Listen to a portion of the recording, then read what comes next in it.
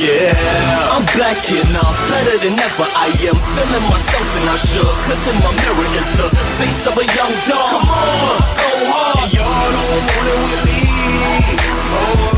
I'm back and I'm better than ever. I am smelling myself and I should, cause in my mirror is the face of a young king. Yeah, that's no thing. Y'all don't want it with me. I'm back on my ish walk with a ditty bop. Yeah. Baby keep licking her lips at me, I see her mama.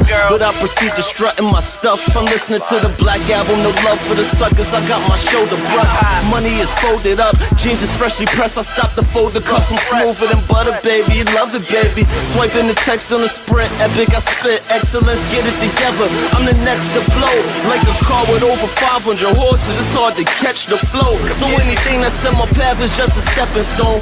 Only of course a beneficial, I connect the phone. No time for idle chatter, I would rather just be left alone.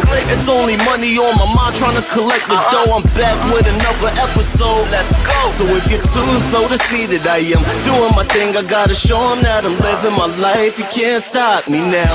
I'm back and I'm better than ever. I am feeling myself and I should, cause in my mirror is the face of a young dog. Come on, go hard. And y'all don't want it with me.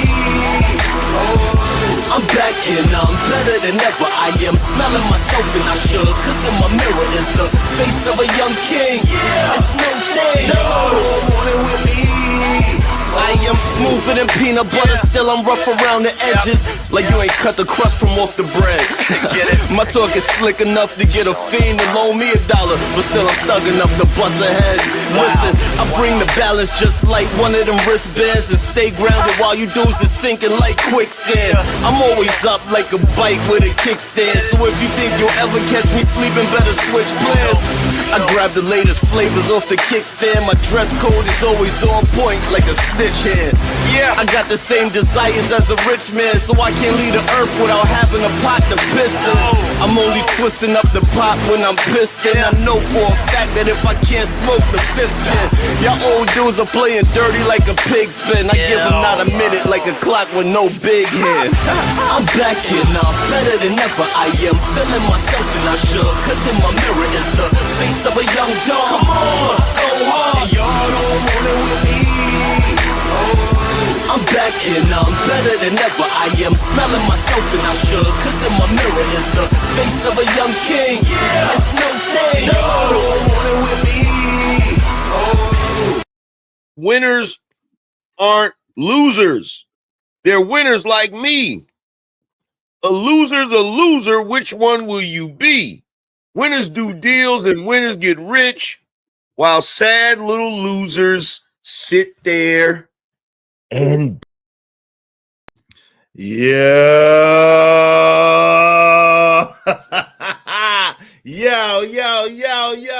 what's good? What's good, everybody? What's the deal? Yeah. What's up?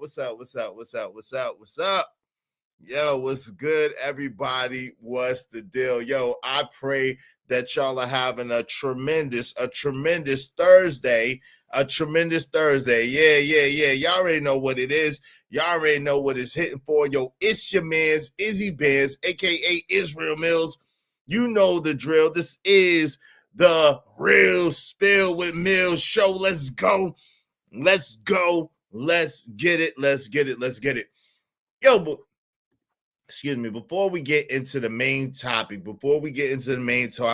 let's talk about the likes. Likes are absolutely free. They are free 99. Likes cost you absolutely positively nothing. Do like the homie Trish say and smash the like button. Come on, push a button. You heard her. Likes are free. Push the like button. Push the goddamn button. Likes are free 99. They don't cost you a damn thing. You know what I'm saying? They don't cost you nothing. Absolutely nothing. So make sure you hit the like button right now. Smash it like Trish say smash it. Now, likes are free. Likes are free. But the lights, Lights, cost money. It costs money. You know what I'm saying? So if you be so kind, if you feel so inclined. Do like the homies say, and show me the money. Back to the spot for a Glock. I took a loss over floss, but still got a knock. Show me the money. yes, sir. Show me the money. Show me the money. Support the show. Support the stream. Dope discussions deserve dope donations. Compensation for the conversation. Let's do good business. Yeah, let's do good business. Yo, yeah, you already, man, speaking of, you already know what it is. You already know it's hitting for, man. I don't know how I do it, man. You already know what it is, bro. First, support the show, support the stream, you know what I mean? My man Emperor Code said, Izzy about to start sweating like Eddie King singing, nights like this, I wish raindrops would fall. Nights like this, I wish raindrops would fall. It is. It's hot.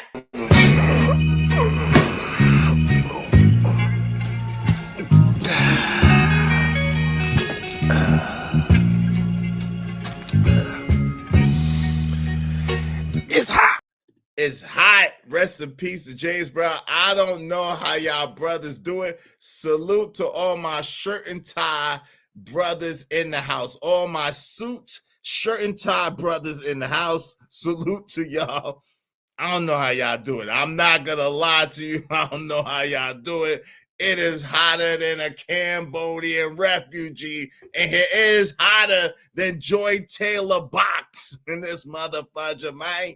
I don't know how y'all do it, man. But, I'm a man of my word. So we got one more day. We got one more day to endure the Izzy Band's experience. You know what I'm saying?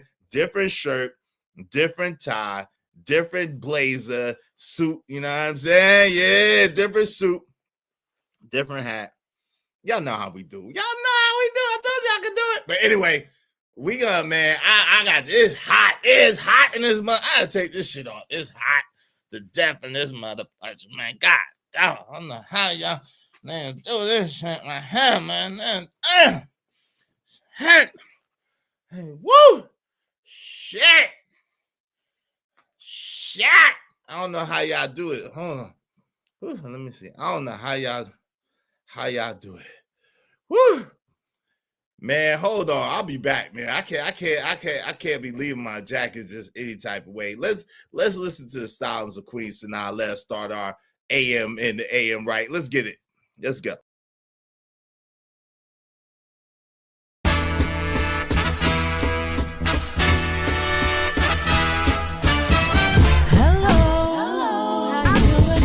Beautiful way. Me, I'm always my way through it, and I hope you do the same. When positivity is setting the stage, laughing at my troubles, blowing clouds away. Nothing can go wrong, and I can guarantee it, 'cause I'm feeling good today. It's gotta be the moment I've been waiting for. A chance when in a minute, and if I let it go, I will be a fool. I feel it in my bones, so I'm gonna ride it till the wheels fall off. It's gotta be the moment I'm waiting for. A chance when in a minute, and if I let it go, I will be a fool. I feel it in my bones, so I'm gonna ride it till the wheels fall off. So many people wanna take the easy road, and I don't like them if they're trying, 'cause at least they have a goal.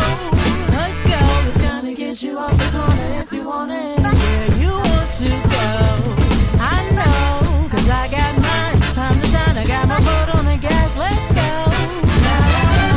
It's gotta be the moment I've been waiting for. A chance when in a minute, and if I let it go, I will be a fool. I feel it in my bones, so I'm gonna ride it till the wheels fall off. It's gotta be the moment I've been waiting for. A chance when in a minute, and if I let it go, I will be a fool. I feel it in my bones, so I'm gonna ride it till the wheels fall off.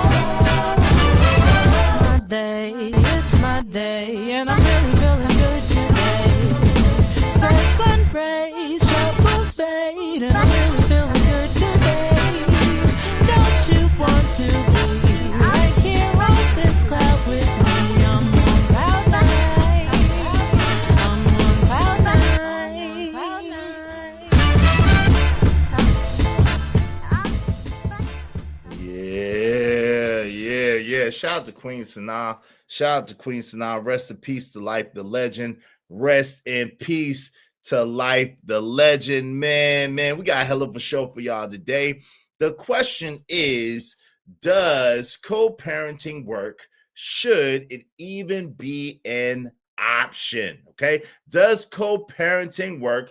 And should it even be an option? So let me tell you, I went to bed extremely late last night. We had a dope show, the Four Brothers broadcast. Shout out to my brothers.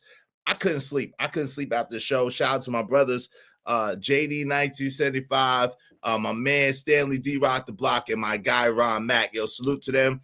Salute to my brothers for the Four Brothers broadcast. So we had the dope Four Brothers broadcast last night. A lot of y'all was there. If y'all are missing it, make sure y'all come through and hang out with us. We have a great time. It's probably going to be over on JD 1975's channel. If you would put his channel in the chat, it's probably going to be over there for a little while. So, but shout out to that, man. Definitely Four Brothers broadcast. Definitely a great time. Definitely a great vibe. But I was exhausted. But you ever been so tired that your ass can't go to sleep? Y'all know what it's like to be so tired and you can't even go to sleep, yo. I don't think I have insomnia or no shit like that, but just for whatever reason, I think I had 1,000,000, trillion, 1,000, 100,000,000 things on my mind, and I was tired. I was worn out, but I could not go to sleep, and I did not go to sleep until about like 3:30 this morning, and I got to get up like 6:30 this morning to take 6:30 in the morning to take my son to school. So it's crazy. So my ass was supposed to go and getting back into bed. Yeah, that's what I was supposed to do. I was supposed to go and get back in the bed after I came back from taking my son to school. But do you think that I got and took my ass to bed? No, I didn't. I messed around. I seen my homie Drip was live, and then I got to listening, and I was like, oh shit, this is a dope discussion. This is right up my alley. I'm passionate about this shit right here. So I got my monkey ass on Drip panel and had been up ever since. I never went back to sleep. So your man Izzy Benz is working off about 3 hours rest. It is what it is. The job of a dad is never done. Y'all know, and then I go from here to go pick up my son. So it's cool though, man. Like I said, I'm appreciative. I'm very grateful that I have the opportunity to see my son every day, to spend every day with my son. Okay.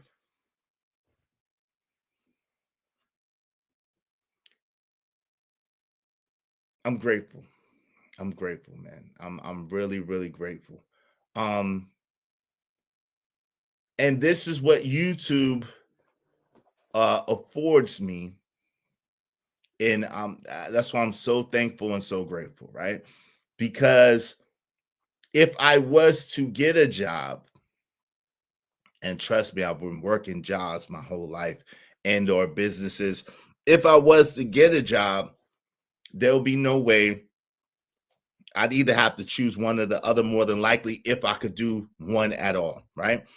I'd either have to choose between taking my son to school or picking my son up from school, if I could do one at all. So I'm so grateful to this opportunity that I can, you know what I'm saying, I can help by sharing my experiences.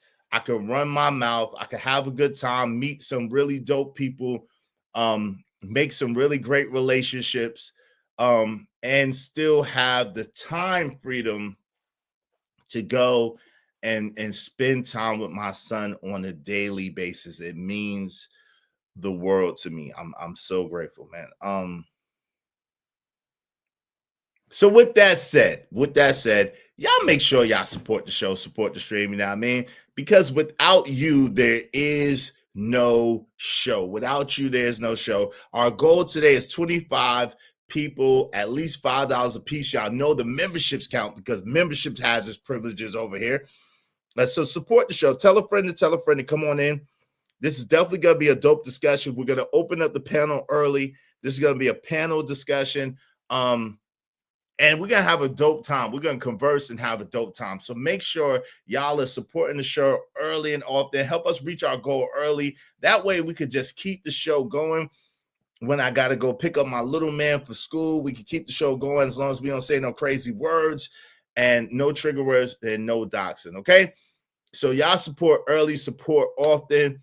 Help us reach our goal today. I greatly appreciate each and every one of y'all. Y'all could have been anywhere in the world, but y'all chose to be here with me, and it means the world to me. You guys mean the world to me. So we're gonna get right into this, okay? Let me welcome some people in the building. We're gonna get right into it. Shout out to my man. What up, Doe? Emperor Kojak through and through the great building. Raj Will, salute, family. Hey, Gab, Light to Bright. Thank you so much, sis. Say, hey, everybody. Welcome new members. Please like, share, and subscribe. Donate to Izzy Bears, Real Spill with Mills. Thank you for your support. Absolutely. Shout out to my guy. Reactions by Sean Spillman in the building. What's up? Dope intro. Thank you, family. I appreciate you. I appreciate you, fam. Salute. My man Fame in the building. What's up? Izzy about to start sweating like Eddie King singing nights like this. I wish raindrops would fall. Nights like this. I wish raindrops would fall. Oh, Lord. Yo, not Izzy. That was me after all that moderated I had to do. Yo, man, Emperor Code, thank you so much, brother. You hold us down like steel, and I know we are not the only ones, man. Emperor Code, the Lord of the mods for a reason. I really, really appreciate you. And I pray, I'm gonna be like Freezy. I pray you $50 million, Emperor Code. Share something with me. But I pray you $50 million, Emperor Code, for all the hard work you do, all the sacrifice you do, and for looking out. I really appreciate you, man. I pray you $50 million in your life. Shout out to my man Freezy, man.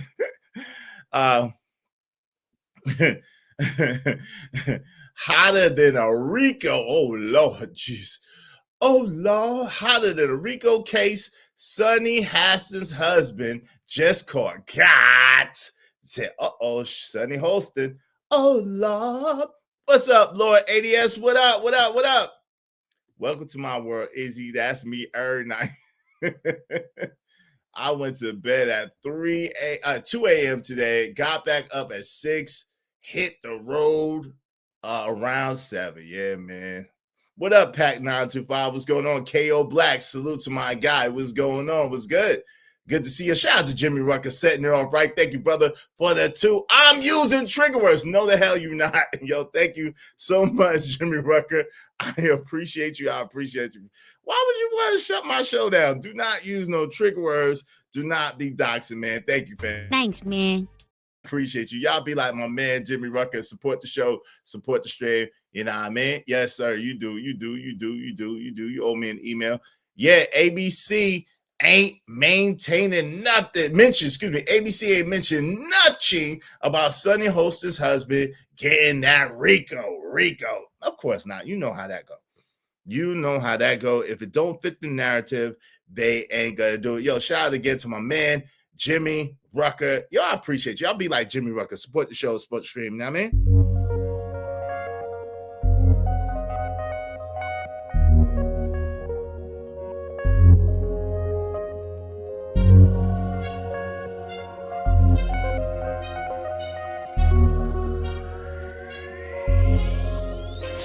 It don't matter what the situation, I'm just tryna climb any obstacle a nigga facing. See it through in due time. It's a marathon, you gotta pace it. You can't press rewind, you get left behind. Just grind and the rest be fine.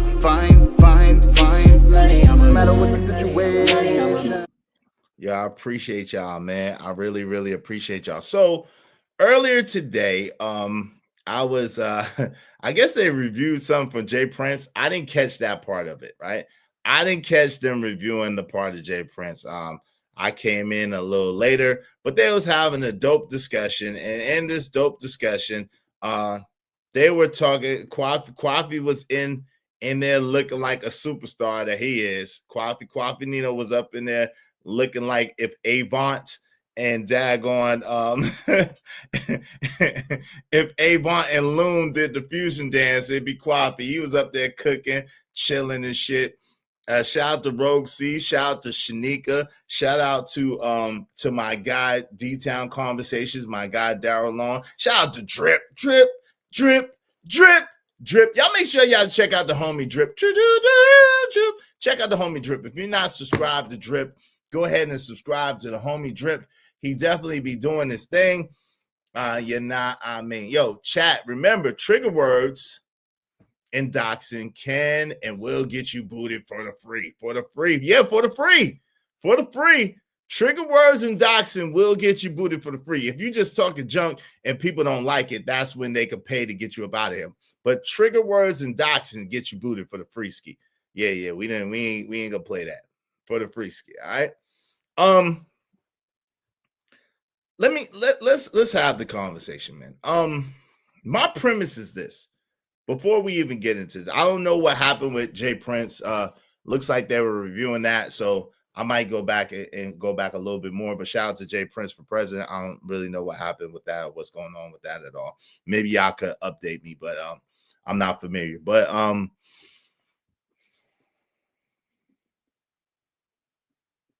this is something that's really, really sensitive for me. I'm not gonna lie to you. As a dude who got married, did things the quote unquote right way, and was divorced from the woman who had my first 3 children, which I have a total of 4.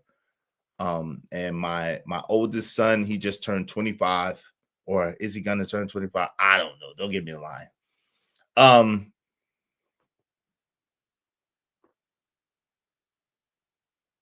No, he just turned 20. I think he's gonna turn 25. Yeah, he's gonna turn 25. All right. So he's about to be 25. He just turned 24. All right. So damn, I had them kids back to back, y'all. Guess what? Them kids is 24, 23, and 23 right now. well, no. I'm sorry. Them kids is 24, 23, and 22 right now. 24, 23, and 22 right now. Them children, I had them children. Boop, boop, boop. Oh Lord, by the same woman, Nick. By the same woman. Them girls be the same age for like 2 months. Oh Lord, don't judge me. Don't judge me, Negroes. Shout out to my man Jimmy Rucker. Thank you for the double up, family. I'm doxing now. I know how it's spelled. Yo, shout out to Jimmy Rucker. Don't do none of the shit that he's talking about that get you in trouble. But make sure you support the show, support the stream. You know what I mean? Thanks, man. Yeah, back to back. Yo, by the same woman. Them girls is like 10 months. Them girls ain't even 10 months apart. They like, yeah, they almost 10 months apart. Shout out to my babies. My youngest baby, especially. Shout out to my youngest baby girl. That's my baby. I wish I could show you. She's so cute. She's such a cutie. She's such a cutie. My baby looked like without all the body that Bernice Burgos had. My daughter looks like a lot like Bernice Burgos without all the body. Okay, the niggas don't be.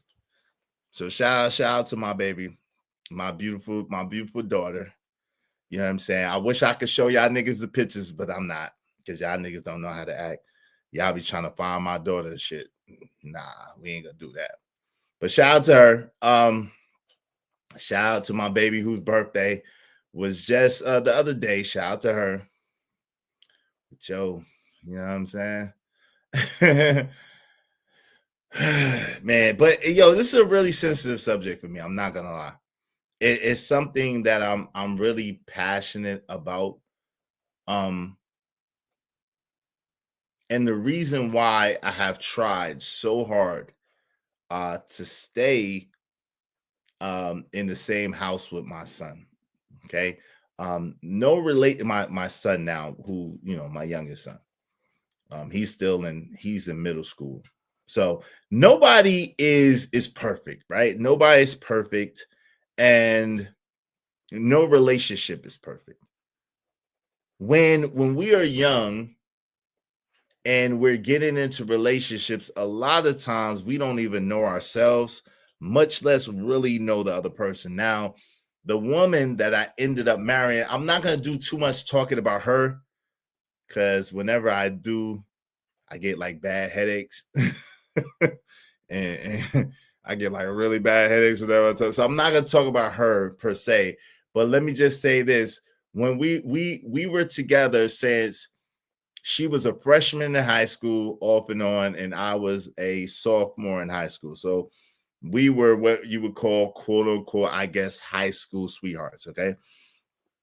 And we got married much later. We was like in our 20s or early 20s when we ended up getting married. But we were together off and on since we were in high school. She was a freshman and I was a sophomore. So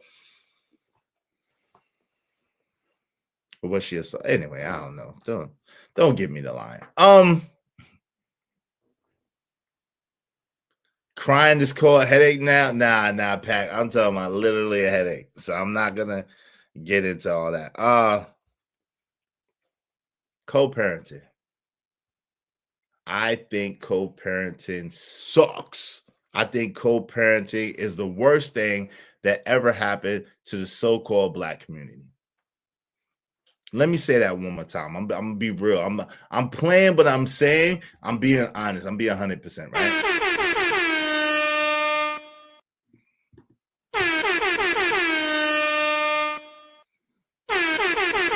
Oh, it's good.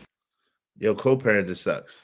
Y'all gotta get y'all shit. We gotta get our shit together. So you telling me that person was good enough to lay down with and have a baby with, but that person is not good enough for y'all to work through y'all petty differences and whatever selfish ass shit that y'all got going on in order to give that child the best chance of making it. Right? Yet that person was good enough for you to wine, dine, slay, do all kinds of things to, but they was not good enough and they had your baby or you had their baby, whatever the case may be, roles reversed, and they wasn't good enough to work it out.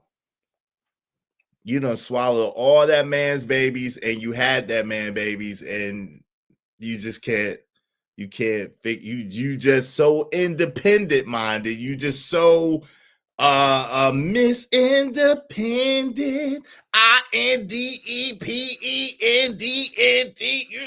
You just so independent minded that you cannot get yourself together. You cannot get over yourself enough to work through whatever that you have to in order to raise a proper human being. You so selfish, my man. You want to be in the streets. You want to be running the streets. You want this one and that one and this one and that one. And you can't stop long enough to make sure your seed, your legacy, your child is good. I don't get it. I don't understand it. And I don't like that. We're going to get into it, right? Shout out to Ari Nicole. I see you, Ari. Hey, Ari, I'm sorry that your daughter's going through that. Good to see you. She said, my daughter's going through constantly because her ex makes it hard to co-parent. Co-parenting is hard, period. What's up, Random Chat Ninja? It definitely wasn't waiting those 6 weeks. No, I don't think I did. If my big brother would have lived, me and him would be the same age for a month and a half. Yo, shout out to him. May he rest in peace. I bet they told her she been pregnant for 3 years. Oh, Lord. Yo, y'all make sure y'all support the show, support the stream. You know what I mean? If you want to guarantee your comments get highlighted and read, do so through the super chat or through the Venmo. Get the memo, do so through the Venmo.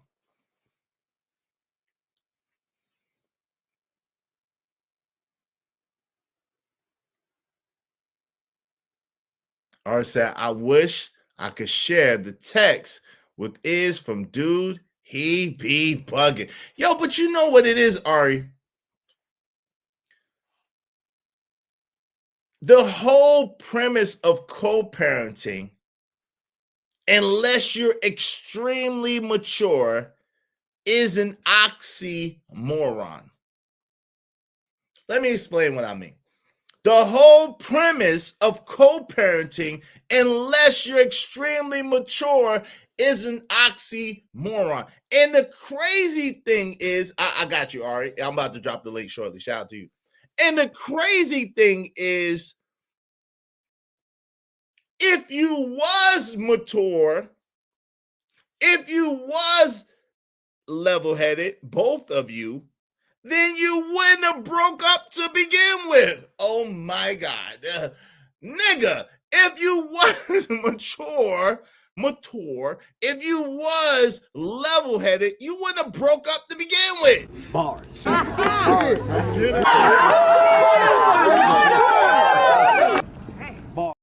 So that's the thing. We're talking about two people who couldn't get it together to stay together.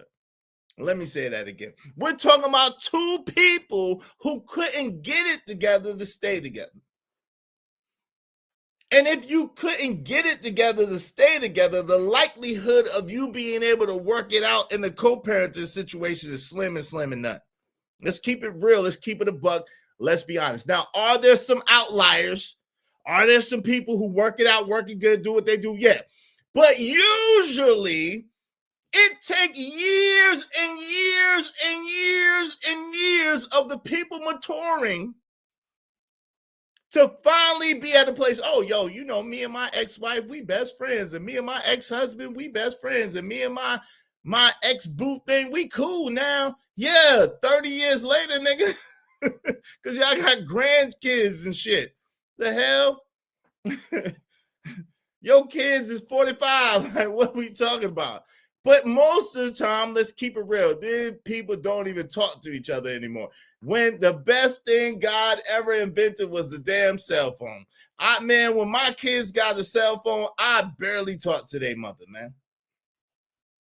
When my kids got old enough, and remember, they're in their 20s now, so shit, they was in their teens when cell phones was popping like that for them to have one. And I barely, for a long time, me and their mother barely talked at all. And that's not good co-parenting. Let's be honest. It's not good co-parenting. You know how much shit I missed? You know how much shit that my kids told me at like the very last minute? It's like, damn, I would have been there, but I tried to be there for as many birthdays as I could. I tried to be there for as many holidays as I could. I tried to be there. I told my children, hey, give me at least a 2-week notice, because I was living in a whole different state. Give me at least a 2-week notice when you have an event so I could come and be there. Now, I made a statement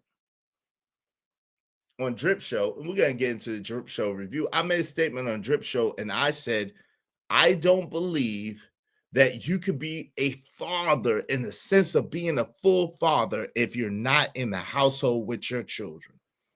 Let me say that again. Bars.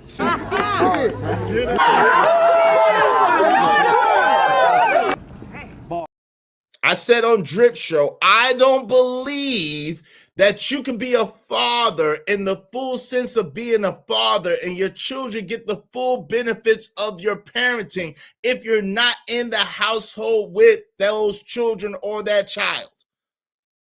And that's a bar. As a parent who has older children who at one point in time, I and their mother got a divorce and I went my separate way and they were still in the house with their mother. Now, granted, my oldest child was 11 at the time and my youngest child was about 9 at the time.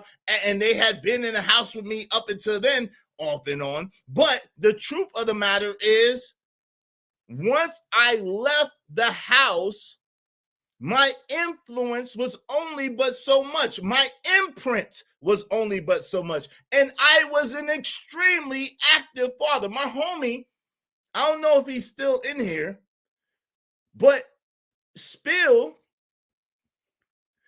you still in here? I don't know if Spill is still in here. But I've known Spill a little bit before Angry Man. Shout out to Spill. Spill, Angry Man and I go back almost 30 years. Spill and I go back 33 years. Okay.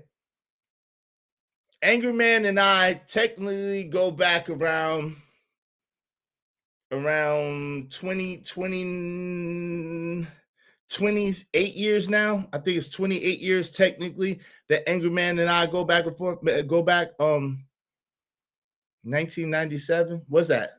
Yeah, 28 years. Technically, Angry Man and I go back 28, 29 years, technically. So almost 30 years. Spill and I go back 33 years. So Spill has been there. Angry Man has been there. They know. Most people that know me would tell you I have been one of the most involved fathers that you can be not being in the household. I've lived in Atlanta and drove from Atlanta to Raleigh almost every weekend at one point to be with my children. I've lived in Alabama and visited my children in Raleigh, North Carolina at that time at least 3-4 times a month when I was in Alabama. Okay, so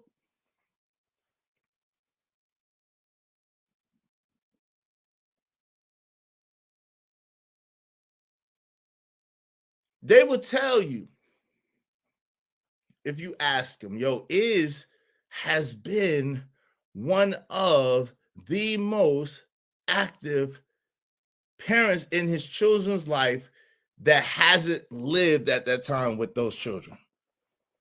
You know what I'm saying? I prioritized the relationship with my children. I stayed as long as I possibly could for the sake of my children.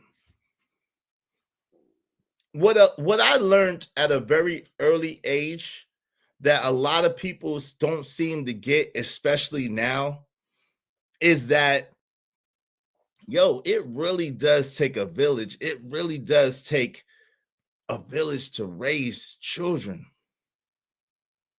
For those children to get the things that they need, for those children to get the fulfillment that they need, it takes a village to raise those children. And it's not the same. They don't get the same things that they need when you're out the household that they can when you're in the household. See, because children don't do what parents say. Children do what parents do. A lot of how children learn is by watching and observing their parents and seeing their parents in certain situations and how their parents handle this and how their parents handle that. That's a lot of the way that children learn, right? Shout out to my man, Jimmy Rucker. Thank you for the triple up. He said, I'm a street sweeper. Y'all be like Jimmy Rucker and support the show, support the stream. You know what I mean? I really, really appreciate you, Jimmy. Thank you. Thanks, man. All right. Shout out to Observing the Facts. OTF in the building said facts. My man Cajun Darkfire is in the building. Hey, Treese. Treese is in here. What's going on, Treese? We're about to open up the panel shortly. Young 41 is in here. Staying in a relationship that's not working for the sake of kids is equally selfish, in my opinion. Ask me how I know. Well, like I said, man, you always welcome to come up. Definitely love to hear your insight and perspective. Shout out to my man Smitty is in here. I don't know if I agree with that, though, Young 41. I'll be honest with you. I think it's much more detrimental to children, and I'm sure Young 41, you would agree with me. the children who you are in the household with, they have a lot more of your imprint on them. So while I don't think it's selfish to stay in the household with children if you're not necessarily getting along or don't really want to be with the other part, I don't think it's selfish. I think it's selfless, to be honest, right? Now, if it's a toxic situation, meaning y'all are fighting physically, y'all are like going at each other's throat, y'all are disrespecting each other and calling each other out each other's name and wilding out, yeah, that's bad for the children. But if y'all are mature enough to at least get along enough and respect each other enough for the sake of the children, I don't think it's anything wrong with that, because those children are going to have your imprint on them. And a lot of times that father's imprint is what those children need in order to be able to push forward in life, right? And y'all can correct me if y'all think I'm wrong. Okay, shout out to my man Angry Man, yo. And 999 Angry Man says not selfish is foolish. Yo, we're gonna get into it, Angry Man. I definitely don't agree. I want to hear what you have to say before I say, but shout out to my man Angry Man. I appreciate you. I appreciate you. I appreciate you. Shout out to Angry Man with the $9.99. Y'all be like, Angry Man, support the show, support the stream. You know what I mean? Thank you. Thanks, man.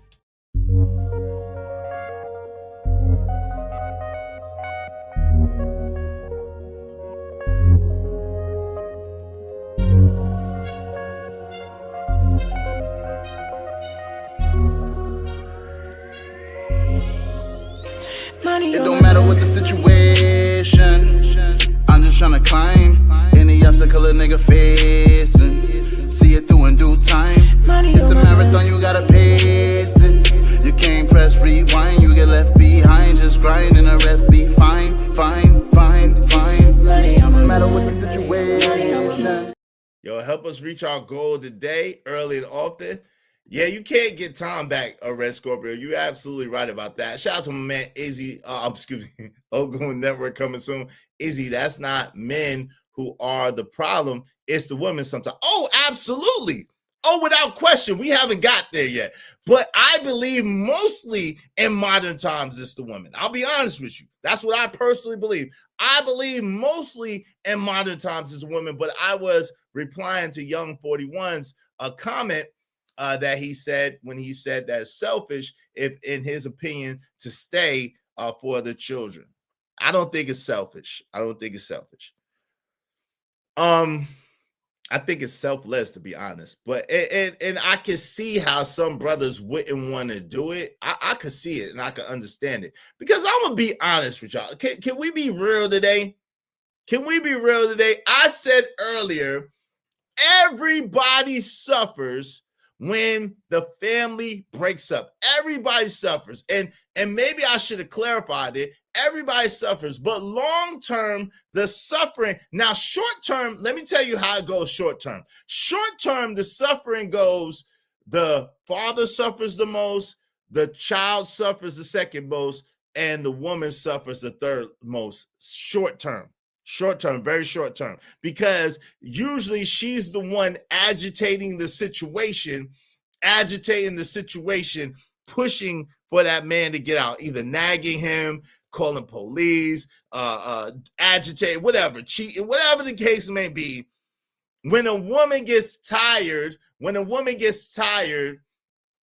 she has a way of not just letting it go, but if she doesn't want to be the one to break the relationship up per se or get the blame, it's that plausible deniability thing that we talk about all the time. So short term, it's the man gets the most, suffers the most, the child suffers the second most, and the woman suffers the least. Short term, very short term.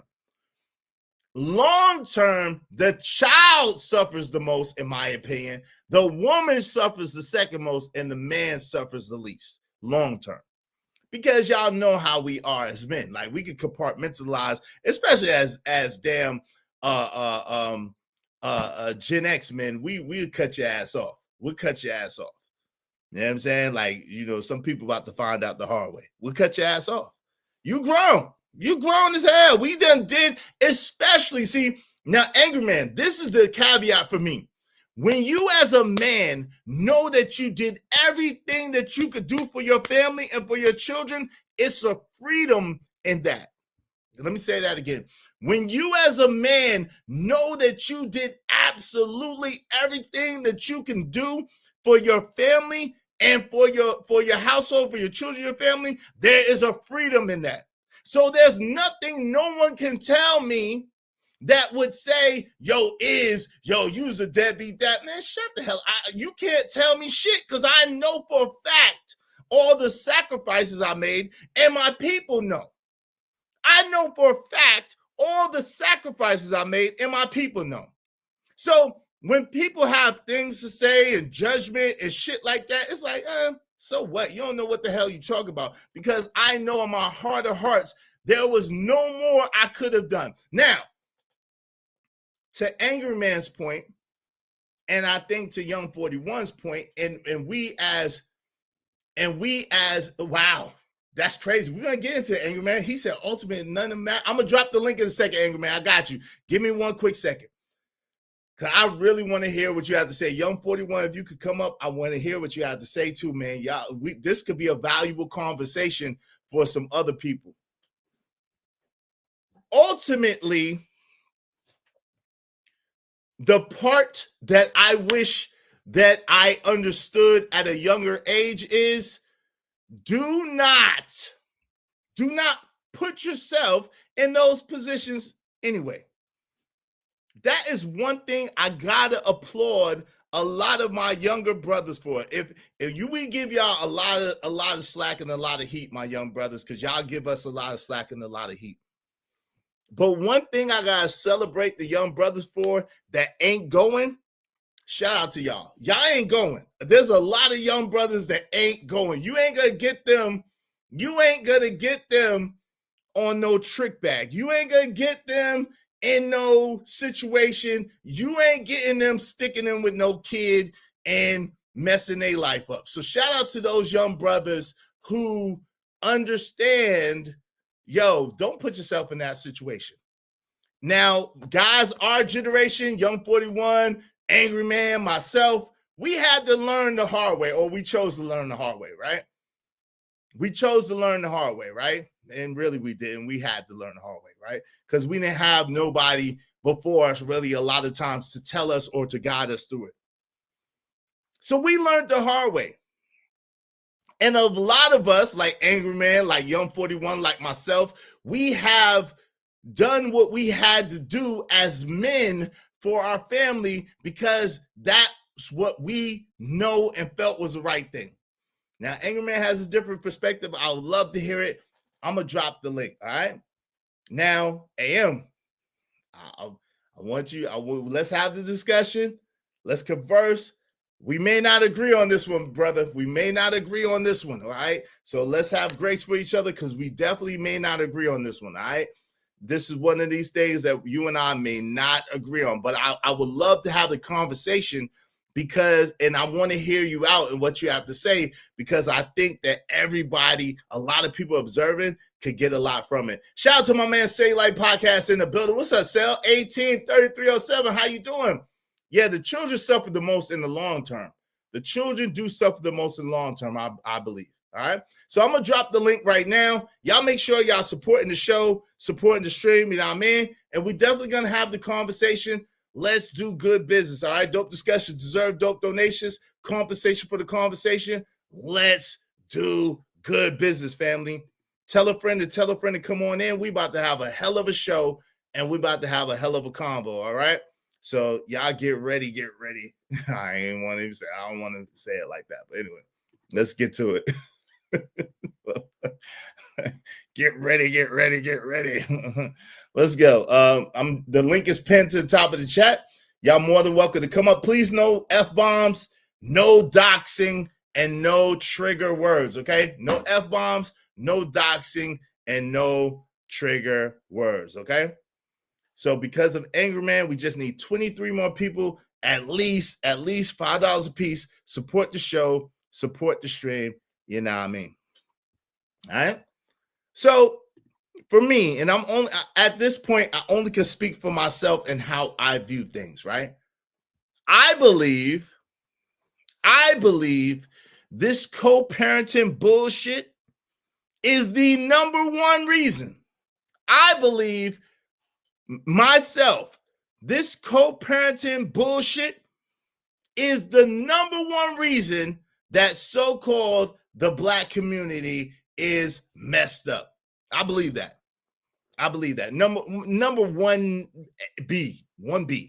Okay. I believe the attitude that a lot of women, not all women, that a lot of women carry, where there is no accountability, there is no responsibility, and they're looking for the easy way out, and they're looking for the easy fix, is 1A. 1B, this co-parenting bullshit that they fall back on. Oh, well, we can just co-parent.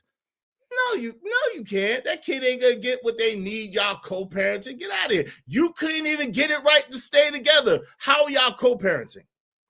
You couldn't even keep it right to stay together. How are y'all co-parenting? How? I need to understand.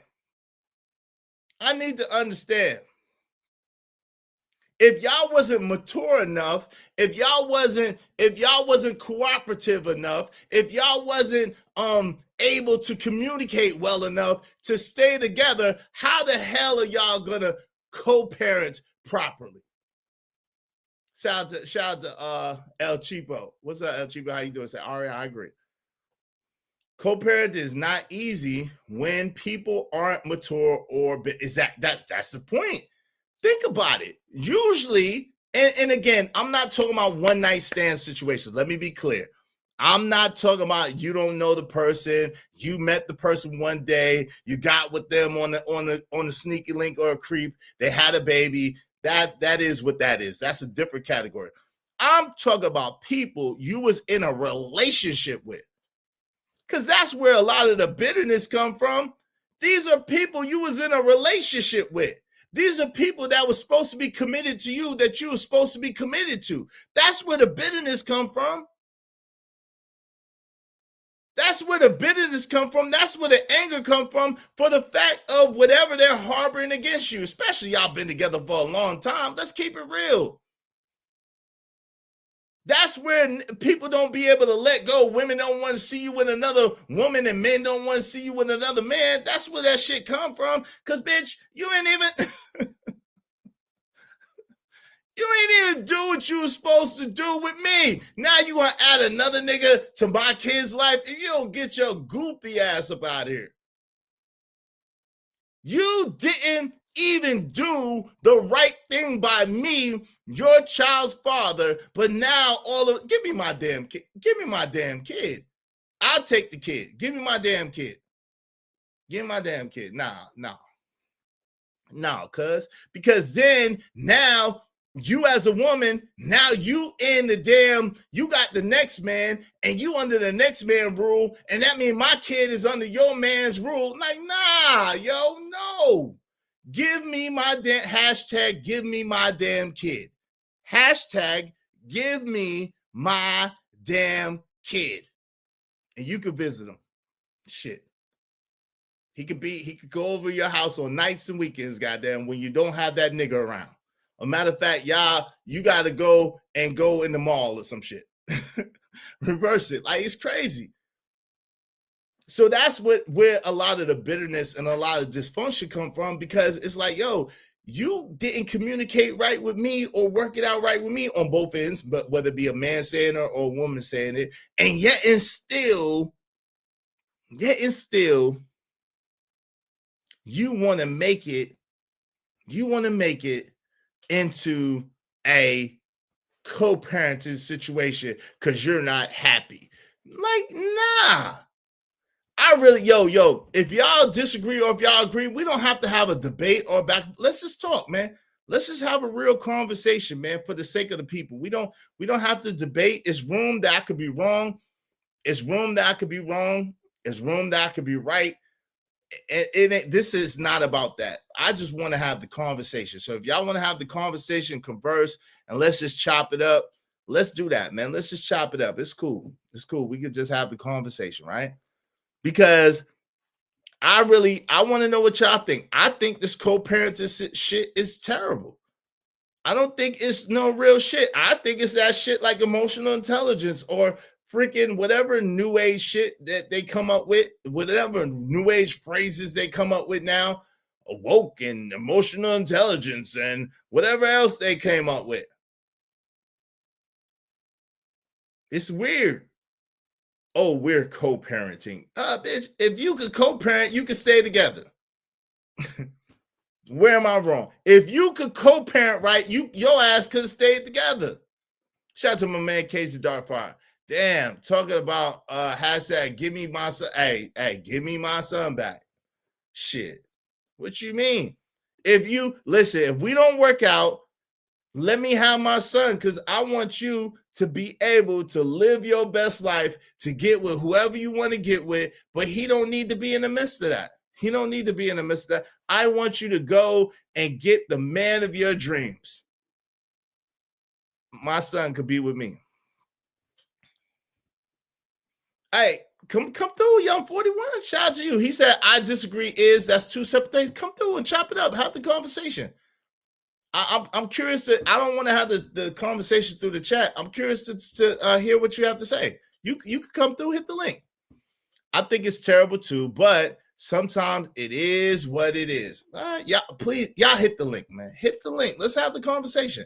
I want to hear what y'all have to say. There's room to learn because I'm not saying I have all the answers. I'm just saying from my perspective and what I'm seeing, right? What I'm seeing. This co-parent this shit because my thing is I want to know. I really want to hear what y'all have to say because my perspective is if you was mature enough, if you was responsible enough, if you had good communication enough between the two parties, then why wouldn't you stay together? That's the first thing I want to know. If you was mature enough, if you was responsible enough, if you had good conversation enough, why wouldn't the two of you that made that child stay together? That's the first thing I need to know. Why? Because that's the same things that it takes to have good co-parenting. Yes, yes or yes, right? Yes or yes. Isn't that the same mechanisms that it's going to take in order for y'all to be good co-parents? My man Ogu Network coming soon says, so if you don't co-parent, what's the alternative? She gives you the boy or girl. What if she says the same thing? See, I guess we got to go to court. What's up, Nuck If You Buck? Nuck If You Buck said, can I hit the link for my iPhone? As long as you, I gotta see you in the back. Let me see. Shout out to my man, the legend, the angry man is in the mother effing building. Shout out to the angry man that's in here.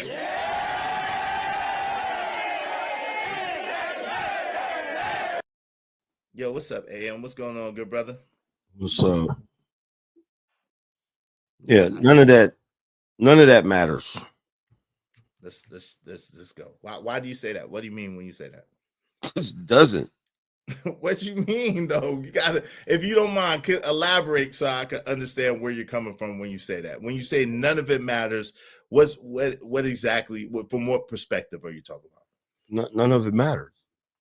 It at all. Any of it don't matter. Like, think about it like this, right? Let's say that your car breaks down on the side of the road. Mm-hmm. And you have it didn't break down. You ran out of gas. Ran out of gas on the side of the road.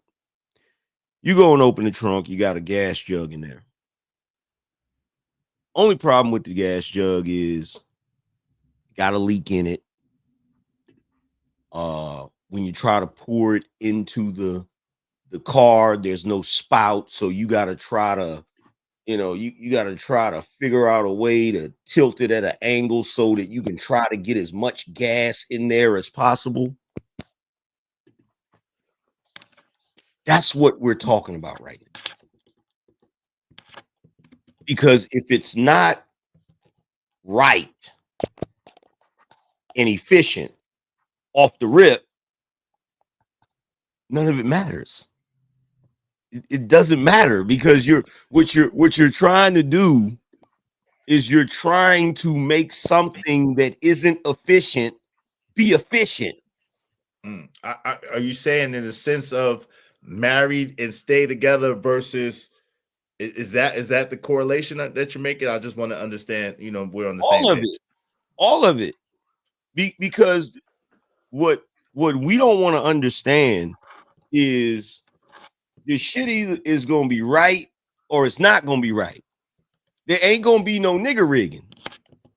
So it's either the right way or it's not the right way. So Right. the moment that it's no longer being done the right way, all of it is going to shit. Doesn't matter. You feel me? It's like a coffee mug that you buy that some dude sat there and took mad time to sculpt out of clay and shit. And then one day you drop it. And then you try to put it back together with some super glue. It's never going to be right. Right. And So that's why it doesn't matter. right now, that's right. But what I'm saying is before we so are you saying to the point where y'all break up and y'all go your separate ways? Are you saying why y'all still in the same, y'all married, y'all still in the same household and trying to work it out? I'm What saying the moment the mug breaks, what's- moment it goes to shit. what would be that? What would be that? Like, give me an so we're on the same page. What's an example of the mug breaking if you're staying in the same household and y'all trying to work through your stuff? What's the mug breaking? The typical example of the mug breaking is when the mama feels like everybody's supposed to kiss her ass for being a mama. That's one of the moments. It's when the mama / wife starts thinking that everybody's supposed to worship her for doing some shit that everybody else does. That's when it happens. And look, the reason why it goes to shit from that moment is because, contrary to popular belief, the child's temperament and their trajectory in life has absolutely nothing to do with the father and everything to do with the temperament of the mama. So once she starts being goofy, what you staying there for? You're not gonna have no influence over them kids. Once she decides she hates your guts, the kids are gonna hate your guts. You think even with you in the household and you work and you like having a rapport and a relationship with that kid? That rapport and relationship don't mean nothing. It don't mean shit. What your children, what my children, what everybody's children base their opinion about their daddy on when they're children is what mama think. They're not gonna base their opinion about you on you until they grown. When they're children, they're gonna base their entire opinion on what mama thinks. So if mama think your ass ain't shit, you ain't shit. And that's the main reason why back in the day, the reason why it used to work is because mothers, they used to hold their cards closer to their chest. In other words, if they knew daddy had another family on another side of town, they kept it to themselves. If they got into an argument, they made sure that argument wasn't in front of the kids. If they had something they wanted to say to their husband that was going to undermine him or make him look weak or make him look like he wasn't in charge, they said it behind closed doors. And both did this sort of thing. Both did this. Like the man made sure he didn't bring his work home with him. In other words, when he went out into the world, no matter how messed up the world treated him, he didn't bring that home. even though he didn't bring it home, right? Mhm. With the mama, all of the stuff that she goes through that she's not feeling, that she don't like, she's supposed to keep that to herself too. You feel what I'm saying? The children are never supposed to be privy to any of that shit. And Or the in the middle moment at all. Or in the middle on at the all. middle at all, they're not supposed to know none of that. You feel what I'm saying? They're not supposed to know none of that. You don't supposed to find that out until you grown. Because by that time, you've already made your opinion up of your parents. You feel what I'm saying? By that time. So the moment that you start seeing that type of thing go on, the mug is already broken. Mm. And now all you're doing is trying your best to piece it together to with some gorilla glue the mug. Yeah. And really what you should do is you should just toss the mug in the trash and keep it pushing. So F them kids, in other words. I mean, you still gonna take care of them, you know, financially and all that. You still gonna spend time with them, but you can't expect it to be what it was supposed to be or what it was. You can't expect it to be the pristine mug that you got off of the shelf at the store. It ain't gonna be that. It's never gonna be that. It's never. And the only thing you're doing to yourself as a man is you're stressing yourself out, trying your best to put that mug back together. And at the end of the day, once you finally put it back together, everybody's gonna look at that and say, "Damn, that's a piece of shit." No, nobody cares. God, dog, shit, angry man. I don't like that viewpoint. God, dog, damn, that's some hard ass truth for you. What's up, Nuck? If you butt, what's going on, good brother? How you doing, Nuck? I'm all right. How you fellas doing? Well, brother. What say you on the subject, man? What you got on it? I mean, just want to shout out to Angry Man real quick. Shout out to you, Iz. He introduced me to you. I love you fellas content and whatnot. Thank you, man. I mean, me myself, I come from a marriage. I mean, my mom and dad were married. We got a brother and a sister and whatnot. And Angry Man's completely right. I took my mother's side because I was a child, and that half of that is because I did not understand. You know what I mean? And with that being said, my brother, he don't resent me and whatnot. He's the firstborn and stuff, so he's seen everything before me. I mean, I'm like 10 years under my brother and my sister, they like 2 years apart. So, you know, they both Gen X like y'all, and I come in like I don't know what you call it, early millennium, not a late one, but I was right there, 88.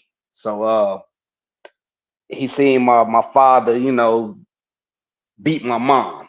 I never seen that.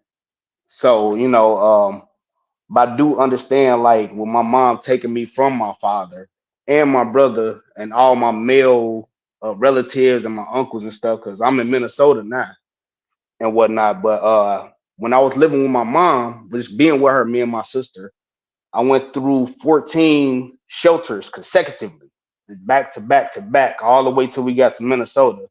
And my dad, he had his own house and whatnot. You know, he remarried and whatnot. And I really love my pops and whatnot, man. You know, and understanding now, I talk to him to this day and whatnot. Like, I had to apologize to him because I ain't know. I mean, regardless of the fact that him putting his hands on her and whatnot, I just understood like so much of my life would have been different. Cause I was a straight sucker. When I came up to Minnesota, it was my mom, my sister, and she just had her first baby, 2001. So I'm surrounded by females. And then being in the shelter, I'm surrounded by nothing but females. And just, man, it fuck. I mean, my bad. I know you can't drop the F-bomb. Yeah. It messed me up. You know, and I know my life would have been better if I would have stayed in Chicago, not including the killing and all that shooting stuff, but just being surrounded by masculine men. My whole life would have been different. And I'm just now getting out of that bubble as of 5 years ago. Just had my firstborn, and I got a boy. Thank you. I got a boy, and I'm going through all this hell. And, you know, his mama keeping away from me. I'm going through all this, you know, the the usual. And she just, I don't want that from my son, you know, because I know how much we are important to our boys' lives. And I understand the state of the world and how the government work. And that's just all listening to y'all, you know, and then listening to y'all doing the research myself. I'm like, damn, this is true. This is true. And it's like a whole, I don't know what you want to call it. It's like an agenda on us. Like they don't want us a part of the family, and it's chaos. It's nothing but chaos. And now we fighting with the woman fighting with us. And then I don't blame the brothers for going to get their passports. I don't blame the brothers for not dealing with our culture. I don't blame them at all. No doubt. And I don't want to do that because I want all my kids to be dark skinned. But now I'm at the point. I'm at the point that I don't want no other kid at all. I got you. Give me one second. Let me ask you a question because you made some interesting points, which I kind of wanted to. Let me ask you a quick question, and then I want to pass it to AM because this is kind of what I'm talking about, right? So, did it take you to go through it yourself to kind of understand kind of what your dad went through? That's what it took? Yes. Damn. Yes. Damn. And that's whack because I mean I look at it as kidnap, you know, because a lot of people tell me about, you know, how's your son doing? How's Takai and all that. I tell them, I don't know. I don't even know if my son is in Minnesota. Damn. I don't know. I'm sorry you're going because I appreciate it. But, you know, I got to endure that. And, you know, I tried to stay away from this book because I always looked at it like the reason why I just had a kid is because I paid attention to the example. You know, everybody that made an example of 2-3 baby daddies, 2-3 baby mamas, I never wanted to be that. You know, my baby mom, well, I don't like to call that, but my child's mother, we were high school sweethearts. Mm-hmm. And, you know, I wanted her to be my wife. Mm-hmm. And it didn't work. And it is what it is now, but it's like, I don't want that for my son. And if anything he gonna pick up is he gonna have the same resentment for me as I had for my father. Yo, let's put a pin right there because AM, that's what I would like to speak to, right? So what are your thoughts or what's said, right? When you love your son, you love your children, of course, right? But you got a son. That little Negro look like you, he got the mannerisms. He love you, right? He worship the ground you walk on. My thing is, I think the man should try to get the son in that particular scenario, right? I don't think that he should just leave his son if he can. He should try to get him and let the son live with him. What are your thoughts about that? That's the only reason why I think co-parenting could work. But go ahead, I'm listening. I mean, if you can get him, his life will be infinitely better. But that's if you can get him. You feel what I'm saying? That's the only caveat. If you can get him. If you can get him, cool. You feel what I'm saying? If you can get him and have him under your roof, preferably get him before he turns 7 years old and have him under your roof, raising him and limiting his exposure to his mama. Because that's where the dysfunction is going to come from. That's where the BS is going to come from. Because, you know, not because of the specific woman, but just because that's the way society socializes women to function. That is now a normal thing. You feel what I'm saying? It's not like back in the day where your mama wasn't going to say a foul word about your father around you. Right. And by back in the days, you mean way back in the day. Way back in the day. You know what I'm saying? The next women definitely talk shit about they child's fathers. Yeah. Yeah. So like, you know, if you can get him before he turns 7 years old, which, you know, that's the developmental age. By the time they turn 7, some stuff is kind of set in stone. But if you can do that, limit his exposure to his mama, maybe have some supervised visits so you can see what she's saying in front of him, he might have a shot. But if you can't get him and he's staying with his mother most of the time, you can't get hung up on what that little nigga's opinion is going to be about you, because you'll drive yourself crazy trying to figure out a way to finagle and do all of the mental gymnastics that you got to do to try to convince him that you're not a piece of shit like his mother is telling him. And it's not worth it.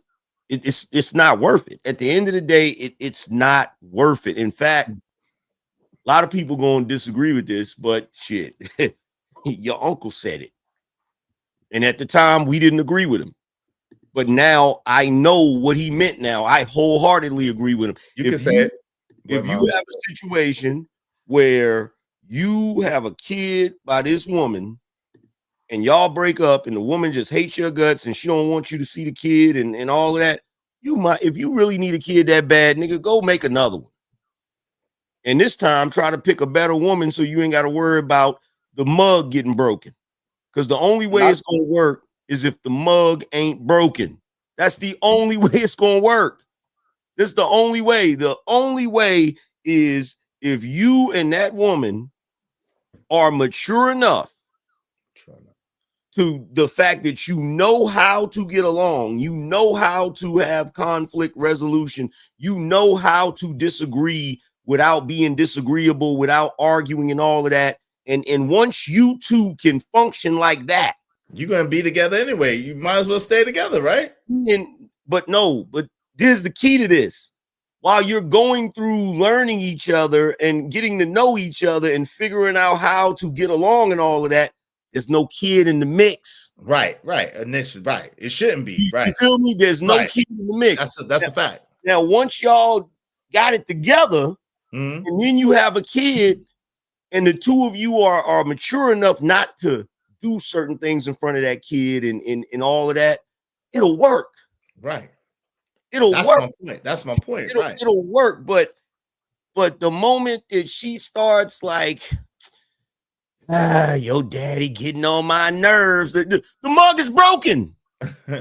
Well, shout out to John Loaded Lux, real quick. Shout out to John Loaded Lux. Thank you for the 2020 twin, brother. Y'all be like John Loaded Lux. Support the show. This is some heat right here. Morning OGs checking in, trying to work in between these fires out here in LA. Hey, man. Hey, be safe out there in LA. All my people in LA, yo, y'all be safe. Praying for y'all, man, with these fires out here.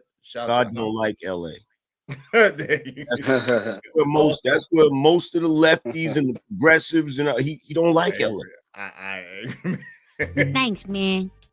I'm on my grind to get this money. I can't stop until I'm filthy. With the people, Zebo like the rock. I drop. I ain't no trapper. I'm a hustler. Man said God don't like LA. Boy. That's hilarious. That is a smiting. If every time you look up where you live catches on fire, he smoked them. He smoked them.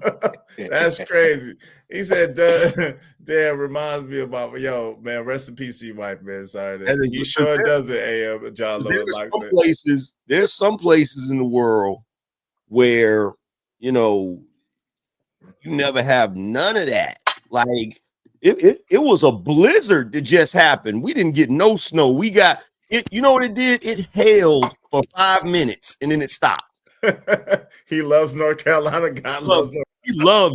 He loves the center, right in its center. Yeah, but hates. Hey, real quick. Hey, El Cheapo, you cannot drop AM. It's $0 love. You can support the show. Shout out to you, El Cheapo. Why does he want to drop? Can't drop AM. That's a violation, man. That's from LA. Violation, Joe. She's from LA. Is that why? I don't know. El Cheapo, are you from LA? Is that why? I don't know why she wants to drop it. But you can't drop Angry Man. Shout out to you. I appreciate it. You can support the show, though. You can support the show, but you can't drop AM. I appreciate it. Shout out to 907 Good Eats. Go ahead, Pam. You got it. Can I add something? Yeah. Like, so I realized my sort of like what they call it, that the girl code stuff. And I realized like my sister was against me too. And it hit your mom. I've been listening. My mom passed. This happened after my mom passed. Rest in peace to your mom. I'm sorry to hear that. Appreciate it. And that's when it hit me too, because me and my sister bumped heads in 2018 after a month after we buried my mom. And so what happened was my sister had her firstborn in 2001. but she got another kid now. I got 2 nieces now, and they 16 years apart. And so, and it's with the same guy, same guy. I mean, my sister talked all that smack, you know, baby dad ain't this, ain't that, but you had a kid by him again, 16 years later. You know what I mean? So you already know what you getting into and this, that, and other. You know everything about the guy. You know, and the crazy part, me and him, we cool. So what happened was we was having a conversation in my sister's dining room. Well, she was in the living room, I was in the dining room, and she was trying to check me on something. And I said, "Yo, check it out. How you gonna check me when you ain't check yourself? And you went out here and did the same thing you did 16 years ago, 16 years prior with the same guy." She dropped the baby, got up on me, hit me like 7 times in my face. My brother grabbed me as if I was gonna hit her, and just that allowed more, you know, more of her to beat me up. And I'm like, dude, get up off me, you know what I'm saying? And then I had my son. Literally like he was born in 2020. Had him, and me and my baby mom, or my child's mom, we was going through shaky situations and whatnot. And she hit me with this proposal. She said, you know, Tim, that's my name, Timothy. You know, she said, give me another baby. Let me have another baby. And I hit something stopped me because I was gonna just do it. Whoa, and I thought about my sister. Wait, hold on, brother. Time out. Who is this that asked you for another baby? Your kid's mother? Yes, sir. Were y'all Yes, together sir. at the time? No, sir. No, sir. She's trying to get that system. She's trying to get that good system money. Yo, but check it out. Check it out. Hey, wait, hold on. I didn't do it. Hold on, Nuck. Mm-hmm. We got you. Let AM finish real quick. The nerve. It's unconscionable. Unpardonable. It is. What was the other word? Here you go. I got you. The disrespect is intolerable. It's unpardonable. Shout out to Corey Love. To ask like what? To ask you to give her another. I know why she asked though, AM. I know why she asked. I know why she asked too. The same reason a dude asked his boss to give him a raise. But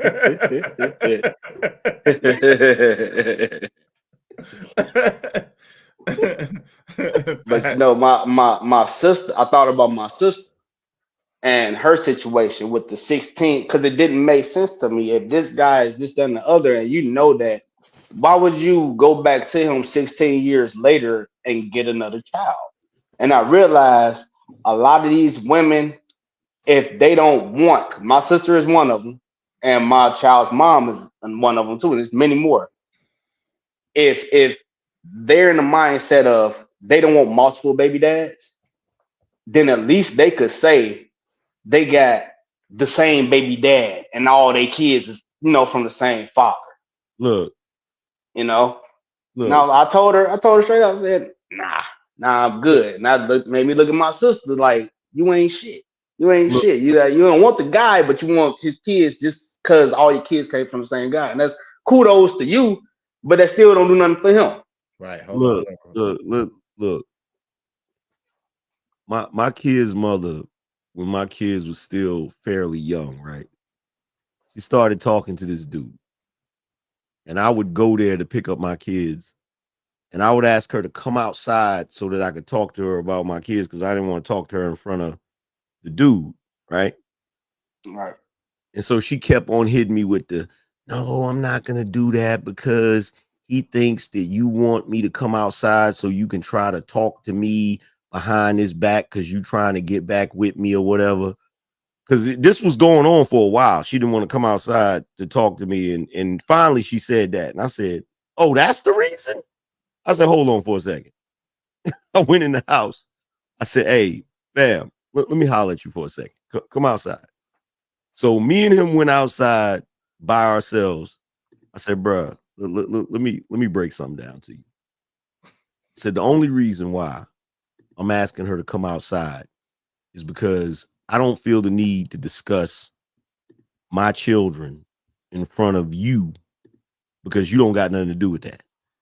I said, but as far as you thinking that I'm trying to convince her to get back with me, I said, let me explain something to you, brother. I said, if you marry that woman in there, I will give her away at the wedding.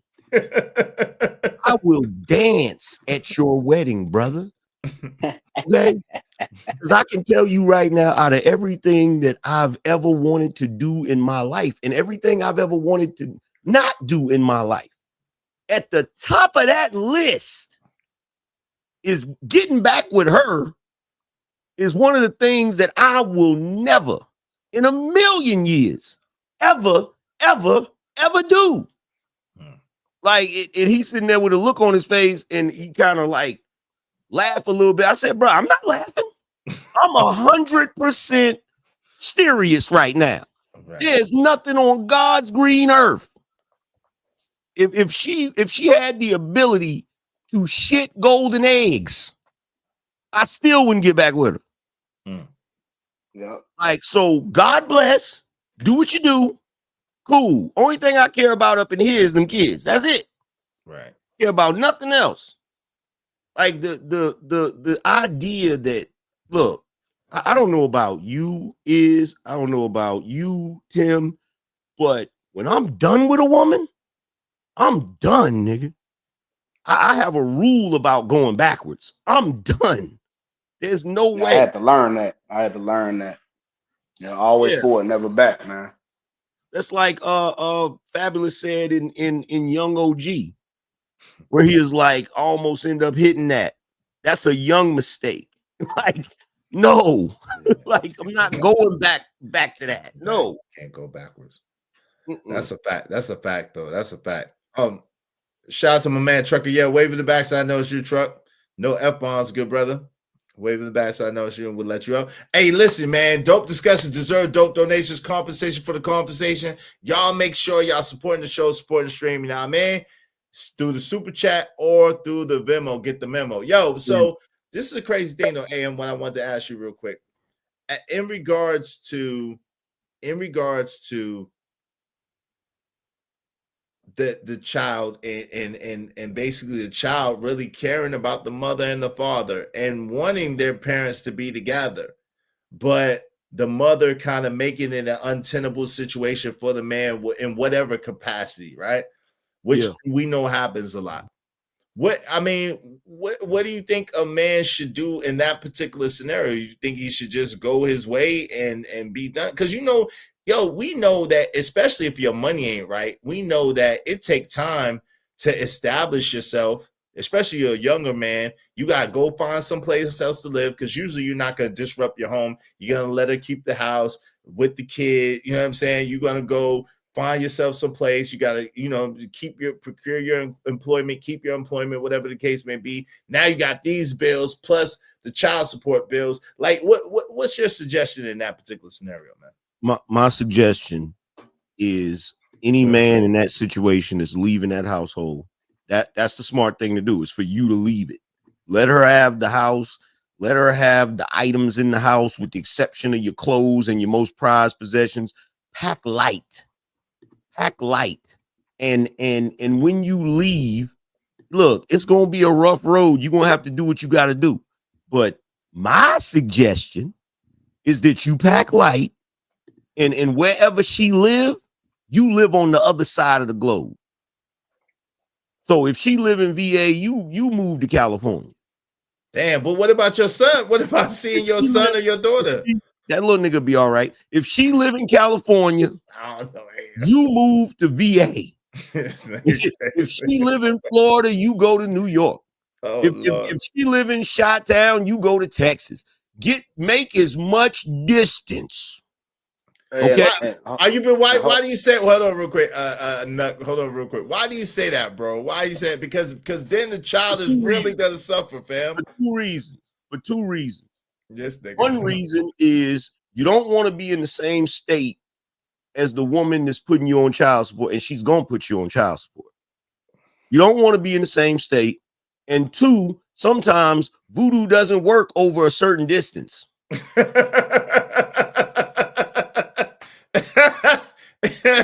Your ass is crazy, bro.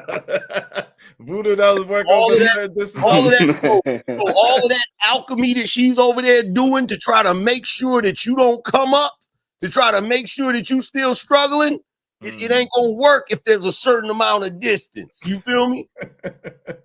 Yo, he being serious. He's not lying. Yo, El That's Chop, true. El He's not Chipo, lying. Though. he playing, but he's saying he being dead ass serious serious. as a heart He dead ass serious. He dead ass It got it. Well, I'll put it this way to make it more palatable for everybody. Negative energy, you can get away from negative energy if you make enough distance. And what she's doing is she's wishing negative energy on you. I've never seen a dude thrive, okay, that lived in the same vicinity as his baby mama. I've never seen that happen. Oh shit. Ever. If you live in the same city as your ex, I guarantee you're gonna be going through all kinds of foolishness, and you're gonna be trying to like, what is it? What is going on? Why is it every time it seems like I got the worst luck on the planet? Yeah, That's me right now. That's me right now. you got the worst luck on the planet because you live in the same vicinity as that bruja. You need to get away. Damn, so I did. You know I did. Hey, you ain't wrong about that. Hey, Young 41, are you trolling, man? He said the kid is tainted in your op, LOL. Are you trolling, Young 41? It can be. He can be. Young, hold on. Let me ask Young 41. Young 41, are you trolling or do you really believe that, son? Do you really believe that? Shout out to Ari Nicole in the building. What's up, Ari? How you doing, sis? Good to see you. Good to see you. Good to see you. Kids is the ops. Wow. Good. Who said it's the ops? Said those kids are the ops. Said those kids are the ops. Oh. He said he's serious. Wow. What's up? A bruja is a witch, man. What's up? Oliver North America. A bruja is a witch. No, you didn't spell it right. But a bruja is a witch. It's kind of Spanish. Bruja. La cucaracha. Yeah. Get away. Get away. Yeah, I just heard what is asked as far as, I had that question too, is like, when do you leave? Can you guys hear me? Do I sound like an echo or anything? Or? You sound all right. Okay. Yeah, like that's been my question, because no one, I feel, wants to give up on their children, first of all. But if you can't get along with the person that you had children with, then what do you do? You know what I'm saying? I'm speaking because I'm speaking from close experience that my daughter's actually going through right now. So she got divorced, unfortunately, 2 years ago. And so it is a co-parenting situation going on, but she has been the more logical one in this situation. She has been the one that comes up with solutions, but he just combats her solutions. She's been a little timid because she feels he has more money than me, then he may be able to do certain things, like maybe take the baby, all this stuff. But when she got a divorce, this man was sitting on a piece of property that was worth $1 million. And then shortly after, she moved out, because she moved out. She's like, hey, I'm going to move out. I'm going to go get my own place. All she said was, here's the visitation plan. And she got a lump sum of money up front. She did not fight him for half the property, which she could have very well done, but she didn't do that. Shortly after she moved out, he acquired another piece of property. So at this point, this man owns like $1.6 million worth of real estate, right? Just recently, this man asked her to take him off child support. But in the beginning, my daughter said, let us stay in this unit and I won't go for child support. Can we just stay here in this 2-bedroom, unit that he owned? He said no to everything. But then 2-3 years later, he wants to come back and say, can you take me off child support because I can't afford it? Yeah. But my thing is, the whole reason why they got a divorce, because this is why I'm saying, like, when do you leave? Because I know I'm in a man's space and all this, but there was no emotional attachment to my daughter at all. He didn't show any emotions, affections. He isolated her from her family. Don't have everybody in our business. I found that out like 2 years into their marriage. They were together 10 years because they were high school sweethearts. Together 10, married 4, but 2 years into the marriage, she was going through all of these things that she hadn't told me. He was isolating her. It was some other really deep things going on that really just, kind of worked on her self-esteem, things like that. And at that point, he was in the Navy, and I was ready to call his superiors. But then I said, no, let me just talk to his mom, So I spoke to his mom, tried to get her to talk to him. But somehow, some way, this man, he just, inside, it just seemed like he was an empty vessel. And so that is what literally drove my daughter to get a divorce. And when they planned the pregnancy because she thought deep down, she thought this could save my marriage. If I have a baby, maybe he'll show some compassion, some empathy towards me if I have his child. That was the mistake. Yeah. And that's what I let her know. I said that was the mistake. She shouldn't have did that because he was not going to change. A baby is a baby never having a baby or getting married to save the relationship never saves the relationship. Okay. And I totally get that. But coming from me, because that's kind of like how I am, I'm going to do everything that I feel that I need to do to save the relationship. I'm going to say, let's go to counseling. I'm the type of woman who actually caters to my man. But if it's not reciprocal, at some point as a woman, we just, we're just like, okay, we're here. We're doing what we feel we need to do to save the relationship, but there's no reciprocation. Yeah. Let me welcome some people in the building. You made some interesting points. I'm gonna let AM speak to that. Give me 1 second. Shout out to the caller, like I see it, show Facts AM. Lead me to is too. Great content. Facts AM led me to is too. Great content, fellas. Thank you. I appreciate it. Shout out to the caller, like I see it, show. Shout out to the Angry Man. Shout out to Nuck if you buck. Calvin Cook said, we ain't fighting. Women don't want to be loyal, and men are not accepting nonsense. The materialism has destroyed them. Damn. Shout out to Ari. Ari's in the building. She said, I agree that sons should be with their fathers if the father can maintain a stable home. Shout out to CBP 1012. Say, hello, Izzy. What's up, CBP 1012? Good to see you. What's up, Gas Mask? What's going on? Salute to you. What's up, D's? D said, is that laugh was serious experience in the game? Yes, fam. You already know. I'm laughing because I know exactly what AM talking about. Yo, shout out to Money Marco. AM is right. My baby mama lives in VA. I live in Florida. Shout out to you. Smart man. Hey, Treese, how you doing, sis? Good to see you. So Plain Jane about you, how you doing? She said, why do men think his kids are free? So let me answer that first. We don't think our kids are free. Most men, see, and AM is famous for saying this even before he ever got on YouTube. Good dudes don't ever get on damn child support. Bad dudes don't ever get on child support. It's the good dudes that they put on child support. The dudes that actually be taking care of their kids for the most part. I know there's some exceptions, but I'm talking about for the most part, it's the dudes that actually take care of their kids, that actually care about them kids that be put on child support. The nigga that don't care about child support don't be put on child support. And why they don't make you have to do nothing? So why we got you making us do shit? Plain Jane.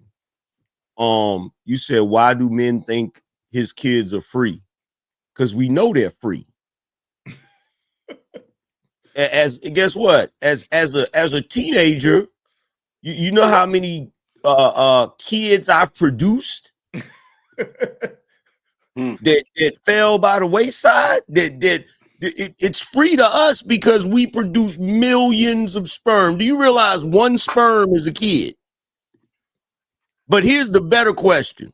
The better question is, why do you think your kids is a meal ticket? Oh, Lord. Why do you think your kids is a military? Because at the end of the day, yes, we need money to survive. We need money for things or whatever. But here's the thing. Your money is not the most important thing to a kid. Right. Time is. It's not. It's time, development, proper parenting, things of that nature. In fact, too much money will ruin a kid. It'll make them shiftless, lazy, spoiled, non-productive, all of those different things. And let's be real, Plain Jane. You just want the Negro to think that he has to pay for his kids because you want to supplement your income. You want to have extra money to go get your hair and nails did. You don't care. It's not like you're taking that money. See, this would be a legitimate argument if there was a whole swath of women that was taking the child support checks and putting it in a bank account for their college tuition and not touching it. Right. I did that. Everybody should have went to college. I did Everybody that, went but to college. it was like, it wasn't college, but when she turned 18, I gave her the money and she got a little car.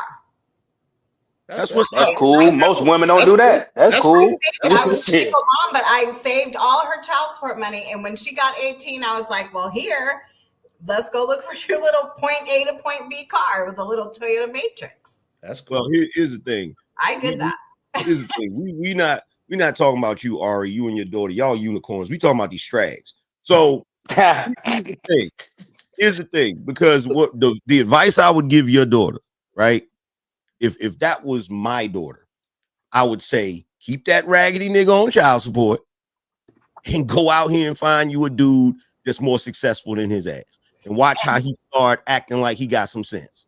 Well, so that's literally what she's not prioritizing that right now. And I hear what you're saying. And I suggested that she does not prioritize, getting with someone else because she's having such a bad time co-parenting. Yeah. So I said that should not really be on the top of your list. What she's really trying to prioritize, being that the baby is 3, she's trying to avoid all of these issues of her possibly hearing him talk bad about my daughter or her talk bad about him. The baby's only 3. She loves them both. You know what I'm saying? She doesn't have an idea of the struggles that they're having, right?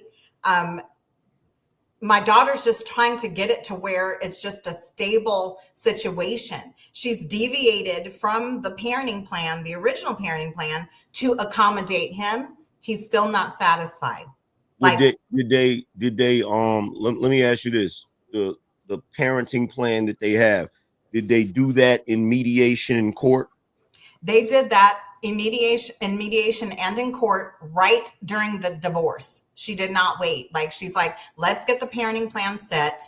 So the original parenting plan has been in place for 2.5, 3 years. She's deviated from that because the baby's growing. So when they first got a divorce, unfortunately, the baby wasn't even a year old. The baby was probably 6 months, right? So when the baby turned a year, it was one overnight visit during the week and then a whole day. But since then, he's got 1 week on and she has 1 week on. So they alternate weeks, which right now my daughter's trying to get a 5-2 schedule because she's in school and it's not good for her to be back and forth household to household when she's in school. He doesn't know that my daughter has the paperwork in the works because my daughter's been scared to do it because she knows once she hits him with that, I want a 5-2 schedule, he's going to freak out. But yet he's saying he can't afford the daycare. He says he can't afford his child support. The 5-2 schedule will alleviate him from paying daycare. See, but he's gonna fight her. We already know. See, I'm gonna tell you what that situation is, right? And this is the situation that I talk about. I'm sure Iz talks about. This is what he meant a few minutes ago when he said that the bad dudes don't really get put on child support. It's also the bad dudes that end up with the women that want to work with them. You feel what I'm saying? It's the weirdest thing in the world. The dudes that act like that, they always get the baby mama that's reluctant to put the court in it and is thinking about, well, I don't necessarily have to put him on child support and all. It's the fellas that's trying to work with the woman that just get hit with the gauntlet. Like, it's the woman who doesn't take him for half of his 1.6 million real estate. yeah. You know what I'm saying? My daughter's like, all my daughter wanted to do was live in one of the units and not put him on child support. Yeah. He And said see, no. that's the thing right there. That like, that's what, and I try to tell fellas this, whenever you got dudes that operate like that, it gives legitimacy to the arguments that the bad women make. Mm-hmm. You know what I'm saying? It's like, that's why you should have, because like a woman that's on the type of stuff we're talking about, she'll tell your daughter, see, that's where you messed up. You should have took him for half his money. You should have did this. You know what I'm saying? Yeah, and look, El Cheapo, you just proved our point. Said it took me 3 years of my daughter's father not helping or spending time to file for child support, and I still ain't followed through. But guess what? A nigga like Angry Man, a nigga like me, guess what we did? We was taking on Angry Man been with me when I bought my Angry Man. Remember the time when I came all the way from where was I? Alabama to buy my daughter the shoes in the mall that time because she needed some shoes. Remember that? Yeah. Any of my peoples will tell you, these people, my ex-wife put me back on child support, and I didn't even know it for almost 3 years because I was working. It was and the way I found out is they was garnishing my wages. That's how you always find out. So my son's mother. My bad. Let me just finish real quick. So I got y'all. The thing is this. The good dudes that care about their kids. Listen, I was going. It was so diabolical. I was living in Alabama. I was coming all the way to North Carolina. I was spending time with my children. I was on child support. She ain't said shit. I was taking care of them, spending money on them, spending money on their birthdays, making sure they're straight. She ain't told me shit. I didn't know I was on child support, and she ain't say a word, and I ain't say a word because I didn't know. That's why sometimes, like when you're a dude that's in that situation, you have to be a pseudo deadbeat. You know what I mean by pseudo deadbeat? You have to be like, oh, okay, you want to take me out for child support? Okay, so guess what? That's all you getting. All you getting is whatever the court asks for. That's what you getting. I'm not doing nothing extra. I'm not coming to get them. I'm not doing none of that. Cause I was in the same boat where I'm working this job and I messed up. I made a huge mistake. So you remember I had the Chevy Lumina, right? Mm-hmm. The white one. Yeah. So I got a BMW and I didn't keep the Chevy Lumina. I should have kept it, right?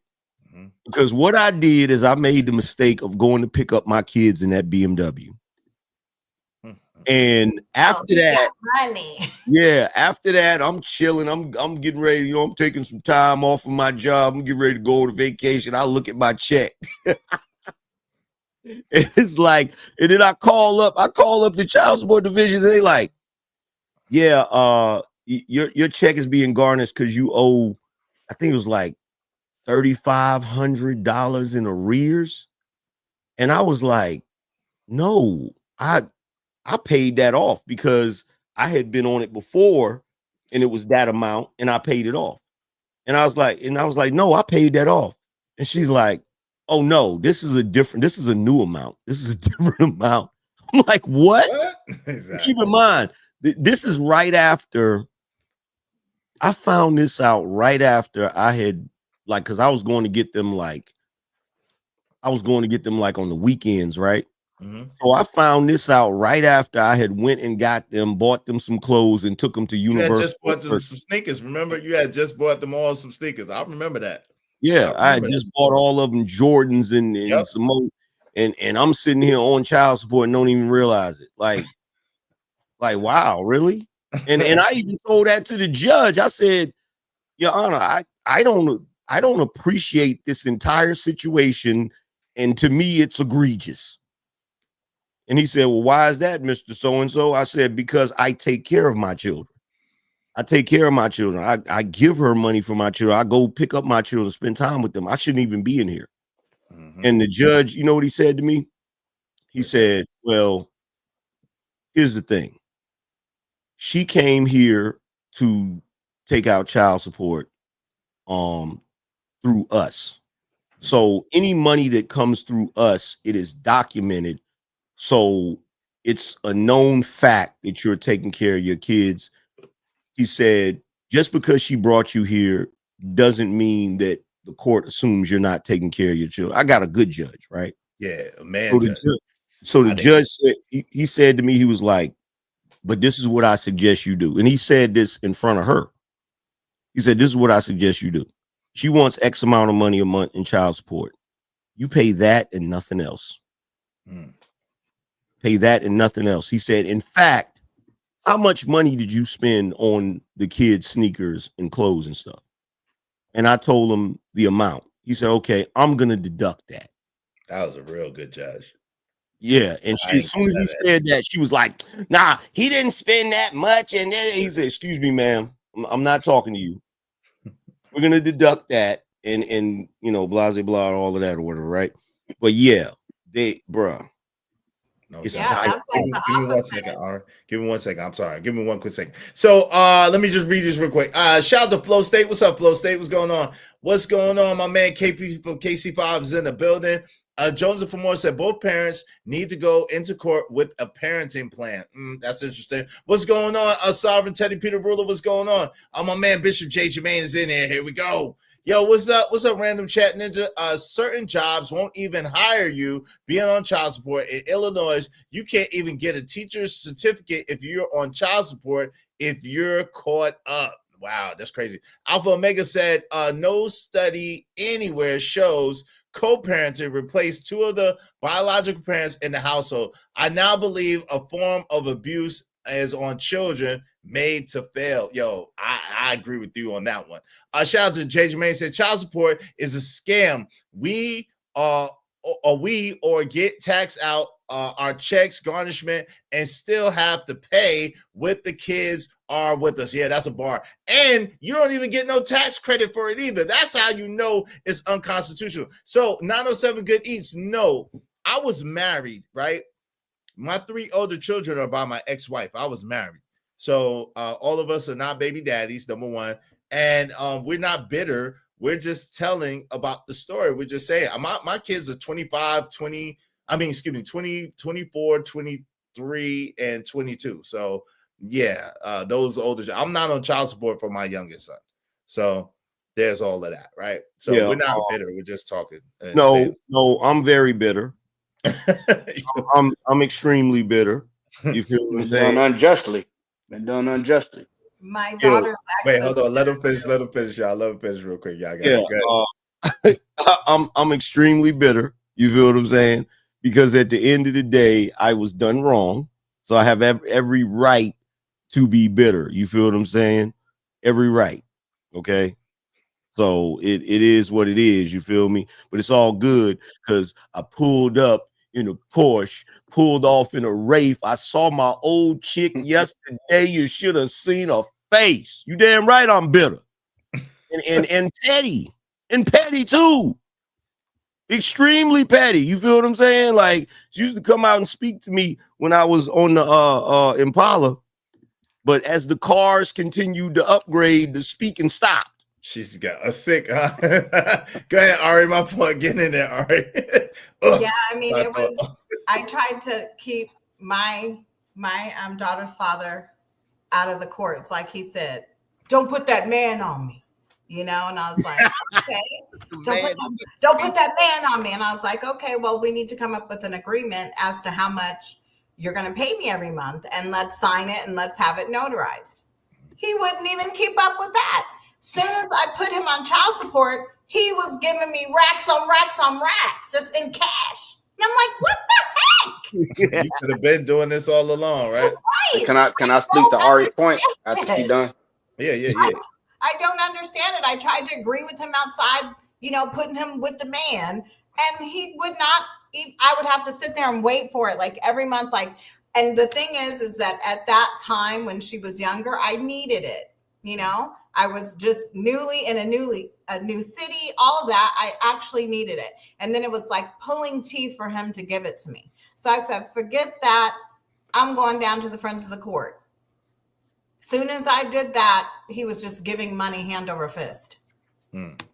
There's a lot. I don't know, but go, brother Nuck, you got it. I mean, no offense to you, sis, but it's a lot of black women, or I like to call us brown skinned folk. But it's a lot of those type women that my son's mother, she was one of the ones that said, "I never put a black man on child support," and you know, and she don't need it. She don't need it, but she did it out of spite. You know what I'm saying? And it's like, you know, it ain't killing me like it was. Like I addressed the AM, like, you know, thanks to AM and CGA, like I'm back on my feet now. I'm grinding real good and stuff like that. But you know, I didn't have to go through that. You know, and it'd be a lot of that. It's a lot of men that suffer through that. And you know, it don't matter. We're a man. You know, we drank through the mud. We gotta hop over hoops and hurdles, jump through fiery hoops, go through the fiery bridge and whatnot. And you know, so what? So what? And so when we do finally, like, you know, F it and turn around and go our own way or whatnot, we still get that backlash. And you know, it be to the point that we like, hey, you gonna hate me regardless. And I still can't hate the woman that I laid down and had the kid with because she resides over my son, so I never hate her, even though I know, and vice versa, she be. What was that? It's not a crime, is it? Well, let me. Noah Bell said, we've done away with debtor's prison in America. So why is child support legal? It's not. And that's a good point. Child support is really not legal and it's unconstitutional. That's a fact. Truth Over Emotions in the building said they call it a gift when fathers pay out of their pockets for the kids' support if it doesn't go through the court. So that's 100% true, 100% a fact. And I actually did some time behind that bullshit. But I'll talk about that at a different time. Cellulite Podcast says, respectfully, y'all are overlooking the Oedipus and Electra complexes that really affect the black community. Respectfully, of course. Shout out to you. Help me understand how the Oedipus or Electra I'm familiar with the Oedipus complex. I'm not familiar with the Electra complex, but I'm trying to understand what it has to do with child support and co-parenting. I'm curious, but I'll definitely love to hear it. Shout out to Joseph for more. Said the children need the support. Yes, they need the support, but they don't make or tell the woman how to support her child. So why should they make or tell the man how to support his child? That's my stance on it. Shout out to some. Oh, okay. My bad. Shout out to my man. Something to think about with L Nix, $10. I had a credit for overpaying that was dedicated for a year every month. I contacted them 3 months up until the day the deduction was supposed to stop. They still messed it up and put me in arrears, etc. God, dog, yo, shout out to you. Y'all be like something to think about with L Nix. I really, really appreciate you, brother. Thank you very, very much. I'm sorry that happened to you. That's crazy. Thanks, man. I'm on my grind to get this money. I can't stop it till I'm filthy. With the wood, the people, Zebo like the rock. I dropped it. I ain't no trapper, I'm a hustler. Hey, go ahead. When my youngest son turned 18 years old, I sat back and I listened to Easy Like Sunday Morning.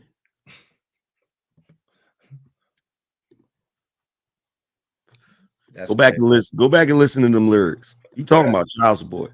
Word? I gotta listen to that. I never do that. You got to be talking about child support. It fits so perfectly when that nigga said, I want to be free. I want to be free. So free. Yeah, why would anybody want to put shackles on me? You talking about child support, I'm telling you.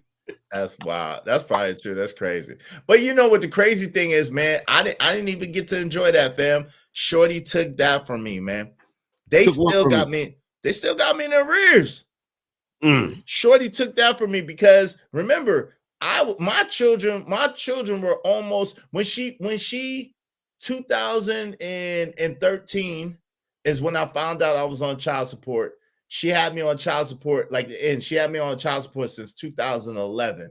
So my children by then were teenagers when I found out I was on child support. Like I said, I was seeing them, spending time with them, all of that, right?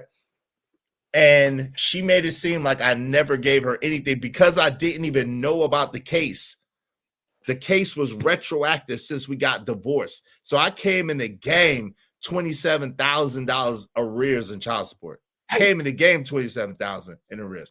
Sal, Willie Well, wave in the back so I know it's you, bro. Yeah, man. Right. So I didn't even get that freedom. What's up? I didn't even get that freedom with like I said, my son is 24 years old. My daughters are 23 and 22 respectively. I didn't get that break. Did you see them TikToks where the dude is in the house and he pulling his shirt off, he getting ready to go in the room, and his future self is outside the window banging on the window? No, don't do it. No. That's crazy.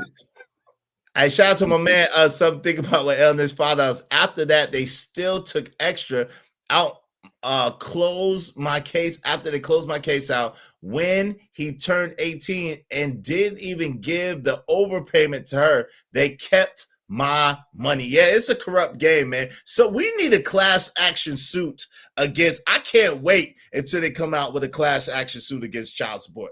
We already in the works of it. I want to get paid. I'm gonna get paid, and I want to get paid. Thanks, man. Y'all in the works on it? Go ahead, Sal. Yes, sir. We already. Also, good afternoon. Salute to you, nigga, man. Hey, sister Ari. Hey, brother Is. I don't know the brother's name in the bottom right. A Nuck if you buck. No, bro. Oh, salute to you, Nuck. But yeah, we already in the works on it. It's a lot of coalitions that's coming together to really come up with a class action lawsuit against the corrupt system of the child support court and family court. Mm-hmm. Yeah. But no, I came up here to you said you wasn't familiar with the Oedipus complex. It's pretty much I know about the Oedipus complex, not the Electra. I'm not familiar with the Electra. It's pretty much the opposite. How does it tie in though to Well, it ties more into the co-parenting aspect rather than the child support aspect. That child support aspect, that's a completely different story. That's just government being corrupt. But as far as the co-parenting aspect, it's a lot of factors and nuances within it that really plays like against each other. But when you like dig into it, you can pretty much point out like the factors that's really affecting us as a Black community. But it's pretty much just the opposite of the Oedipus complex. Okay. So, the Electra complex, that is, my bad. So when a woman is basically beholden, attracted to her father, type situation. So how does it tie in? Be specific on how it ties in to the Well, you know how they say the mother would challenge me, the daughter would challenge the mother, the son would challenge, all this, that, and the other. But usually it's because like within that 3 to 6 age gap, that's where there's a unconscious decision or an affection towards the opposite sex parent, right? So, you got boy moms, you got daddy's girls. And I'm not saying this in a perverted way, so I hope nobody say this. I hope nobody take this in a perverted way. But the daughters fall in love with the fathers. That's my daddy. The daughter chooses to run to the father before they choose to run to the mother. And then opposite. That's pretty much how that goes. And the co-parenting aspect, especially when there's a breakup in the relationship, or there's a break in the relationship to where now they become single parents. Usually the boy will want to go with the mother, and the girl wants to go with the father. And then when you look at the grievances that's coming out, not just in social media, but also, within the courtroom and stuff like that, you can kind of see how the Oedipus and the Electra complex plays a lot into that. It's kind of hard to explain without going too deep into it. I don't want to take over your show with just that, but when you do like more research into it, then it's that you can like point out the nuances in it. I understand what you're saying because I actually see that in my granddaughter right now, but the thing is that her dad is seeking such validation from everyone else. Like, I'm trying to understand this because most recently he said to my daughter, I want to, how did he word it? I want people to see my value in me as a father and what I'm doing. And it's like he wants major validation from my daughter, but my daughter is no longer with him. He's actually moved on. He has another woman that lives in the house with him and all of that. And he's seeking this validation that he feels my daughter should be giving him. You should be glad that I'm like, not like your friends' babies' daddies. You should be glad that this, and you should be glad that that. And my daughter's like, hold on, I'm not your woman anymore. That's not my job. You know? So I see what Sel is saying, because my granddaughter, when she's with my daughter and her dad will FaceTime, she'll be like, oh, I want my daddy. And then when she's with her daddy and she sees her mom, she's like, I want my mom. You know, so it goes back and forth. And I feel like that's just really stressful for the child. It is. It's also stressful for the parents, right? Because it causes a delineation, and it can cause friction between the two, right? Because it's just like, oh well, you always want to be with your daddy, go be with your dad, or you always want to be with your mom, go be with your mom, and that causes friction between the two. And it's like, why did the child always want to be with you? They need to be with me, or something like that. So that gets taken to court. And when there's really not an understanding of how these two complexes can really affect a child and what effect that has on the parents and what friction that causes, it breaks down in a further nuance that a lot of people really don't really look into too much. That's what my daughter's trying to avoid right now, though, just by trying to get the co-parenting schedule to where it's benefiting the child. Everything that comes out of his mouth is, you're not making it easy for me. Everything is, he wants everything convenient and easy for him. When my daughter says, it's not about you, it's about the child. And my daughter acts the same way. My daughter's like, I'm going to give you 5 days on with her, because I don't want her to feel like she doesn't have access to her dad. My daughter's doing the opposite of what, you know, she wants to have. She does not want to have that back and forth, oh, you want to be with your mom too much or anything. She's trying to avoid that now, where it's kind of like my granddaughter doesn't notice. But he's making it miserable to co-parent. Most definitely. But that's all I came up here for. Salute to y'all. Salute Anger Man. Salute Izzy. Thank you. All right, brother Nut. Y'all have a good show. All right, brother. You too. Check out Say Light Podcast channel. Y'all salute. No Cap 22 said salute to you. SG said, what's it SG said? SG said, when a woman becomes pregnant and has the child, her taking accountability is being present for the child. A man should not be able to make a child and leave. His accountability is the child support. No, it's not. No, it's not. That's not accurate, SG, because think about it. Like I was saying earlier on Drip Show, a woman has many options. A woman could do an AB. A woman could go and put that child up for adoption. A woman could go and put that child in that thing that Angry Man was at the fire station. Yeah, the baby box at the fire station. A woman could give that child, like they used to do back in the days, to her mother, to her sisters, to her brother. A woman could actually dump that child off on the father, which for some strange reason, that's the absolute last thing a lot of women want to do, is actually give the father of the child the children. I don't understand that, but they'll give it to everybody else. So that's not really true. A woman is not necessarily have to be accountable to her child. And so for people to think that a man should be forced to be accountable for his children is laughable and asinine at best. What say you, Angry Man, on that? What's that, OG? Yeah, skip me, because I was actually writing something. Okay. I got one. Go ahead, fam. I think it's because ultimately the woman knows that is our child. That's why and that's the last thing they'll do on the list, if they ever consider it, then which they don't. You know, I don't know any. I do know one. I know of one guy that has ownership of all three of his kids. You know, and that'll be the outliners and whatnot. But I mean, because if you want to call it spade a spade, without us laying down and having sex and getting a chick pregnant, you know, that makes it our child. And if they could reproduce themselves, that'd be more her kid. Mm. You get what I'm saying? Yeah. And because that hurts us. They know it. They know it. Hey, They not stupid. They not stupid. Hey, something to think about what El Nick said. We could discuss when child support is needed and for men who don't show up. We also have to address the other side of the coin when systems don't do their jobs, especially if your child doesn't benefit. And that's the problem. Like a lot of people pointed out, AM included, the judge gets the money. It's the most of the child support money is for the judicial system. It's not for the benefit of the child. It's for the benefit of the system. It doesn't make sense, right?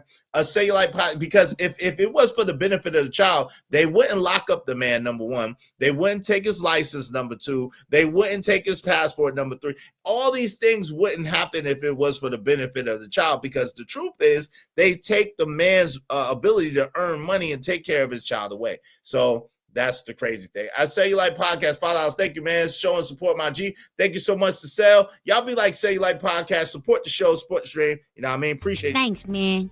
I have some money. Money. Some money. Can't stop this money marathon, but they gon' try regardless. Can't stop this money marathon, but they gon' try regardless. Can't stop this money marathon, but they gon' try regardless. Plain Jane Abadi, I don't know where you think you at. This is not manosphere talk. This is experience talk. But if you don't like it, you know what you could do. And as a matter of fact, y'all, somebody do something to make me feel better, man. Because she doing a little too much, talking about manosphere, red pill, and all this other stuff, man. Brooklyn. Yeah, what up, boss? Do something to make me feel better. I thought you never asked. What you gonna do, man? What you gonna do to make you feel better? Yeah, I know what to do. I Noah Bell said Israel Mills, women don't want to be treated as a man's property, but the woman sure does treat children as their property. You want a cookie for doing a biological function? Children deserve both parents. Hashtag children deserve both parents. I've heard that being said, but what percentage of child support goes to the judge? I think it was like 25%, Angry Man. Was like 25% of each case. I got a little short tale to tell y'all real quick. Hold on real quick before you tell. Go ahead. I was trying to let Angry Man get in there. What say you, bro? Angry Man? I apologize. Yeah, that's about the amount that they get.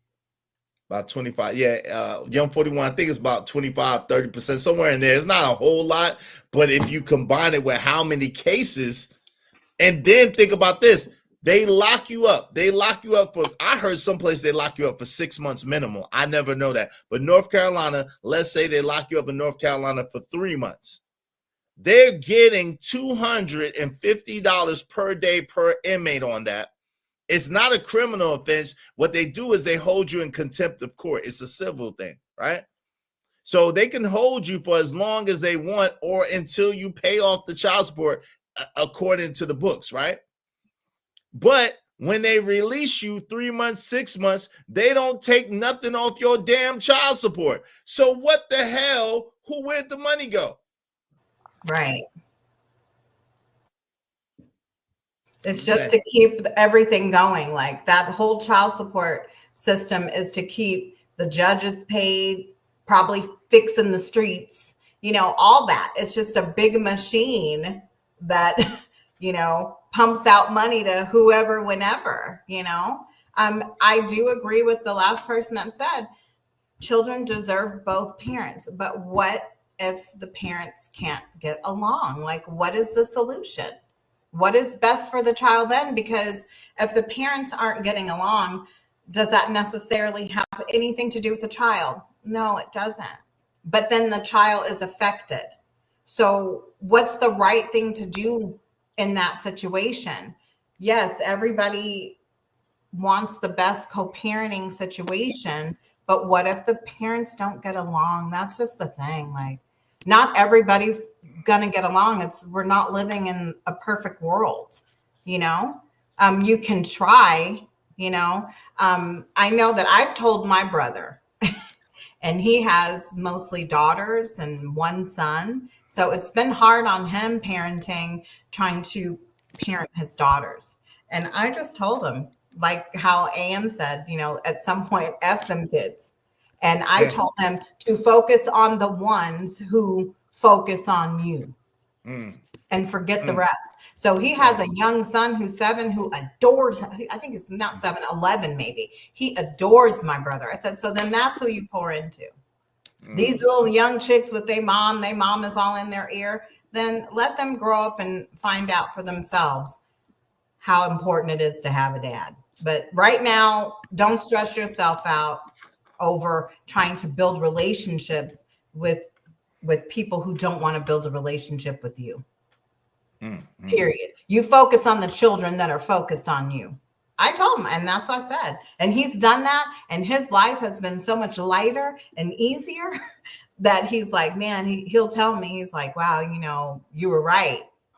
You know, he's posting pictures with him and his son. They be at the gun range, racing Grand Prix cars. Like that's what you're supposed to have. Like you're supposed to have peace as a man. And a lot of times you have to create that peace yourself. You can't depend on anybody else to create that for you.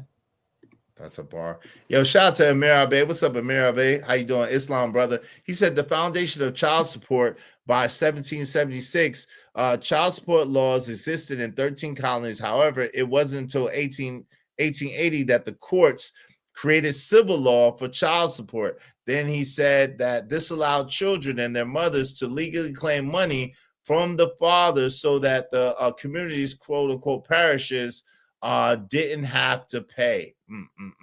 Y'all see what it is with the chat bounty. When people say they don't want kids, I get it. Damn. That's sad. Plain Jada Baddie. So somebody do something to make me feel better. Somebody pay and let that troll see me get paid off of her. Keep talking crazy.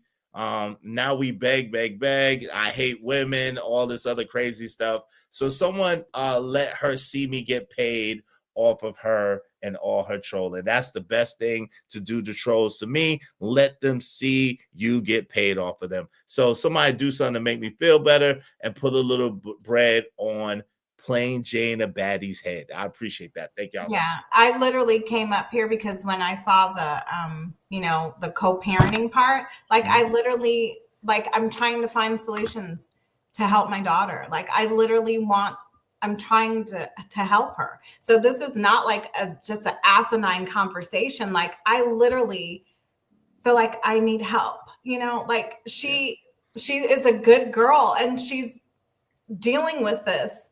And it's so much unnecessary stress that I just want to find answers for her. Anything that could help, But the thing is, like, if she has them on child support, I mean, really, like AM said, in that particular case, she should just leave them on child support and let it be what it is, and then try to do the best she can. Because at the end of the day, the thing is, you can't make anybody do anything, right? And if a person refuses, I'm of the opinion, if a person refuses to do it, it's no way to hold them to it. But you know what I'm saying? If she's trying to do the right thing and she already has them on child support, that's all she really can do, That's all she really can do. And just like with all the other little things that she's dealing with him, like, so say for instance, my daughter, they have her in before and after school care, right? So my daughter, he gets a stipend from his job to help him pay for childcare. Oh, wow. Okay. My daughter just has to pay out of pocket, whatever, So my daughter is trying to cut costs for herself. So she came up with, she won't use the before and after school care. My granddaughter will just be in school from 8 to 3, and my daughter will have her sister take her and then pick her up and not use the after school care. This dude gonna tell her, since he still uses the before and after school care, he gonna tell my daughter, you need to help me pay for half of it. Wow. Excuse me, My daughter doesn't use the before and after school care anymore. Why should she help you pay for your portion that you're using? So do you see what I'm going through? Wow, that's crazy. What do you That's mean? crazy because that's typically what a female say. Wait, real quick. Who's he using it for? Is he using it for your granddaughter? Yes, like the stipend that he works for the feds. So Okay. he gets a stipend that they say, here's a stipend if your child needs to be in daycare. They give him like $400 a month. Mm-hmm. So he uses the before and after school daycare. When your granddaughter's with him. Right, on his week. But she doesn't use it at all. But my daughter is like, well, I can't too much afford it. Right. So I'm going to think of another way to cut my cost. Right. You know? He told her yesterday, you need to help me pay for this. That's crazy. Yeah, that's crazy. You get a whole stipend. That's crazy. AM, can you imagine? Everything but $100. Like his stipend covers everything except $100.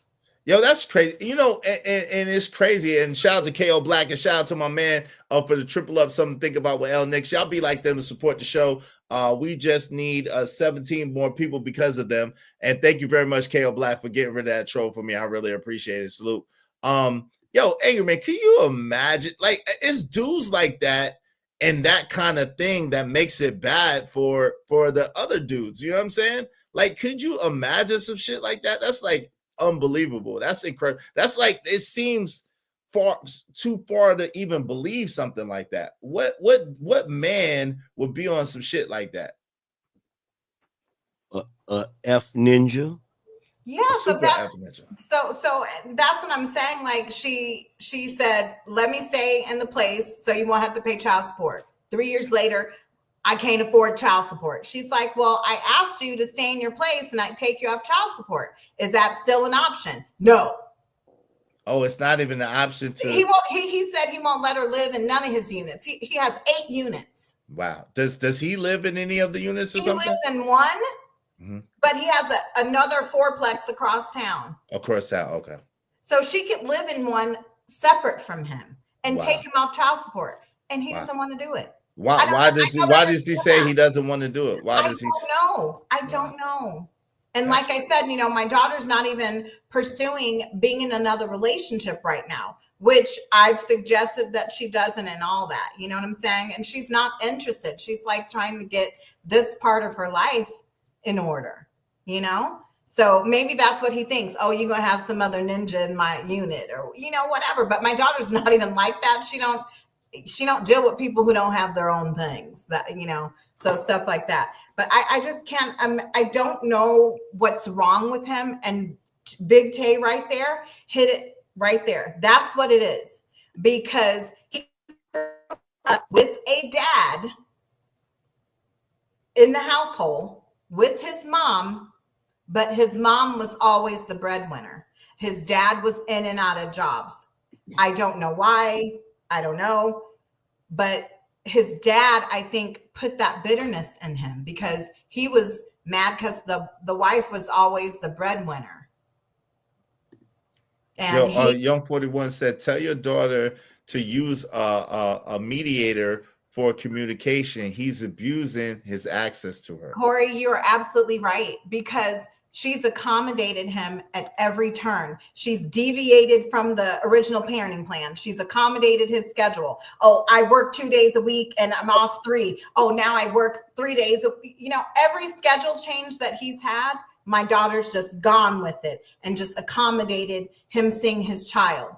But at this point, my daughter suffers from so much anxiety and just like, it's just really, it's really getting to her. And then I'm trying to be supportive. You know what I'm saying? Go through a mediator. Tell her, go through the mediator. That's the best thing. That's probably the best thing. That's what I'm saying. At this point, we got to get him with them papers. And she's really just hesitant to do that. I gave her money to file papers like 3-4 months ago.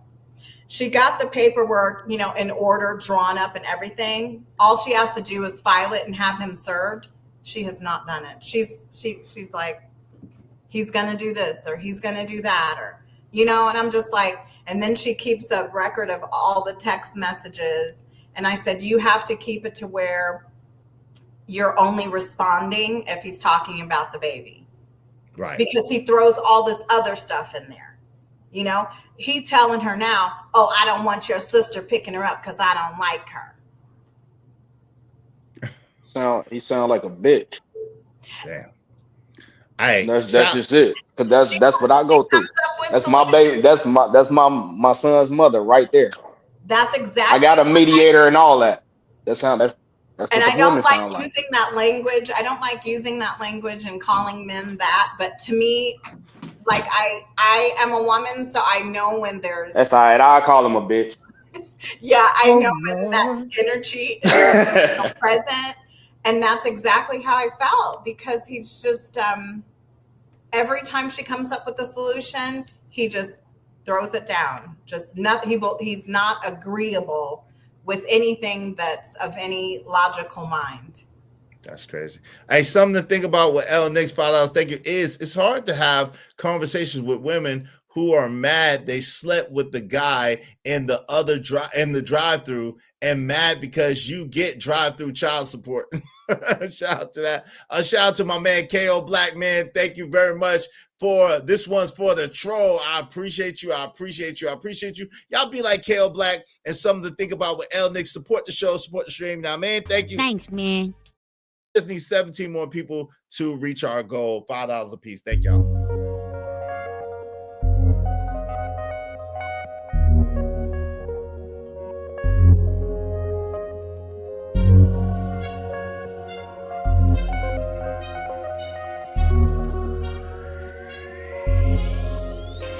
It don't matter what the situation. I'm just tryna climb any obstacle a nigga facing. See it through in due time. It's a marathon, you gotta pace it. You can't press rewind, you get left behind. Just grind and the rest be fine, fine, fine, fine. It don't matter what the situation. Yo, let me shout out to DK the Alien said tell him to hit the link. Yo, you wild. Yo, Big Tay 85. Tell my daughter's dude to hit the link. Yeah, that's a fair assessment, right? That's a fair question. You want to know his side, right? Mm-hmm. I've tried to ask, like, what, my daughter's like, what am I doing? My daughter will ask him, what can I do? What is her father active?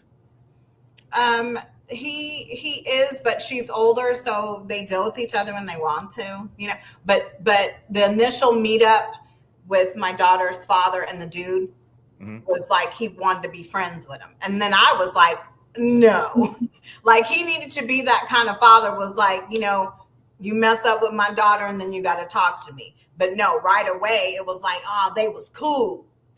You didn't want them to be cool? Why? I wanted them to be cool, but I also wanted him to have a level of, if you treat my daughter a certain way, then you got to answer to somebody. Right. Well, maybe because I'm old school like that. But if maybe he thought that by befriending the dude, getting to know the dude, the dude will feel more comfortable coming to him and talking to him, and then he could help resolve their issue. You know what I'm saying? He could be more of a liaison to help resolve their issues. Which he has not been. He's been on the dude side. Oh, okay. He's on what does he say?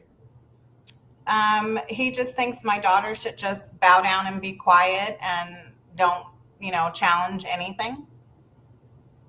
Okay. Interesting. And that's because they're in cahoots. Her dad is in real estate. He's in real estate. They're in cahoots, like business wise or whatever. And, so that's pretty much a lost cause.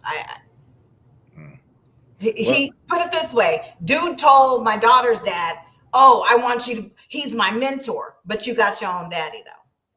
Well, I mean, you still can have a mentor. But Young 41 said he still wants her. It's not going to stop. Yeah, so you're going to have to get the mediator involved, really. He's mad because my daughter's the one that actually filed, moved out, literally didn't take him for nothing. And I think that's what it is. But how you still going to want my daughter? He over there living with a whole woman. Shout out to Uncle Jeff. What's up? We're finding out, hey, Uncle Jeff, we found out that before him and my daughter actually broke up, moved apart, he was actually with that other girl that he's actually with now. So he had already monkey branched. Oh, Hey, Man, I'm on a panel with the best of the best right now. Hold What on, up, real Jeff? quick, family. Appreciate What's it. going on, brother? All right, give me 1 second, y'all. Shout out to Ogun Network coming soon. $5. Thank you. The expense sword cuts both ways.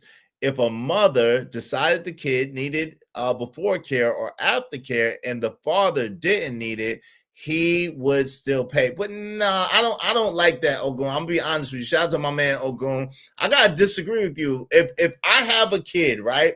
And I want to have after school care for my kid while they're in my care, I'm not going to expect the woman to pay for that. That's on me, right? The same way that if she has a kid in after school care and I already paid child support, there's no way that I'm going to give her anything extra towards the after school care if that's what she wants to do. Now, if I have time, my kid could be with me and spend time with me, absolutely, during that time. But if I don't have time, that's on her and she got to figure it out. That's just how that goes. What say you, Uncle Jeff? What's going on, man? Welcome. Okay, first, what's up to the whole show? And second, how dare you niggas have a show without me? What the? Okay. Number three. Hey, Ari. Number three. Again, as is customary, I have to hate on Angry Man's t-shirt because I have a polo shirt like that, but I got it from the swap meet, so mine looks like a midget riding a donkey with a plunger as opposed to the actual. Wow, that's not so. Yeah, you're disrespectful right now, Angry Man. You're disrespectful. I don't think that's polo. Then what you got is not polo. Yeah, I got the I got some Ono. The Ono. Here, I got a little pushback for you, Ari, with your desire, with your concern for your man and your daughter's father being tight, because there's no way. Well, it's her son, her ex-son-in-law. Oh, your ex-son-in-law. Yes, her ex-son-in-law and her ex are tight, and it's the situation is about her daughter and her granddaughter, her daughter and her granddaughter. Just to set the record straight. Yeah, the co-parenting situation. Okay, you have co-parenting situation. To address what I heard incorrectly, you should never have to worry about the level of friendship between two men getting in the way of the logic of the father over the child if he's a decent father, because there is no scenario where I'm cool enough with a nigga to where I'm not going to see objectively about my child. Men are creatures of logic. If you lay down and had a baby with a creature of logic, I just don't see. Angry Man, you got a daughter, right? No? Or you just got all boys? No, I got a daughter. Okay, Angry Man got a daughter. Hypothetically, she's 8.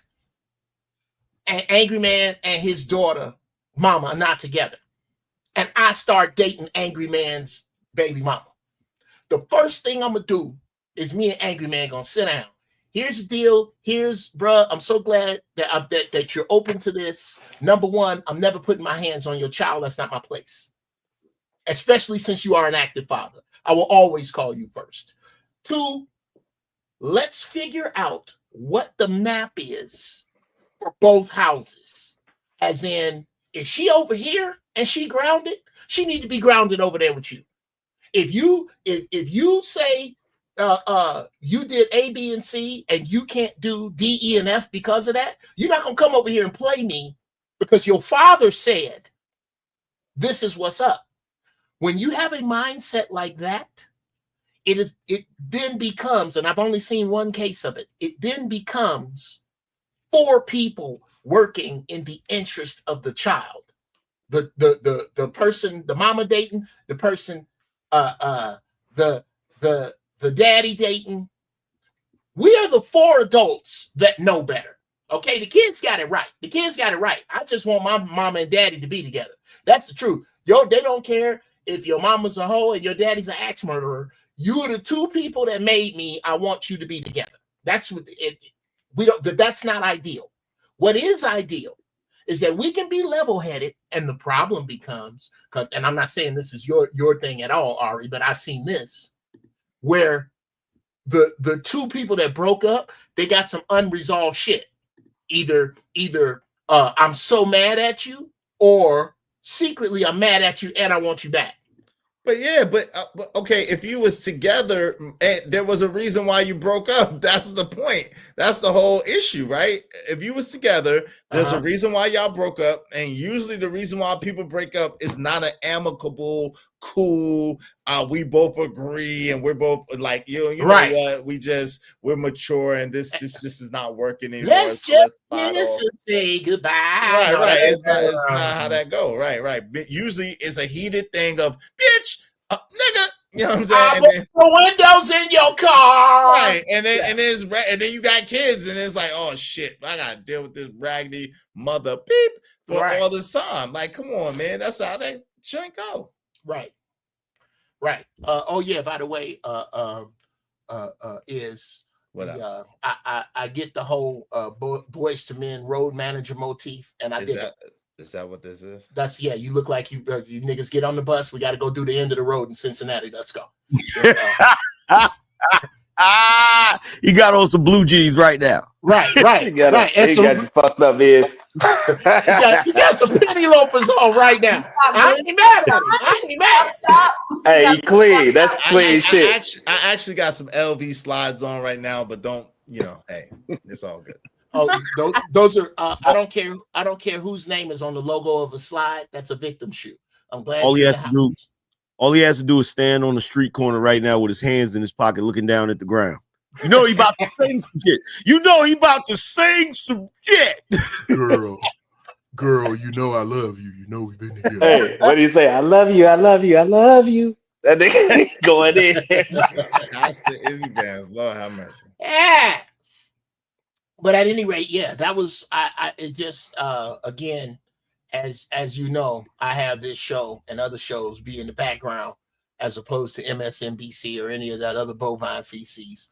So I just heard that part, and that was the only part I had to push back on, Ari. That little glimmer is I don't see two logical men getting to the place where we cool enough for me to do my baby wrong. I don't. Well, I mean, I know that it's not necessarily that, but I think there are two men who they just may feel they have been done wrong by women. So that's where their commonality is. Okay. So that's where I feel like they bond a lot. With my child's father, I believe that he has really disdain towards me because I didn't let him run amok in my life as he did the other women that he has children with.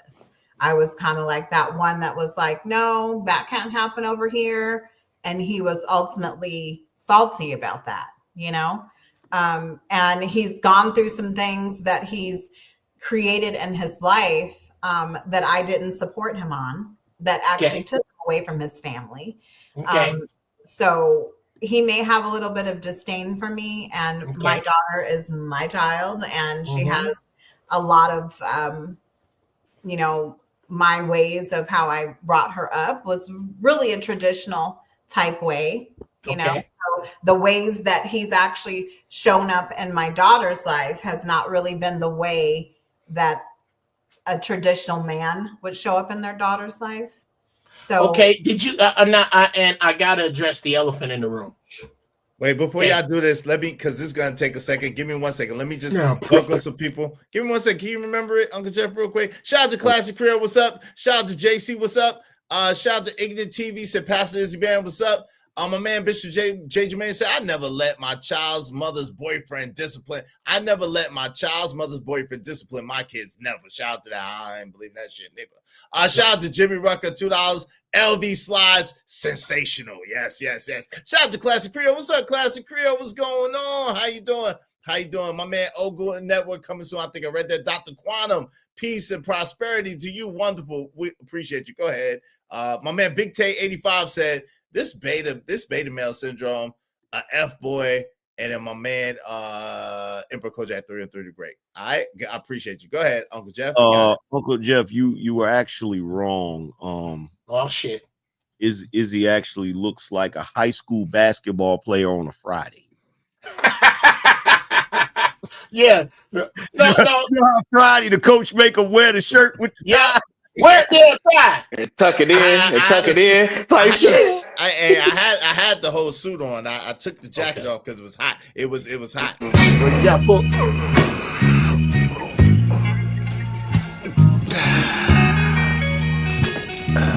Hilarious. And look, I can't. It's hot. I had to take the jacket off because it was hot. You know what I'm saying? I can't talk no shit. I look like a factory worker that got a job where I don't got to sweat that much. Oh yeah, you the manager. You the manager. I was about to say, you look like the nigga that just made supervisor. And you look like Colonel, and you look like the Colonel Sanders of weed right now, sir. I don't know what the hell. You look like a weed Colonel Sanders, nigga. What the hell is this? He got the broccoli. Oh God, he got broccoli. Y'all know who Eater Man is, right? Yes. Yeah. Eater Man, shout out if you watching. I'm gonna tell these people too. You are officially suspect. I think you are a government plant because you saw this backdrop and thought it was churches. Swear to God, you did. What black man confuses Colonel Sanders with churches? I don't know. If you don't get the entire anyway, shout out to Brent. Thank you, Brent. Yeah. Much love to Eater Man. Anyway. Either man need to. I still need to figure out where he got that Spanky and the Little Rascals t-shirt. Oh, that's right. Angry Man was there. You should have seen that shirt this nigga had on. What?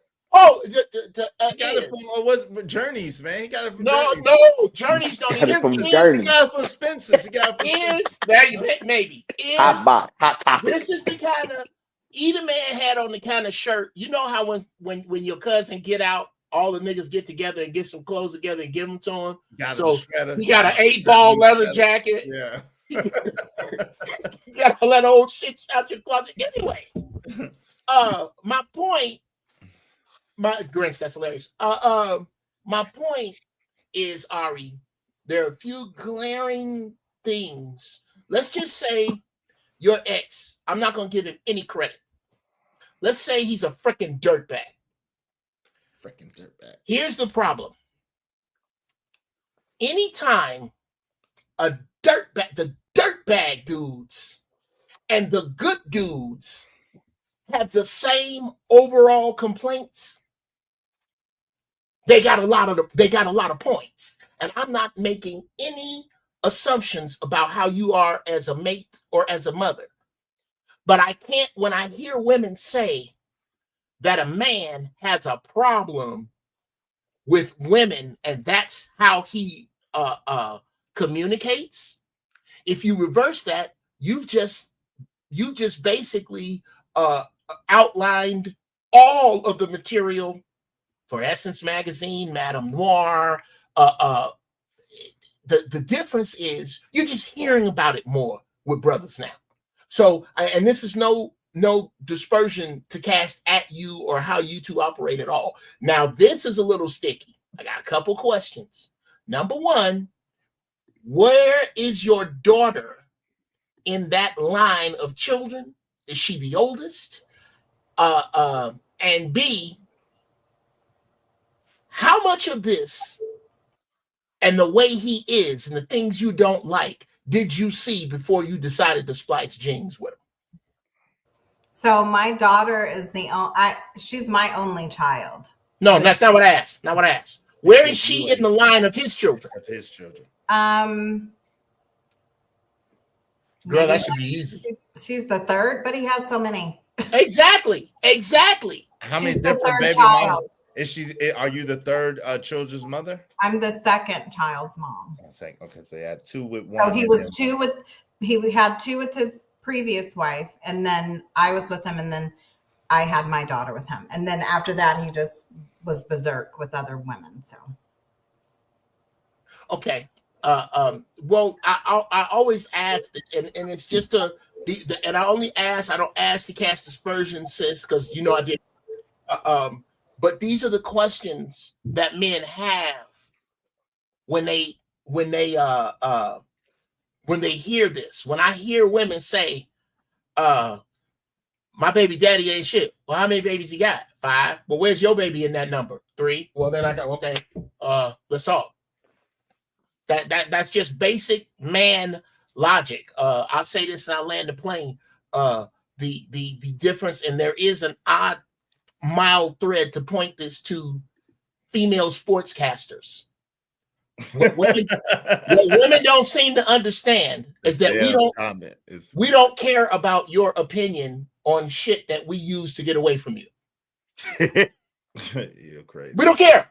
We don't care. We don't care. I don't, unless it's Lisa Leslie or Cheryl Miller or somebody on that level. I really don't care about what me and other men congregate about in order to get away from you, whatever that is. Fishing, bowling, whatever a man has chosen as his activity away from you, he don't give a shit what you think about it.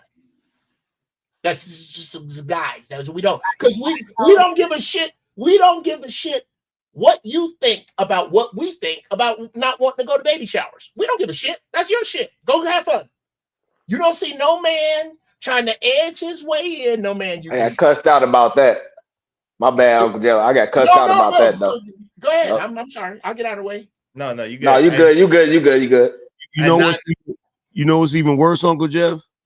What's even worse is they invite you to the baby shower as if you give a shit. Right. Man. Hey, hold on. Before we start talking about baby showers. Hey, $9.99 grins. Thank you, man. Nut on her back. So you don't have to co-parent. I'm a genius. Yes, you are. Yes, you are, genius. Shout out to my man Grinch God in the building. Y'all support the show. Don't be like Grinch because you can't. Just support the show like Grinch. I appreciate it. Thanks, man. I'm on my grind to get this money. I can't stop it till I'm filthy. Read that with the people. Zebo like the rock. I dropped it. I ain't no trapper. I'm a hustler. The Darrell Dobbins said James Brown, the greatest of all time. Yeah, rest in peace, James Brown. Shout out to Malcolm D. My God. Shout out to Tudor Howdy is and y'all. Hey, Tudor, good to see you. I'm my fault, y'all. Y'all got it. Y'all can talk about y'all can talk about that now. My fault. I just wanted to welcome people. Y'all got it. Y'all are wild, man. Y'all some wild dudes, man. Oh Lord. Yo, Unc is Denzel on flight right now, trying to land the plane upside down. That's hilarious. Hey, Uncle Jeff. Yes, sir. My daughter went to a comedy show and one of the Plastic Cup boys, you know Naeem, right? Yeah, I know Naeem. He autographed the cup. Oh, that's dope. I know Naeem. Let's see the cup. Naeem autograph. Make sure you don't use that cup, man. Let me see the autograph. Naeem. Okay, shout out to that's a regular plastic bread cup, Joe. Yeah. Regular plastic yeah, that's cup. what that's their trademark. And make sure you don't use I ain't never seen that one. Put some plastic over or something. Yeah. Naeem think he can box, but he keep dropping his left hand. He gonna get night-nighted. I keep telling him that. So I have, what Uncle Jeff was saying, that two men could be, logical together. And if they're, if my daughter's ex calls him his mentor, then why can't he get, some counsel about how to co-parent? Like he only talks to people about what he wants to talk to people about. So if they were such good friends, like why isn't he counseling him on how to co-parent my grandchild then? Because he's not. Oh, okay. Like he's not talking to anyone about what he should be doing. Where's his mentor when he's keeping up all this stress and strife? Like, it's a lot of he's. I don't know if you've heard the whole story, but he's just combative when my daughter's trying to accommodate him and be the logical one in the situation. Okay, it's a lot of people. It's a lot of people and a lot of pronouns. Well, no, listen. So hold on, Uncle Jeff, and let me make it plain. What she's saying is she's talking about her ex. Ari's talking about her ex. She's saying, why doesn't her ex that's trying to befriend her daughter's ex-husband, why doesn't he mentor her ex-son-in-law? Why doesn't her ex mentor her ex-son-in-law on how to be a better father and better co-parent with his daughter? That's basically what she's saying. Okay, yeah. I'm still a little confused, but yeah. Okay, yeah, I see what you're saying. I see what you're saying. He did from a responsibility standpoint, without knowing the players. That is always, whether we want to accept it, or not, whether these young knucklehead niggas want to accept it or not. That is our station. That is our station. Even to God bless Ignorant TV. This is my station. As much as I enjoy your mama's inside of the mouse skin, I am still supposed to be giving you the advice that because I've screwed up before you. You are right. That is, I when I speak to young men, this is not about me being right and you being wrong as much as it is. I guarantee you haven't screwed up as much as me because you haven't had enough time.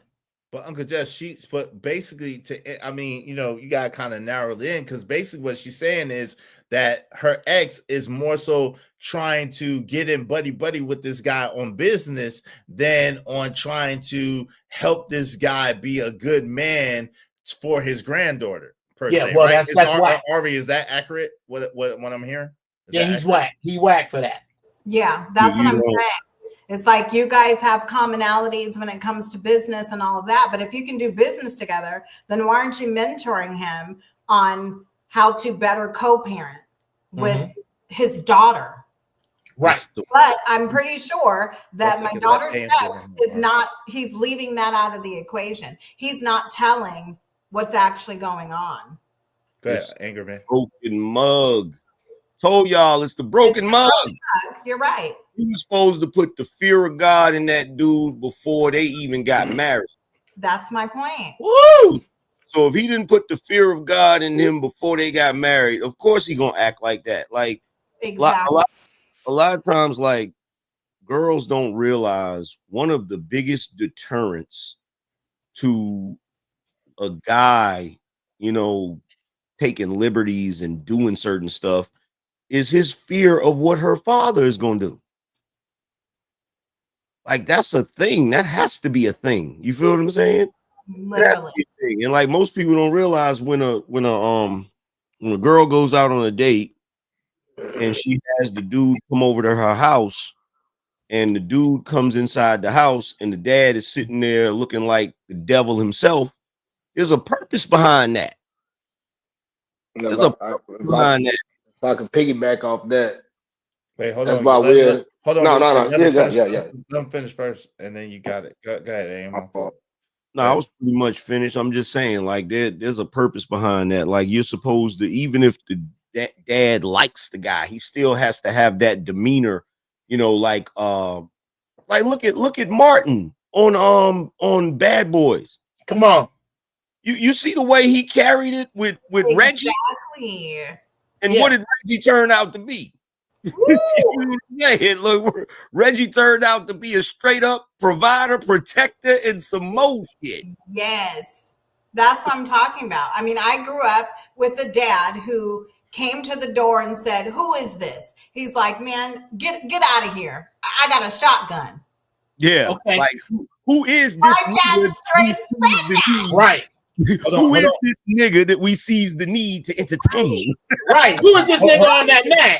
So my dad didn't even know the depths of how this boy was trying to manipulate me. The boy was telling me over the phone. Yes, he did. Yeah, sneak out on Wednesdays because that's the middle of the week and people sleep harder in the middle of the week. That's when you need to come see me. My dad did not even know that this dude was in my ear like that. But yes, he came to the door. He came to the door. He was like, "What's up?" He's like, "Yeah, I just want you to know I got a shotgun." He goes, "I really don't want you at my door." Yo, the funniest joke I ever heard. You up next? No. One of the funniest jokes in reference to that I ever heard is father standing on the porch saying, "Hey, all you little kids out here, I done worked too long and too hard to give my daughter an education, and not the kind you want to give her." Who told that joke? Who told that joke? I don't know. That one got by me. That's pride. Is that pride? Okay. Yeah. I gotta give you Hold on, Uncle Jeff. I apologize. It's Nuck's turn. I just my bad. wanted to let Angry Man finish yeah. it. Nuck was trying to talk. Go ahead, Nuck. You got it now, Uncle Jeff. Yeah, I'm gonna say this real quick, and I'm gonna leave out there. I'm gonna still tune into the show, but I gotta give me something to eat. I do the overnights. I ain't been asleep yet. So I'll see you taking the shots and shit. I ain't been asleep yet, brother. Though, you know what I mean? But that's why we as men say, I don't fear no man but God. That's why. Because a man is only gonna fear somebody else. If it ain't no dude, then what is it? Ain't nobody in my way. Well, you know what I mean? I don't know that I want fear. I don't know that I want fear. But that'd be the only thing. Okay. I mean, I'm not scared. Ain't no guy, you know what I mean? I mean, we men, we gonna address each other, but I ain't scared of nobody. And y'all ain't scared of nobody on this panel. Like, it's vice versa. But if it's God right there, then it's that. Yeah, you know what I mean? That's something else. You don't want fear. You just want the idea of the possibility of violence. Right. Okay. Yeah. You feel me? Right. In other words, there's people that you're not afraid of, but the possibility of violence kind of regulates how you interact with people. Right. You know, even if you're not some people interact properly just because they're decent people, but some people interact properly because they don't want to get punched in their face. Like, let's just be real. Yeah. Not the algebra on what Angry Man is saying is when he said what Reggie turned out to be is that because of who Martin's character was, you don't get to be his daughter's man without those traits. Yeah. You don't get that's why I'm here. That's why when you said, Ari, the little bit of your daddy didn't know this dude was in your ear like that. Your daddy didn't know the exact words, but he knew that nigga was in your ear. Why do you think he brought up the shotgun? We don't the thing I like and forgive this is the best way to say it, Ari. Forgive the disrespect. But like I tell young dudes, pussy didn't just get good summer before last. All right, man. Peace, y'all, man. I appreciate Peace, love, you, man. joy, Joe. I thank you for coming through, man. Right, Appreciate it, man. Hey, shout out to Jimmy H 000 salute, and shout out to Soft C in the kitchen. She said, "I will always support mothers." Shout out to you. Shout out to my man Calvin Cook, $2. Give him his son. He belongs with the daddy. Well, it's a granddaughter, but cool. Hey, I got you. Shout out to Amir Bay. My daughter's boyfriend was scared to meet me and asked me if it was okay to date my daughter, and is still scared to talk to me. Good. Good.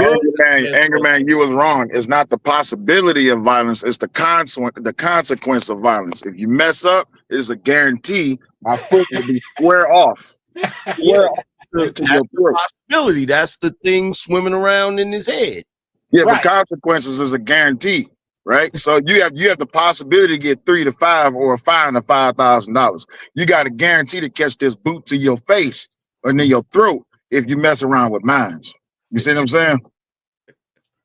Yeah. Well, basically, you're the difference is the difference between 6 and 6.5. It really is the same thing. I've had it said by my daughter and her friends that, Dad, thank you for being the way you were with me because I look at men different.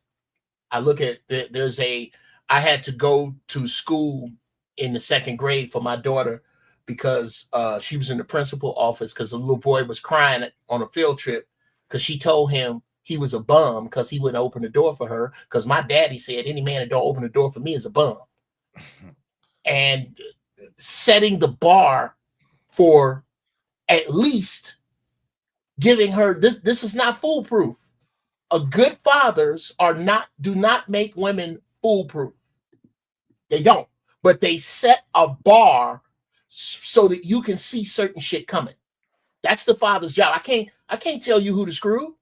All I can do is hope to make, because a man, the man a woman chooses is a reflection of her father, even if that father was absent. even if that father was absent. If she's in the position where she never met her father, then the men she picked are going to be absent of a lot of shit, absent of respect, absent of accountability. So even there's always a version of the father. The father's job is to make the best version of what she gonna be shopping for in his behavior with her. And that's where I hold myself responsible. Is the man that I chose to be her father. He lacked those things, and at that time, I did not see that. So that is my fault. I blame myself for that a lot, and yeah. Well, the best way. Well, here's how you get down off of that cross, sis. In my opinion, and this is why I say there are young women who represent the return of Big Mama. The way to get up, your job now is you're supposed to be coaching the game. You coach the game now.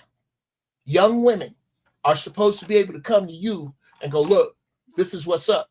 Well, young lady, these are my mistakes. Not how shitty the father was. He didn't forcefully take my womb from me. I gave it to him. And here's why. And be real honest about why you ignored those signs. What were the things that blinded you? What were the things that caused you to ignore what you know you saw? That's the only way to grow. That's how I got past the funky ass ex-wives I have. Is why did I pick them? Why? Because if I don't know why, I'm gonna pick another one like that. I'm not gonna be able to give good advice to other people to not pick that way. If I can't say I picked this man, and if it's as simple as the dude wore this cologne, and when I let him near it, this nigga put Ahmad's cervix looked like a golf ball with all the dents he put on it. If that's it, then that's it. Whatever it is, you got to be honest about it and be transparent enough to be honest with other women younger than you. That's how you get off that cross. Yeah, I looked at. He came in the form of a protector and a provider. He came in the form of everything that I thought traditionally how a man should show up. Sure. Amir Abbey said, question to the panel. My daughter is having issues with a guy calling her out her name and giving her issues. Do I allow her boyfriend to take care of it, or do I, as a father, take care of it? Number one, how old is your daughter, Amir Abbey? How old is the daughter that you're talking about? That's one. My daughter's having issues with a guy calling her out of her name and giving her issues. How old is she? And why is she having this issue? Like, why is dude number 3 in her orbit? Dude number 1 is you. Dude number 2 is her man. How is dude number 3 in your daughter's orbit? She's 18. She's still living in your house. Shout out to the hood service. She's 18. Shit. Dude number 3 just trying to sneak his way in. If you've entrusted this man, if you entrusted this boy with your daughter, you should entrust this boy with the safety of your daughter as well. Not at 18. Hell no. Okay, but that's what I'm saying though. So if we not going to step up and do the job ourselves, why are we entrusting our safety to another boy? But that's what I'm saying. If his daughter's 18, so he should be the one to go ahead and check this boy. I mean, he trusted this boy. He trusted this boy enough to have a boy. He trusted this boy enough for his daughter to have a boyfriend. So why are we only entrusting what part of his daughter is he entrusting to this boyfriend to where her safety is not included into that? Because the daddy ain't gonna be around all the time. He got work. He got things to do. I hear you, but like he just found out this morning, if she's still in his home, I'm assuming that she's still in your home, right, Amir Abbey? I'm assuming she's still in your household, right? She's 18. I'm assuming she's still in your household. Am I right about that? I could be wrong. She live in her daddy house, if she still live with her daddy, if she 18, that's what I'm saying. If she 18, she still live with her daddy. Her daddy should be the one to check that dude. Thank you, man. Step outside the house. Don't handle that. Nuck if you buck. Yeah, you gotta handle that. Nuck if you bucks gave me $5, said $10. Thank you, man. I appreciate the 5 on 10. Thank you, brother. Salute. I appreciate it all. Y'all support the show, support the stream. I mean, be like Nuck if you buck and support the show. We just need 14 more people, at least $5 a piece. I appreciate you, Nuck. Thank you, man, for coming through and contributing to the conversation and supporting the show, man. Thank you very, very much, family. I appreciate that. I appreciate you. I appreciate you. Thanks, man. There's not enough information here to really make an informed opinion because it is. That's all you need to know. Wait. If the daughter is 18 and if it come between her boyfriend and her father, and she live in her father's house between handling a situation, that should be the father that handle it. No, not that part is. Okay. I'm trying to figure out, how is this boy in your orbit? It could be a nigga. Are y'all in chemistry? No. It could be a nigga. Niggas try, right? Niggas try. Come on, man. That's not even a hard thing to figure out. Well, no, gentlemen. It's different if she got chemistry class with this nigga, or if he's a supervisor, or if he works at Home Depot with her. Those are different factors. How is he in your life? Because if he's in your life in a way that you can move so that this nigga is not in your life, then I'm gonna teach you how to handle this. Not the son, my daughter. It is very simple. Any man that you don't want in your life, you make it clear. If he does not move like this is the Me Too generation. Drop a case on his ass. Tell and let him know. If you say anything else to me, bro, it ain't gonna be about my father or my brother or my boyfriend. I'm gonna put these white people on your ass. Just stop screwing with me. Because so much. You may not, but what so you think, much. AM? I don't like it. What you think? So we putting faith in the corporate. Hold on, real quick. Will Sal, real quick. What you think, AM? Putting people in the person's life for calling them out their name. Well, the smart thing to do is to it depends on the situation. If it's a supervisor or a classmate, or it just depends on the situation. Yes. Depends on the situation. Now, if it's me, I'm probably gonna show up. Me too. Yeah, I'm gonna not show to up. school, but I'm gonna show up after school. I'm gonna show up and make my presence felt. How about that? I'm not gonna show up to do damage. I'm just gonna show up to prove that damage can be done, if that makes sense. Yeah, make you understand that there is somebody that here is a factor that you need to deal with, young man. That there is someone who is willing to take this to whatever level over your behavior. Now let's discuss your behavior and why it is that you feel the need to call my daughter out of her name and why she's even around you. That's my question. Why is she even around your ignorance? I'm sure you create your own reality. You create, that's the thing. That's it. You create your own reality.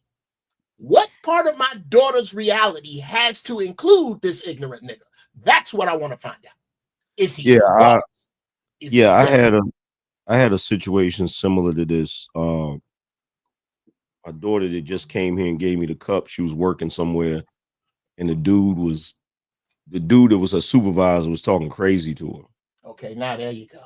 And her mother called down there, and he decided to talk crazy to her too. Oh, okay. And I overheard it. That's the only way I found out about it, right? So I went down there to the spot, to the store, or whatever, and went in the store and was getting the dude to help me look at stuff. Yeah. So the whole time we looking at stuff, I'm asking questions about the stuff or whatever, and this, that, and third. And I'm got a regular demeanor, normal, like I'm a normal customer. Get towards the end of it, I'm like, yeah, I came down here because my daughter told me y'all had some nice stuff down here. And then I changed my whole demeanor and just stood there and just stared at him. And his whole expression just the blood left his face. Yeah, just kind of just melted or whatever, right? And he's standing there, and then I just walked off. That's all you need. That's a Jedi mind trick, eh? Yeah, then I just walked off or whatever. And needless to say, there was no more issues there. Absolutely. That's like the same Angry Man.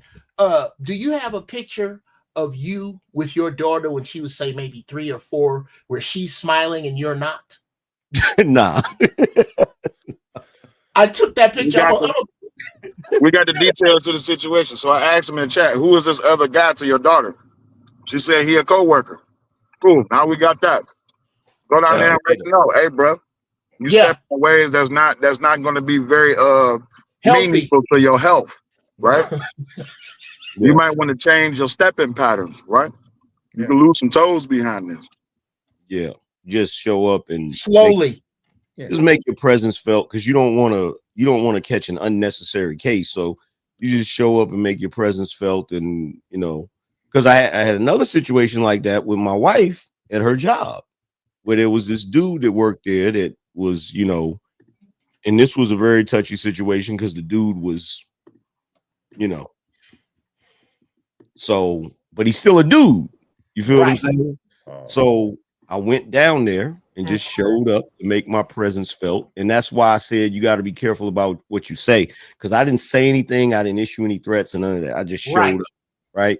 I just showed up, and it still turned into, him telling the higher ups that she called her husband to come down there and intimidate him.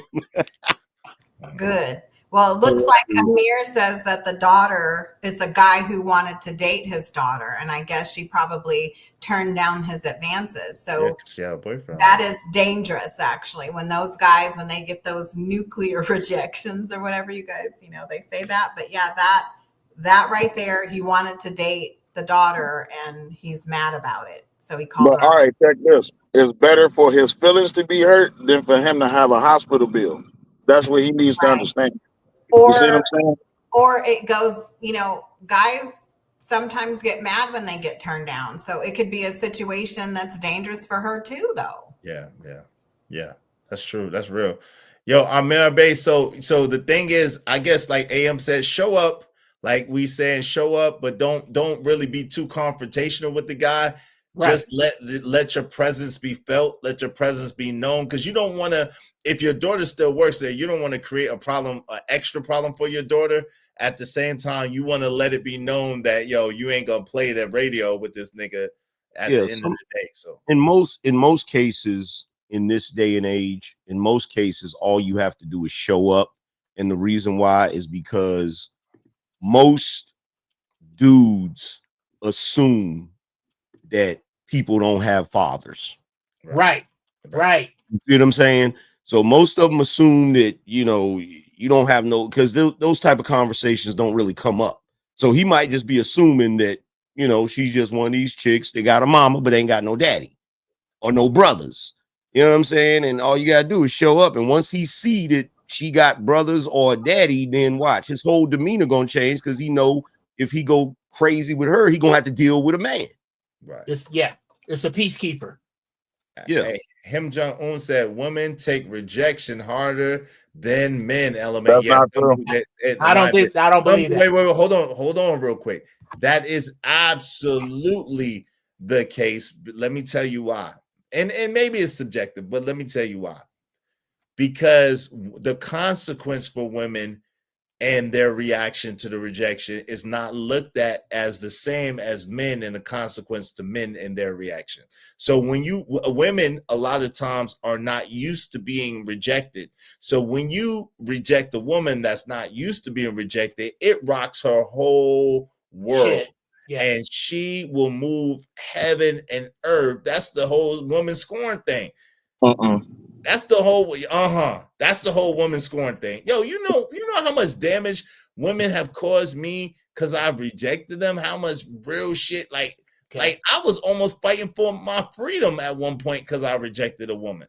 Okay, I feel you. I come from the same sentiment, right? I come from the same sentiment, right? But when we look at the overall of it all, dudes who get rejected be ready, they be ready to do damage not only to everyone else, but majority themselves, right? Thank you. That's something that's been recorded statistically for the longest, right? Now you may get your 15-20% of women who like really to burn down the whole entire earth just because a guy told him that she looked a certain type of way, or he didn't want to date her, he didn't want to have sex with her. But it's majority dudes. I do you, me, and the kids. I'll do the whole house. You know what I'm saying? Right. That's majority Okay. dudes. Women. I don't know. Women do not take rejection well in my. I don't think that's. Act out in certain ways, like if we're cheated on or something like that. That's when we could probably maybe go ballistic. But no, if you're advancing on a man and a man tell you no, you know how tragic that shit be. Or if you think you're gonna get some D from a man and a man decide he don't want to give you his D. Yo, women go crazy. You're right, but they go crazy. In order for you to be entirely right is because you are right. Women take rejection harder, but there is no female equivalent to the song "Stand." There isn't. Dudes. No, there's a movie. There's a movie that's worse than the wow. thing. Yeah, you gonna do that? You gonna do that It's right called now. Basic. Hold on, it's called Basic Instinct, and it's called Wow. Basic Instinct. And what's the one with Kathy Swim Bates? Fan. Okay, all right. What's the Fatal one with Attraction. Kathy Bates when she had Fatal Attraction? Misery? She had the man with the block. Misery, yes. Y'all didn't see Swim Fan? Okay, Yeah, Swim we seen Fan. Swim Great, Fan. guys. Saying that. Okay, well, let me apologize. I'm glad you guys cleared it up for me because before I came on here, I thought that it was mostly men who delete people over rejection. I am glad to find out that I was wrong about that. Thanks. They talking about in the entertainment. I ain't gonna let them just get away with that. Thank you. He said Bruh, there's no listen. equivalent. Hold on. No, Sal. Uncle Jeff, shout out to my Uncle Jeff, said there's no female equivalent to the the song. Stand. Then And sing I the said- song. and Sing the hold on, song. hold Sing the on. song. A song that's equivalent to "Stand," like by Eminem. By Yeah. Eminem, right? That's what you're talking Sing about. the song. Hold on, no. We're not gonna do that. And I said, no, Jeff, you're right. But there's worse scenarios, and there's these movies that show women getting rejected. That while all the obsessed anybody, that while all the way the F out. I'm gonna take the corporate answer. I'm gonna take the corporate. Look, they lie I'm with gonna take Martin. the corporate answer on this, and I'll just say I don't have that information at the moment, but I'll get back with you. How about that? Yeah, because it's y'all are quoting movies, and yeah, it looks that way. quoted in Stan. movies. No, No, don't do I'm that, glad Ari. to be Uncle Jeff enlightened. quoted Stan. And I'm wrong. I'm wrong. So I don't know. I'm wrong. What's Stan? Women delete men far more. Women get mad and delete the whole family far more. Wait, than no, that's not white what males wait, do. come on, Uncle Jeff. That's on. an intellectually dishonest argument. Let me tell you why. Because again, it's the equivalent of men use their Color purple. Hold on, real quick. Men use their fist, women use their words. So again, you cannot. That's a false equivalency. Number No, one. it isn't. And it's an intellectually dishonest argument. No, 'cause it isn't. Hold on real quick, because that's not what the brother said. What the brother said is women take rejection harder than men, in his opinion. Women take rejection harder than men. Not that they do something more violent than men, but they take rejection harder. That's a fair assessment. Yes, it is. I stand corrected. That's not fair. That's bias. Hold on, that's a fair assessment. Cellulite podcast. If you're talking about an emotional, how are you gonna wait? Let's go here. Hey, Anger Man, watch how I do this. No, don't watch shit. Let's go there. So since you wanna go there, how the hell is a logical creature going to take rejection worse than an emotional creature? Please go ahead. Because most men aren't logical. They're just followers. Nigga, stop. No, I'm a. And then I'm young That's not fair. men are dealing with hormones. All right, so now that I got that out the way, dudes is more susceptible for crashing out if a woman don't want them, because y'all already say it's hard enough for a man to get a compliment. Y'all already say it's hard enough for a man to get a relationship, y'all already say for it's hard enough for a man to get a marriage. So when he do find a woman that he has a legit interest in and she rejects him, he's more than willing to crash out because of those facts. Because he's been searching high and low, far and wide. Ain't no mountain high enough. He's been looking everywhere for this woman. So go ahead. False. So the fact that men by nature are more used to being rejected than women are, then men by and large take it a lot less serious than women do. Now, are there men? Hold on, real quick, and I got you. Are there men that do crash out behind being rejected? Yes, I agree with you. However, women by and large take it much, much worse because they have far less practice at it. They're far less likely to be rejected than a man is. Yeah. You're correct, but here's the thing. You talk about majority. Hold on, let me get in there. You talk about majority versus minority. So if men have more practice on getting rejected by women that don't want them rather than they do at women that do want them. So how do you think that works on the other side of the coin? So women get out here. Listen what I'm saying. So dudes running. Okay, I'll simplify it. Dudes get out here and they be trying to get with women that really don't want. That they really do want,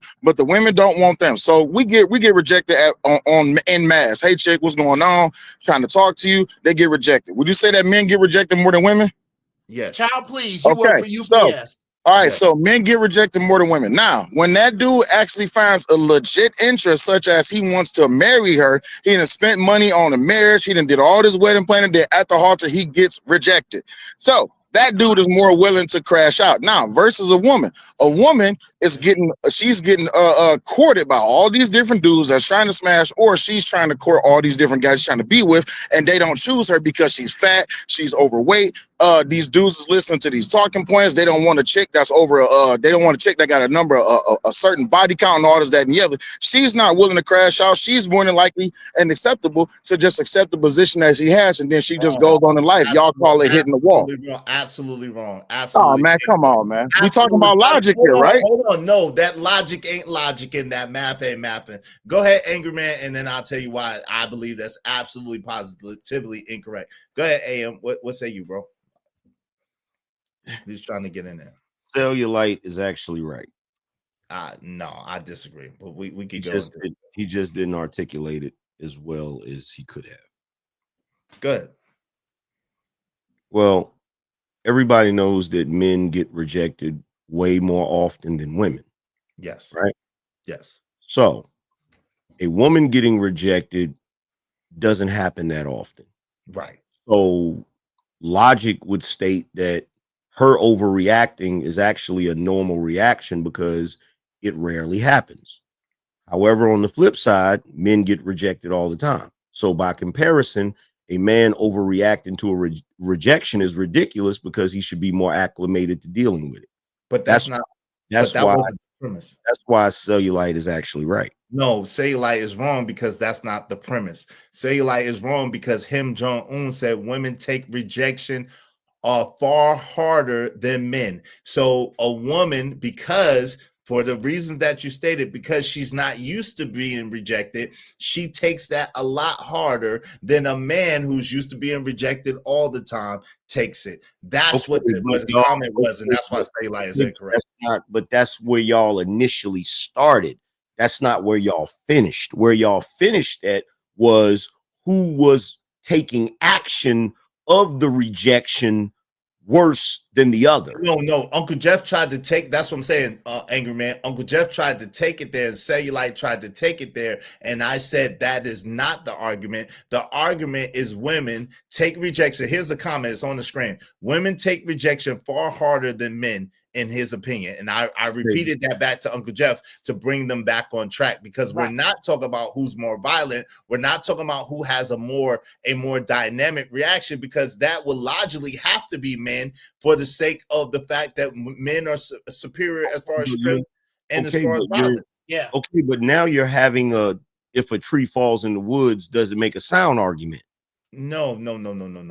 You are, because how do you gauge who's taking it harder if you're not gauging it based on what they do after they got rejected? Because this is how the logic, like you just said, women are emotional. We all agree with that, right? More emotional than men, right? We agree with Uh-huh. that? Okay. Yeah. Okay. Women are not used to being rejected. Like you said, we all agree with that, right? As a whole, they're usually not used to being rejected, right? Yeah. Men, by proxy of what it is, we are used to being rejected in one form or another. Come on. So, I'm still here. I'm just in the store. I just can't talk. all right. So women do take it harder when they are rejected by the fact that it doesn't happen that often. And we know this because they'll be like, damn, if a dude don't even listen, AM, you know this. If a woman could look at you and be wanting you, and because you didn't look back in the right amount of time, she takes that as a rejection, and she take that hard, like, damn, what's wrong with me? Why he don't want me? He don't love me no more. Come on, man. We know that. But how do you gauge the reaction or the rejection if there's no reaction after it? No, how do you gauge? How do you gauge the way you gauge an explosion is based upon the devastation it creates, right?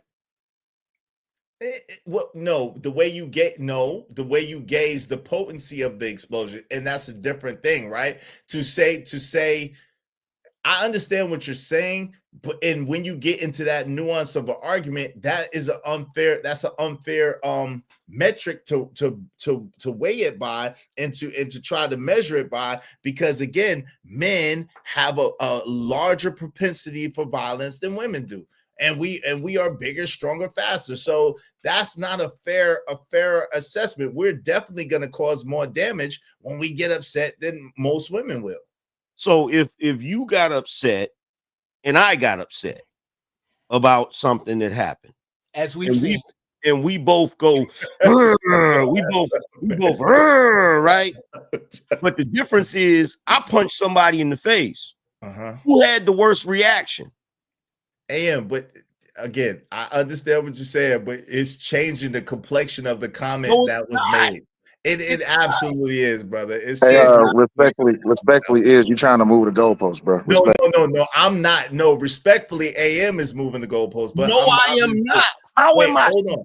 Because look, this is the comment right here. No, hold on. Kim Jong-un said women take rejection far harder than men, in my opinion. And I say he's absolutely correct. How do you gauge the fact? We're talking about measuring the fact that they took the rejection harder. Okay, we're talking about the metric in which you are measuring it. Okay, so if you have a man and a woman and they both get rejected, and you're saying, well, the woman took it harder, right? The only way that you're going to quantify whether or not she took it harder is her reaction. Well, hold on. And the argument, because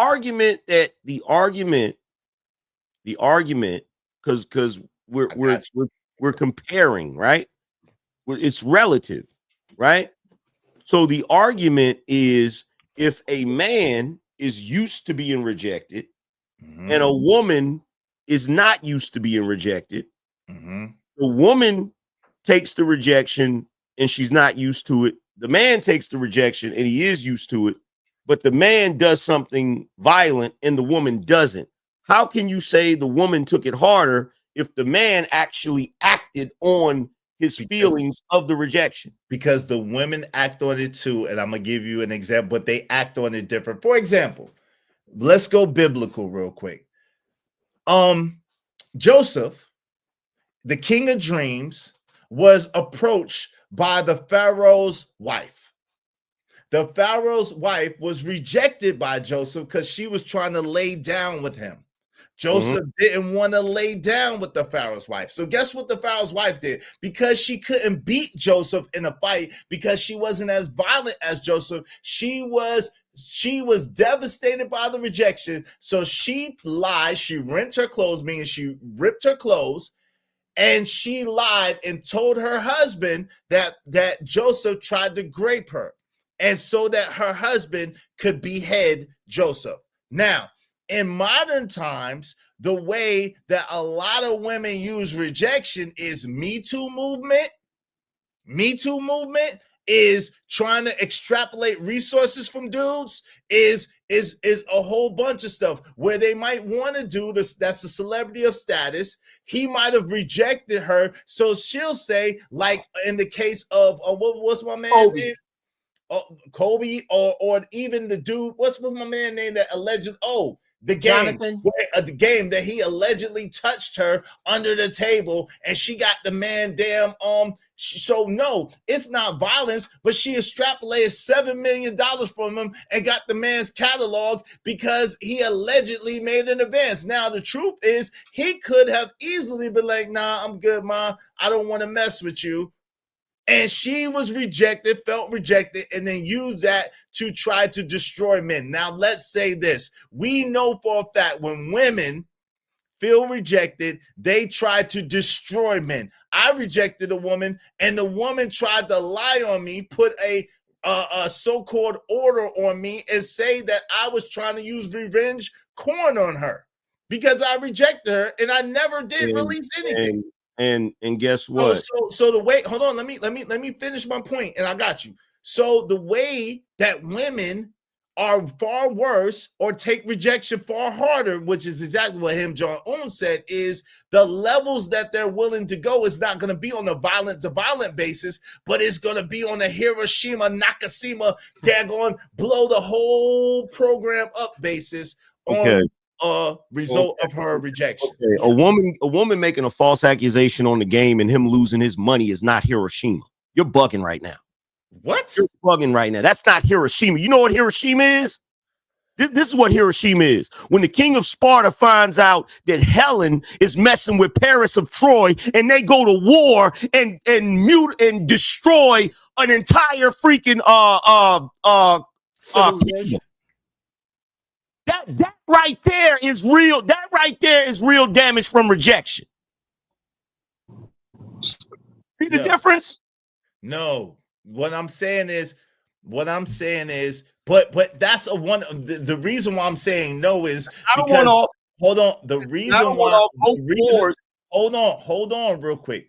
Bro, the reason why I'm saying that. Hey, I said no, so you said see the difference. And I was trying to jump in there too. Hold on, Stel. You can jump in there in a second. Give me 1 second. You asked me, do I see the difference? I said no, and I was trying to explain why. Just real quick.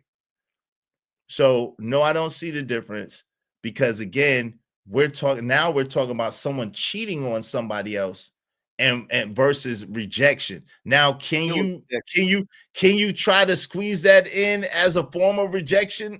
Probably so, but that's not the same. That's not the same example that I just gave you. That's not the same equivalent example I just gave you. It's not the same example. How? It's absolutely the same example. How is somebody's woman cheating on? Wait. She rejected her husband.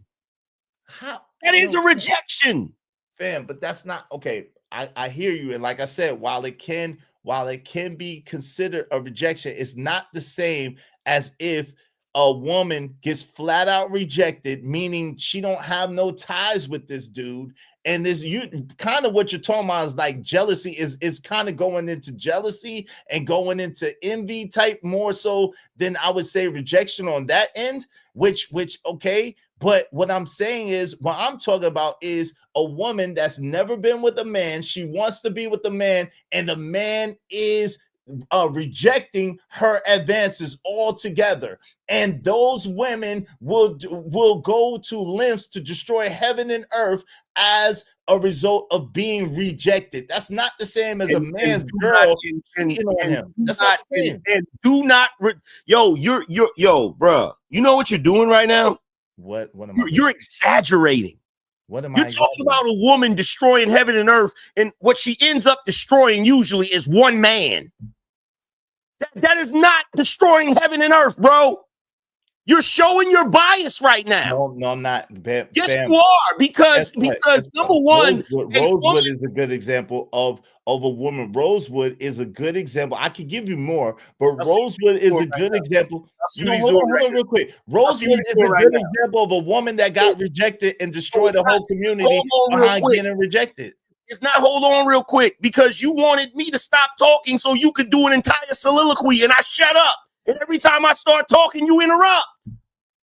Let me get my soliloquy. Let me say my words. Because you're exaggerating. A woman destroying one man is not the same as a man going to war with an entire freaking kingdom because his woman rejected him. And the definition of rejection is the dismissing or refusal of a proposal, idea, etc. It is also the spurning of a person's affections. So a woman who's married to a man that stops talking to him to talk to another man is a rejection. It absolutely is a rejection. You're acting like that is something that is completely separate from the word rejection. And it's literally describing the situation. That is being rejected. His wife rejected him by leaving with another man. No, and this man started an entire war with a whole kingdom because his wife left him. And this is a king who could have any woman he wants. And he went to war with an entire kingdom and deleted people simply because one woman didn't want him. That is not the same as a woman accusing the game of something and getting some money out of him. It's not the same. But hold on, fam. And you're right, it's not the same because it's a false equivalency. Let me tell you how. Again, a man that's already married to that woman already had that woman. So if that woman cheated, that's more so a betrayal of trust. That's more so a betrayal than a rejection in the sense of how Kim Jong-un was talking about and how I agree with Kim Jong-un. Again, a woman like the woman in Rosewood, who the man was like, yo, bitch, I don't want you. And then she was, it was a nigga and destroyed the a woman like Shorty off of Daggone Obsessed, where the man is married. He's like, nah, I'm good. I don't want to mess with you. And then she trying to do all kinds of shit. A woman that busts the windows out your car. Cause you said you didn't want her. You wasn't trying to and scratch and key up your car or try to mess up your home. That's what I'm saying. When a rejection is people in the sense that he was talking about it is, yo, someone's trying to approach somebody. Someone says, nah, I'm good. And the reaction that they have as a result of that. We're not talking about people who are married and together, and then the other person stepped out and betrayed them. That's not the same sort of rejection. That's not the same. That is incorrect. That is absolutely hold on. That is absolutely categorically incorrect. You cannot make a word not mean what it means just to suit your point, bro. A woman leaving her man for another man is absolutely a rejection. It may be a betrayal, but it's also rejection. You cannot make the word not mean what it means to suit your point. It's not often used there, but that is I'm just refereeing. Angry man, you definitely my have a apologies point. for not articulating my point correctly, but I was speaking to the fact that if men have more practice getting rejected than women do, then of course, when it comes to them wanting that one love or that one true love who they believe they love, in this case, we're talking about the Sparta example. He literally destroyed a whole entire country, civilization, kingdom, whatever you want to call it, because he was rejected by one woman. And the example that you use is it only affected one person. Multiple people getting affected by one rejection versus one person getting affected by one rejection. Even in that argument, the rejection falls more on the man than it does on the woman when it comes to who crashes out more because of that rejection. That's why I asked, can you pull the comment back up? Maybe I misunderstood, or my apologies for misarticulating my statement, but that was the premise that I was going on. Nah, but the premise is a false premise, and that's what I'm saying. The premise is a false premise because, again, you said approaching, and a man that already has a wife in the statement and scenario that we was talking about is not the same. So yes, it is a form of rejection. However, it's not the same as what the premise was from the beginning. The premise from the beginning is in an approach, and then the person gets rejected for approaching them. That's what Kim Jong-un was speaking of. That was the the reference that we were making, not from a reference of being married and you and your spouse cheating on you, and therefore that being a form of rejection. No. May I We were use an talking about an example? approach situation.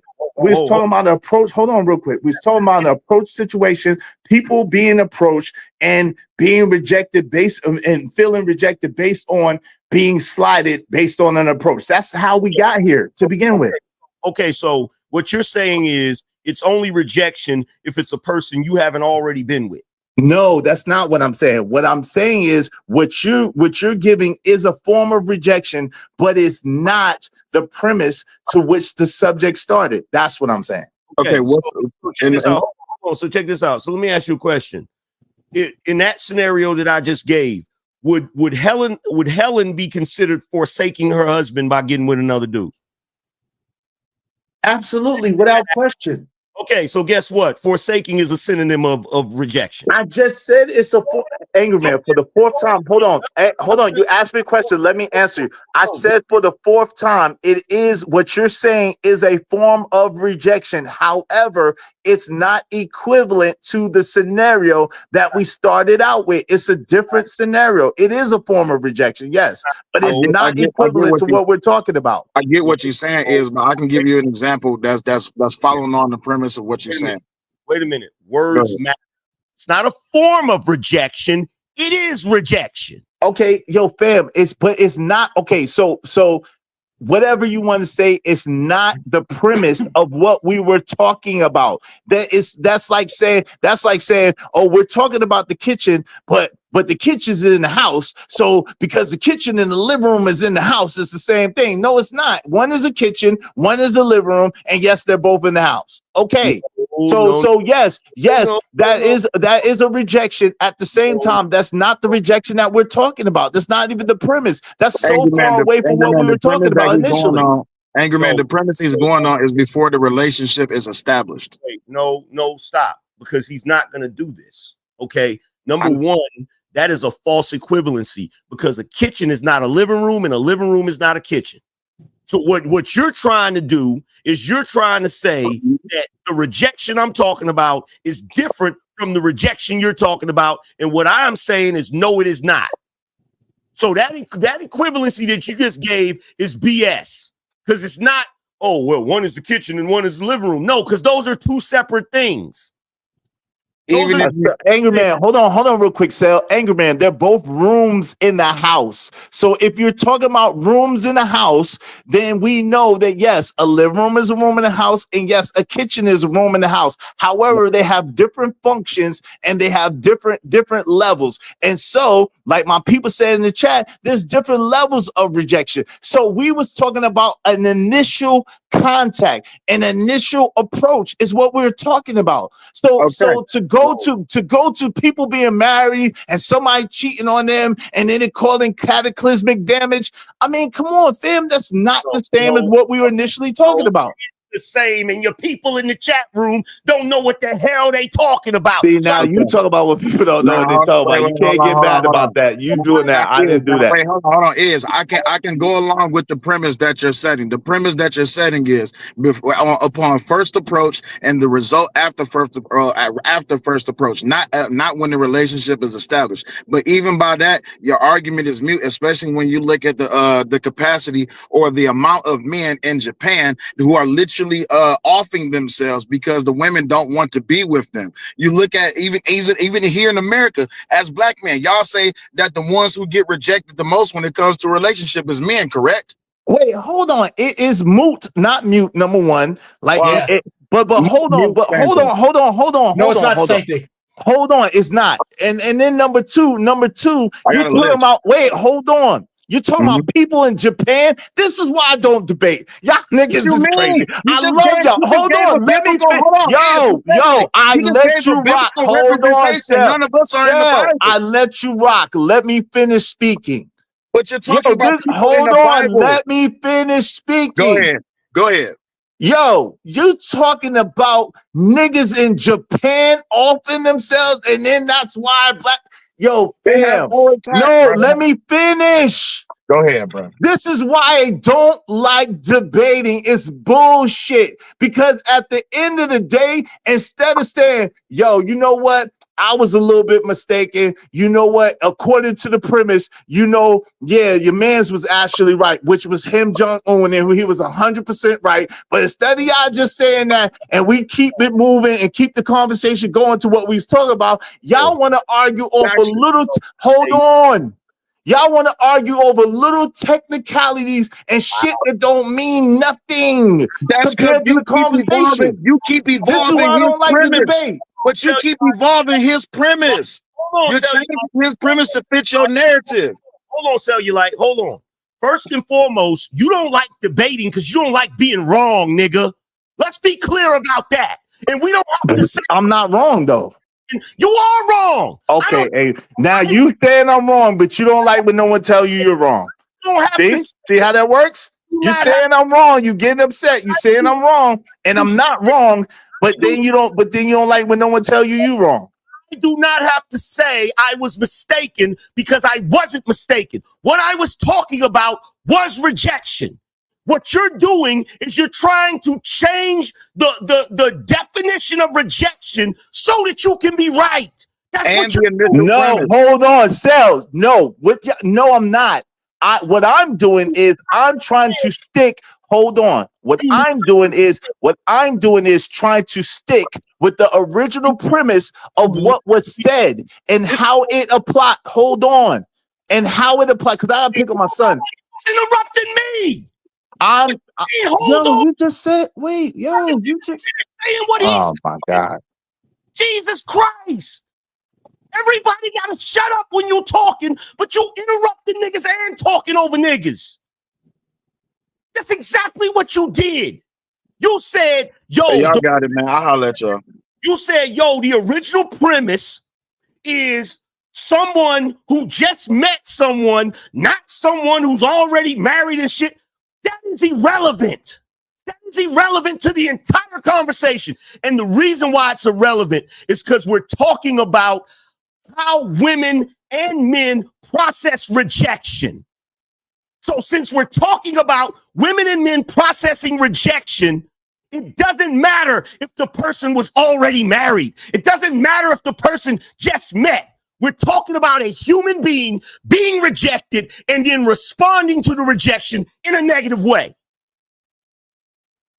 And that's not goalpost moving. That is actually talking about the conversation. But because it is not in line with what you believe and what your opinion is, it has to be wrong. First of all, I wasn't the one that said you was wrong. You just said, like I pointed out earlier, you don't like when no one tell you was wrong, but you hold on. I just was quiet the whole time to let you rock. Can I finish my statement, please? Do you want to bet? Yo, can I finish my statement, please? Do you want to bet? Yo, can I finish my statement? I know I don't want to bet. I would like to finish saying what I'm saying. I don't want to bet. No. Here's the reality. Yo, fam, you just got on your soapbox. I was quiet. I let you rock. I get 2 words out my mouth and you talking over me. Not your turn, angry man. Here's the thing. You don't know how to have a conversation. I don't know how to have a conversation. But you don't want to talk to niggas. You want to talk at niggas. Yo, I'm the one talking at you. Yes. I'm the one talking at you. This is hilarious. Every time I respond to you, you stop me so that you can give a soliloquy. How are we having a conversation if I can't respond to what you're saying? I didn't get what I had to say out my mouth.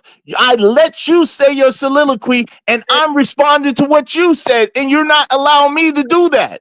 Because you said I didn't say you were wrong, and I interjected. You win. Am, you're right. You're 100% right. You win. You win. You're 100% right. Everything you said is 100% right. Yo, you literally said a few minutes ago, you said, this is why I don't like to debate, because all you niggas had to do was say that I was mistaken. Is mistaken also a synonym for wrong? Yes or no?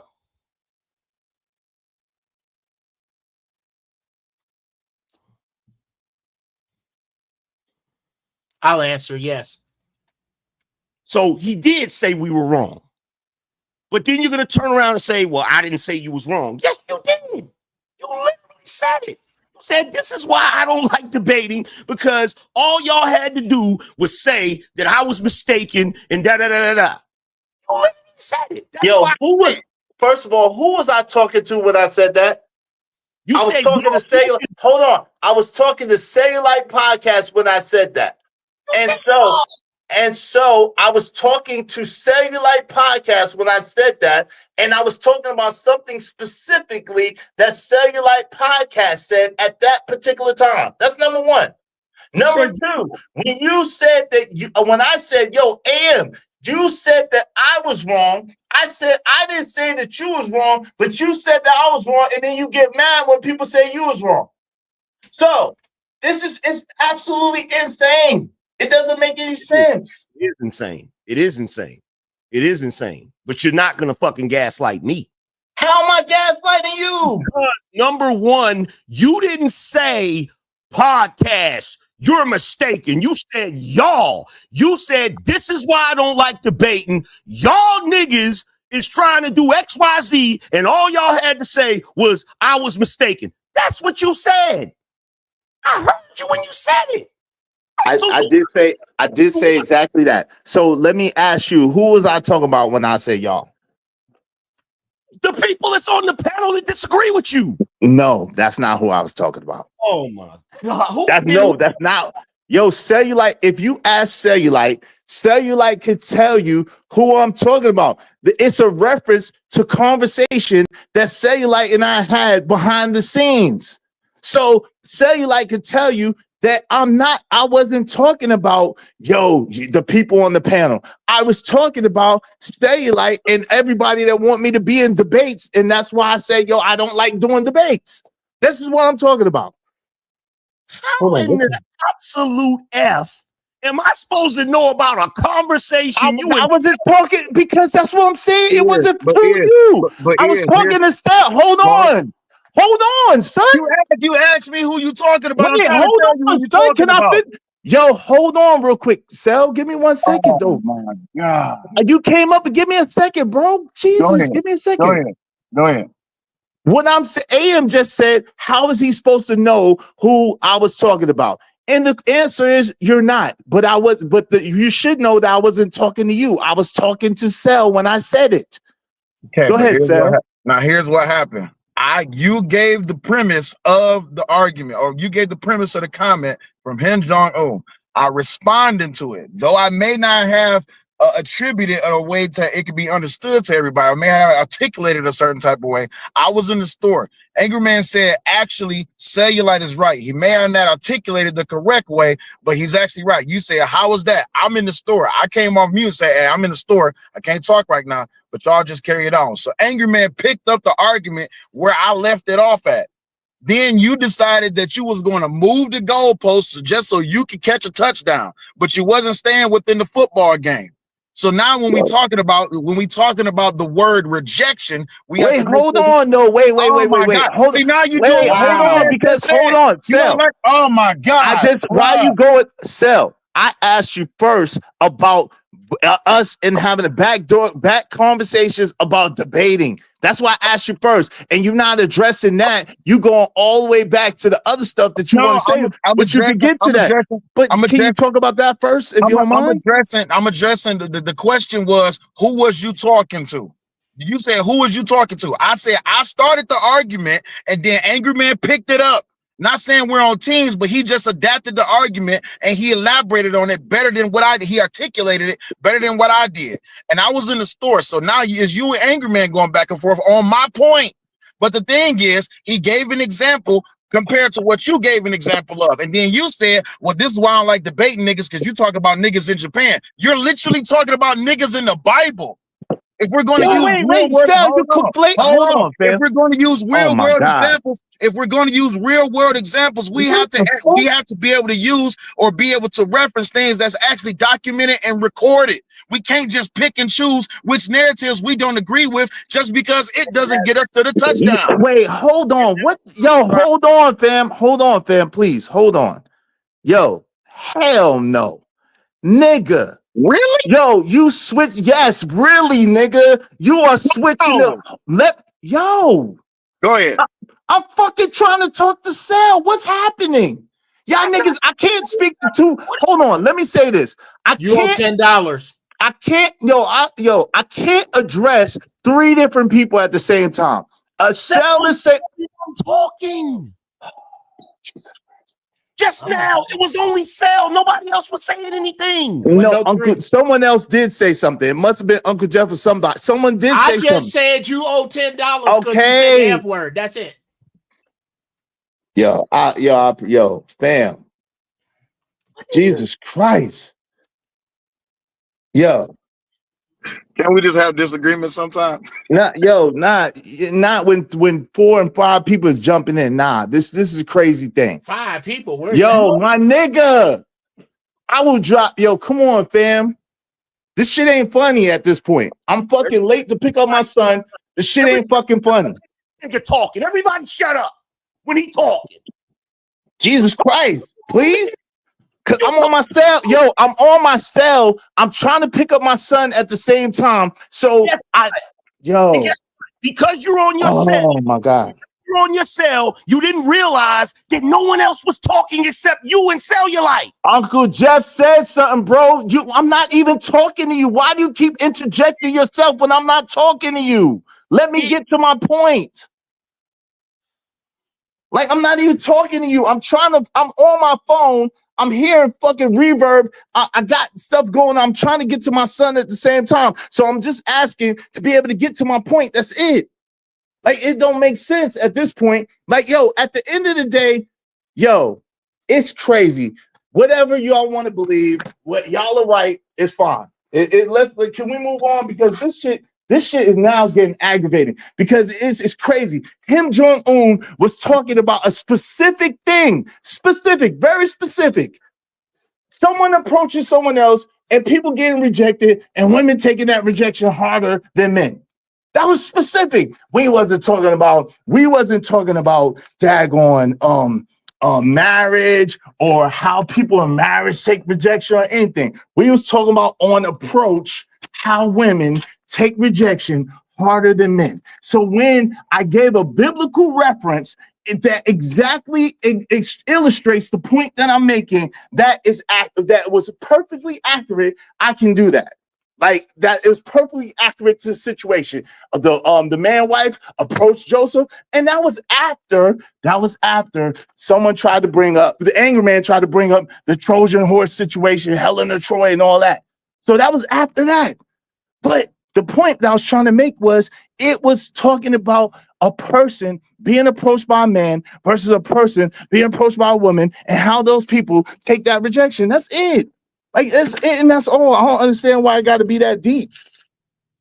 I don't understand why it got to be that deep. Don't even make sense. Can we talk? Can I talk now? Because no? Okay. Let's enjoy the silence. Well, for one, Uncle Jeff. You got it, Uncle Jeff. You hadn't said anything. In that moment that he's talking about, where he is like, yo, all you niggas is talking. In that moment, and you can rewind the tape when you get a chance, you can rewind it. In that moment, nobody was talking but you and Cellulite.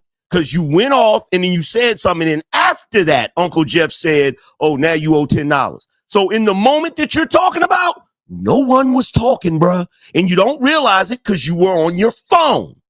And that's all I was trying to interject. But you over there having an entire conniption because I'm trying to tell you, bruh, you're not realizing no one else is talking but you and Cellulite. And as far as what you just said, that's the most ridiculous thing I ever heard. So you can make a biblical reference, a historical reference, but I can't make a historical reference. And as far as what he said about someone approaching, yeah, that was specific. But the reaction of men versus women, that's not specific. So I'm using an example of how a man overreacted to being rejected. Doesn't matter if he was just approaching a woman. Doesn't matter if he was already freaking married. It's logical. You just don't like it because it disproves your point. Yo, So first, you brought up Helen of Troy first, and mine was a response to that. Secondly, Kim Jong Un brought this is his exact statement: women take rejection far harder than men, in my opinion, and that was in reference to exactly what we were talking about at the time, which is men approaching women and cussing them out and fussing them out because they reject them versus when women get rejected. It was straight to that point. So again, I didn't move a goalpost. I didn't change the subject. I kept it in line with what we was talking about. Yo, no problem, Kim Jong-un. Yo, shout out to Music Man 1982. Shout out to Kim Jong-un. Salute. Hey, y'all support the show, support the stream, you know what I mean? I did not. Yeah, I don't like, okay, Young 41. Yeah, I don't like when it's a bunch of people talking like at once at me. Like, yeah, that's something that I don't deal well with. So I'll give you that. So maybe because it was echo on my phone, I couldn't hear, but I swear it sounded like people kept trying to interrupt me. But maybe it was just my phone. It's okay. Like I said, I'm on the cell phone. It's not the same as when I'm in the studio. I'm rushing, trying to pick up my son so I don't be late. So I could concede to that point. But the point that I can't concede to is the original premise was based on approach and people talking to people, and that's what Kim Jong-un was talking about. And Kim Jong-un said in the chat, "Yo, Izzy is right." So it's like, yo, it's not. I mean, like I said, is what you said rejection as well? Absolutely. I'm not saying it's not, but it's not compatible to the conversation that we was having at that particular time. That's not the same rejection. It's not. It's only not compatible when you want to be on some simple-minded bullshit. Okay, now so I don't know what I'm talking about, and now simple-minded. Okay, it's not compatible because what's happening right now, which is the most ridiculous thing in the world, is it doesn't matter if he was just talking about a man approaching a woman. That doesn't matter. You know what else wasn't part of the scenario? The freaking man rejecting a woman. That wasn't part of it. The man doing what? Not the original statement. What was the original statement? Wait. I missed what you said. That's what I'm trying to ask you. The man doing what to a woman? Okay. So I missed it. So I was asking. So number one, first and foremost, I did not make the Helen of Troy reference until after you made the biblical reference. I bet you $1,000 right now. I bet you $1,000 right now, AM. I would love to have your $1,000. I bet you $1,000 right now. I'll play it back. I bet you $1,000 right now, fam. What's up? I would love to have your $1,000. That's not true. Let's bet. I'll play it back for you right now. Let's bet a stack. You my homie. Let's bet a stack. I would love to have a stack of Angry Man money right now. Why do you always want to bet somebody something? I like money. That's why we've been arguing for like 40 minutes for no good reason, and no one's paid me. I want to get paid. Can I get some money? I want to get paid. When you said all of y'all are talking, and I was like, yo, won't nobody else talking? You know what I didn't say? I bet you $1,000 is like, why? What is with the betting thing? What is with y'all men that love to bet money all the time? I don't have to bet. Look. You know you. I'd like to answer that. No, because I don't like that money. You know this. The statement that he originally made was that women take rejection harder than men, right? That was his original statement. So guess what is the man approaching the woman in that specific scenario that he doesn't know and she rejecting him? That wasn't his original statement, bruh. So how the hell you gonna take his original statement and whittle it down to the scenario you want it to be? And I can't take the statement and point out the scenario I want it to be. How? Because fam, you're a master at this, and that's not what happened. But it's cool. I am. It's cool, man. Master it what? I'm stating what happened. It's cool because this ain't making no dollars and no damn sense. Like nobody's contributing. But Uncle Jeff wanted to get in. My man Petty Pete that came in here. What's up, Petty Pendergrass? Uncle Jeff wanted to say something. What's up, JD 1975? What's up, Music Man? What's up, Stanley D Rock the Block? Shout out to everybody that came in. What's up? Gextra, Grands, what's going on, fam? What's going on with y'all? Y'all make sure y'all hit the like button. Are y'all not entertained? This was definitely fun. Make sure y'all hit the like button, share and subscribe. It's all love between me and the homie. Now he might talk about me tomorrow. I don't know. Did I earn being talking about? Or maybe later today. I don't know, but we good. We good. It's all love. I'm not talking about this goofy. Can you at least mention my channel and tell niggas when you diss me? Can you at least mention my channel and tell all your subs to subscribe? Like you subscribe to my man, even though I don't agree with this nigga. Subscribe to this nigga. All 800,000 of y'all subscribe to Izzy Bands today. Because we didn't have a dude sitting on the panel today that literally said, Angry Man sent me to Iz, and then somebody in the chat saying, yeah. Yo, mad people did. I know. Mad people did. I appreciate you. But can you give me 700? I appreciate that. And I would also appreciate you if you give me 756,927 more people to subscribe to my channel. I appreciate you. Thank you. I'm not capable of doing that. Yes, shit. I'm not. Shit. Anybody that knows anything about YouTube knows that no one is capable of that. Shit, you are the angry man, and I will not accept anything. Nobody is capable of that. I've been on channels that have 1 million subs. It didn't get me 1 million subs. I just say, look, just say, listen, if you want to catch the latest Angry Man and Izzy Band saga, make sure you check me out on the Izzy Band channel. Yo, hey, listen, for real, all jokes aside, yo, y'all hit the like button. Likes are absolutely free.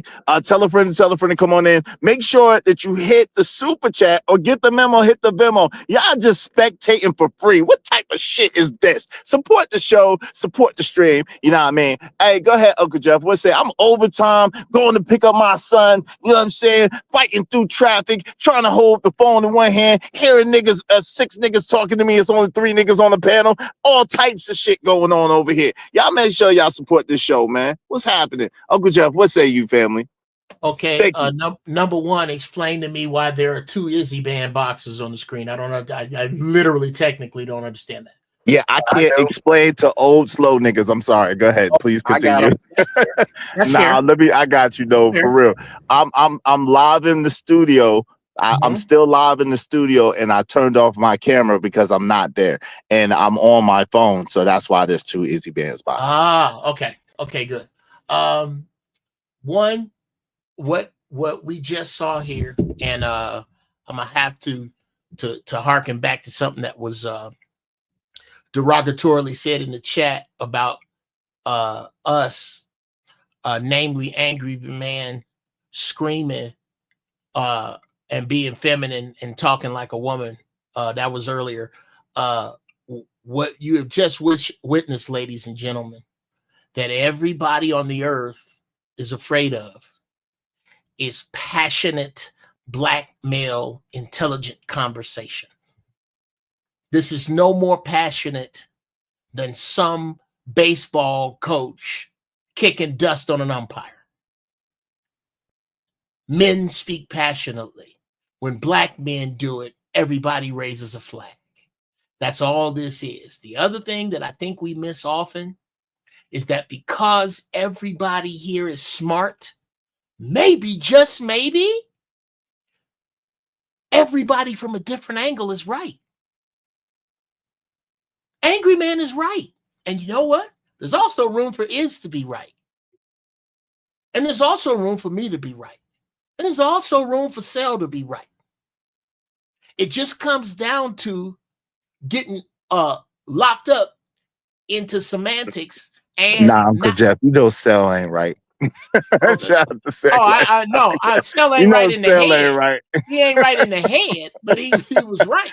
Shout out to Cell Right Podcast. What I'm saying here is what I suggest is that when we get to the point that the conversation is about the unfair conversation of the conversation, I think we should have a panic button we hit that is a stopwatch.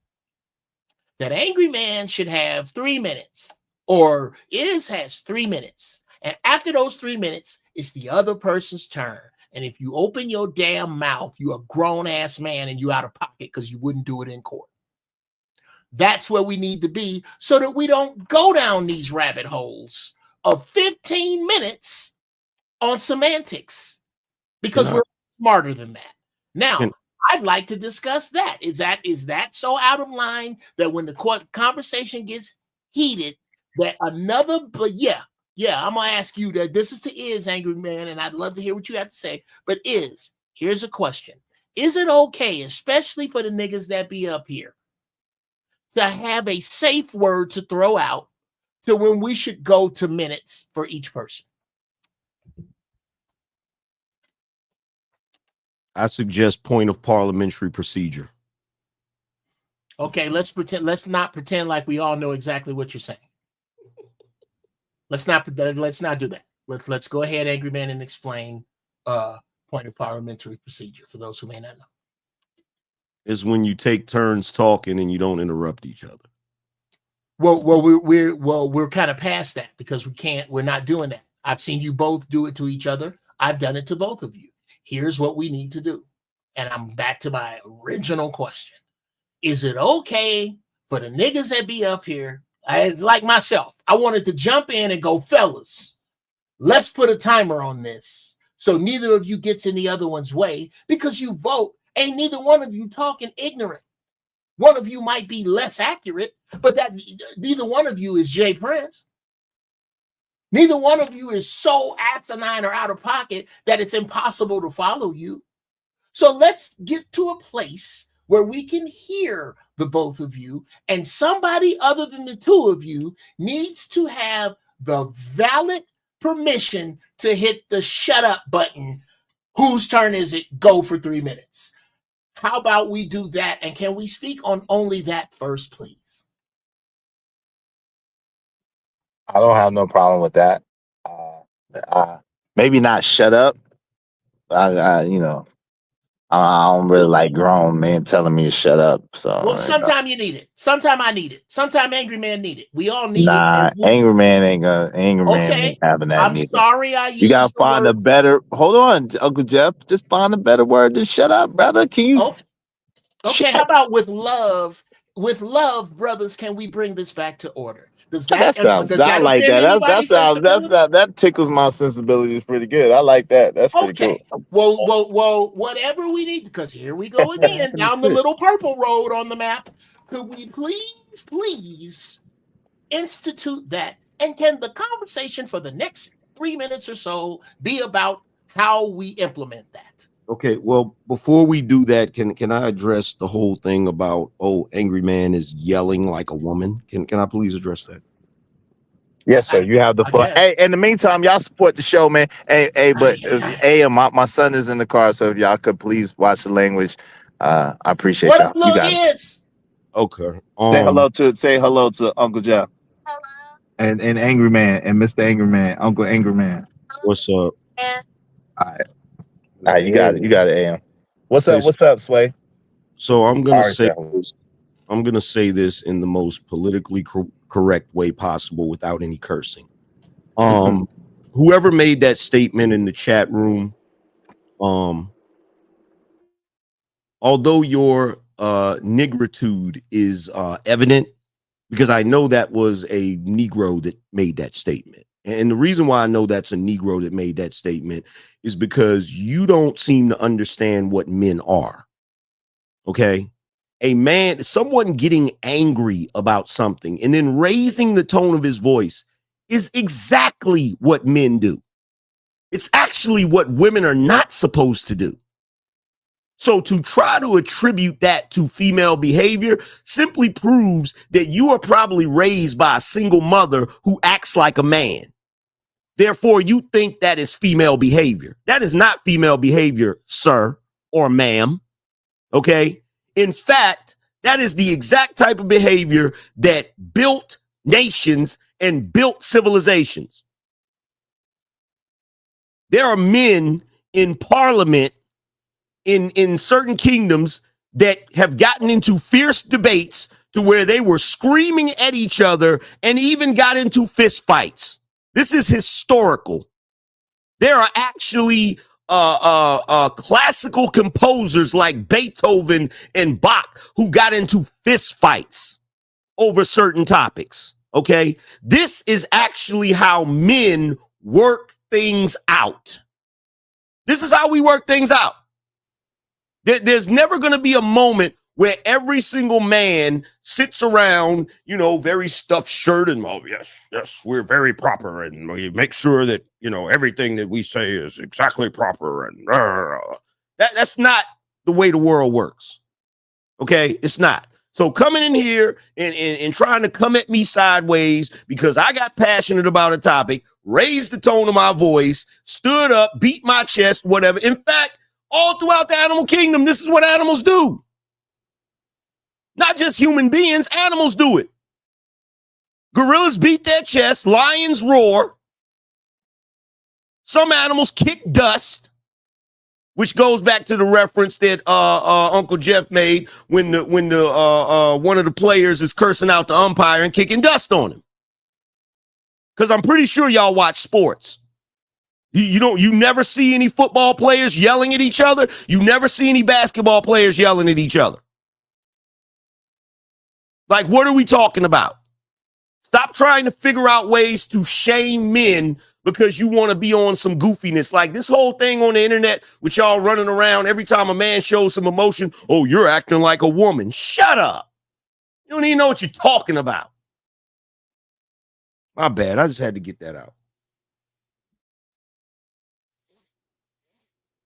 Yeah, they be yelling in the NBA. They be having full-on brawls.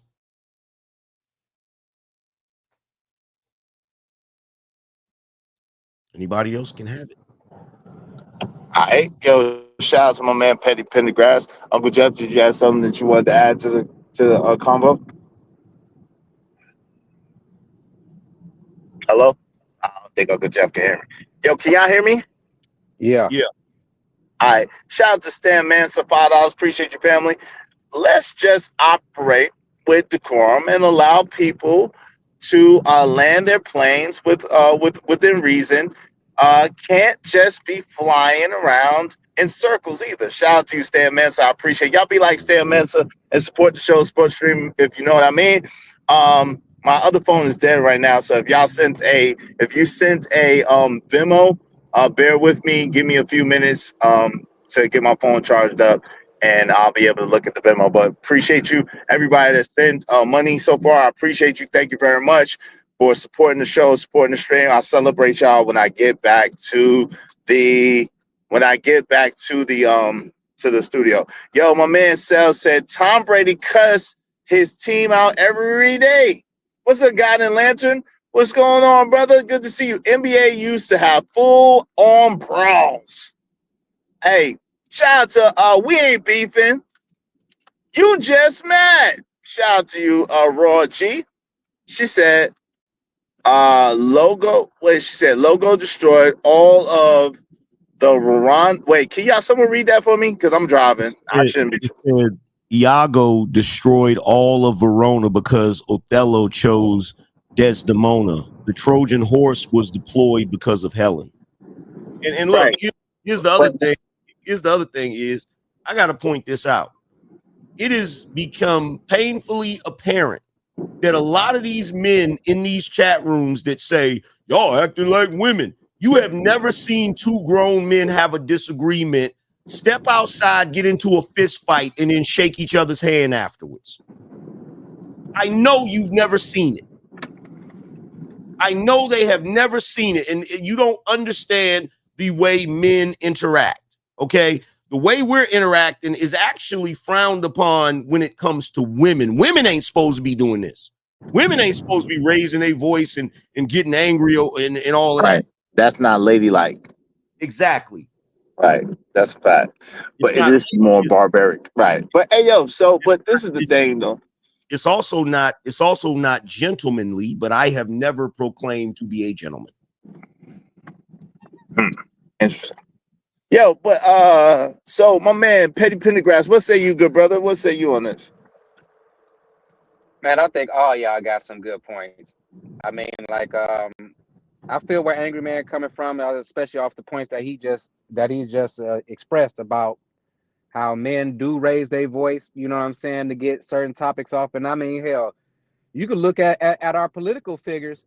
They be in them Congress chambers cursing each other out, and you know, after that they probably having drinks with each other. Same thing with the courtrooms. Your lawyer and the prosecutor and the judge all gonna be at the bar later on that night. But during the day, it's work to get done. You know what I'm saying? Hey. And these discussions that y'all trying to get across, you know what I'm saying? Y'all putting in work. You know what I'm saying? And so that's all that it is. Hey, Petty. You know what I'm saying? You remember the scene on Lean on Me when my man told Crazy Joe, he said, because contrary to popular belief, I'm the head nigger in charge. And then he walked over, he said, come on, let's go get something to eat. You feel what I'm saying? Like, come on, bro. Yeah, man. You know what I'm saying? And because with you and Izzy going back and forth, y'all got history. You know what I'm saying? So you guys can get into heated debates like this. You know what I'm saying? Because at the end of the day, you guys are still friends. You know what I'm saying? And for everybody else that be happening in the chat, we all got to kind of like tie into that same type of energy. You know what I'm saying? And not be offended by it at the end of the day, because we all gang. You know what I'm saying? I got turned on to you, Angry Man, just off watching Izzy. Word. You know what I'm saying? And as soon as I seen that, I subbed you instantly. You know what I'm saying? And so it's love everywhere, and it's always exposure for everybody. We like I said, we all gang. You know what I'm saying? I started my channel because of y'all. You know what people don't get? When me and is on the panel and we disagree about something, we get into it, right? This is Gillian Wallow. This is Mace and Cameron. This is Kid and Play. Like it's like I don't know nobody that have friends that they don't get into arguments with about miscellaneous arbitrary topics. I don't know nobody that don't do that. You feel what I'm saying? Like I done seen dudes get into huge arguments over, well, before the internet and before Google, cats would get into arguments over, nah, it was so-and-so that was in that commercial. No, that was not him. It was the other dude. And cats be going back and forth like yelling at each other. Nah, fam, you don't know what you're talking about. Like, bro, that's normal. And Pam Grier, no knee alone. Pam Grier, no knee alone. Yeah. Cut it out. Y'all be up here cutting up for real. But hello, everybody. I can't stay long. Came for a good time, but not a long time. In regards to the conversation that y'all were having about rejection, right? Referencing my super chat. Othello killed the love of his life because he felt that he was rejected based on the lies Iago told, because he was so mad at the Moor, right? So it was Cassius actually, but go ahead. No, it was Othello. No, it was Cassius that was telling the lies to Othello. Go ahead. No, it wasn't. It was Iago. You want to bet money?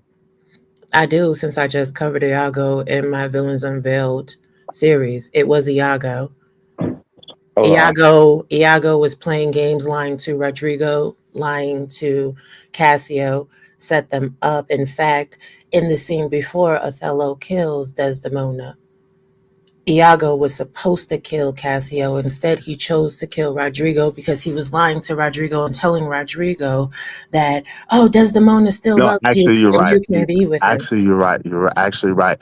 Yeah, I got it confused. You're actually right. But this is the thing, though, bro. Okay. Go ahead. This is the thing.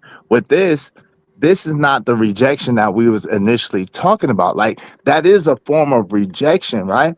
But it's not the initial rejection that the statement that Kim Jong-un was talking about, which was what set this whole conversation off. Right, but this is the thing. It's still rejection. And it wasn't even an actual rejection. done by Desdemona. It was the thought of rejection that caused Othello not only to delete the love of his life, to ruin his position. He not only had power and influence in Verona, but also in Cyprus.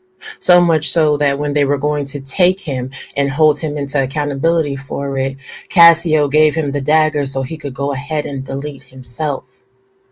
So men by far, even when we look at statistics from the United States Department of Justice, violent crimes of passion are committed by men more than women.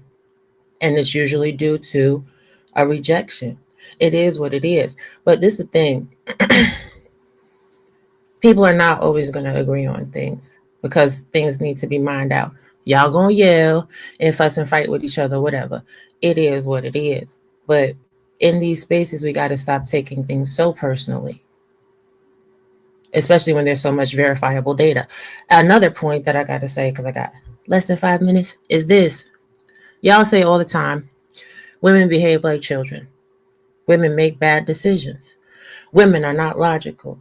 Women are emotional.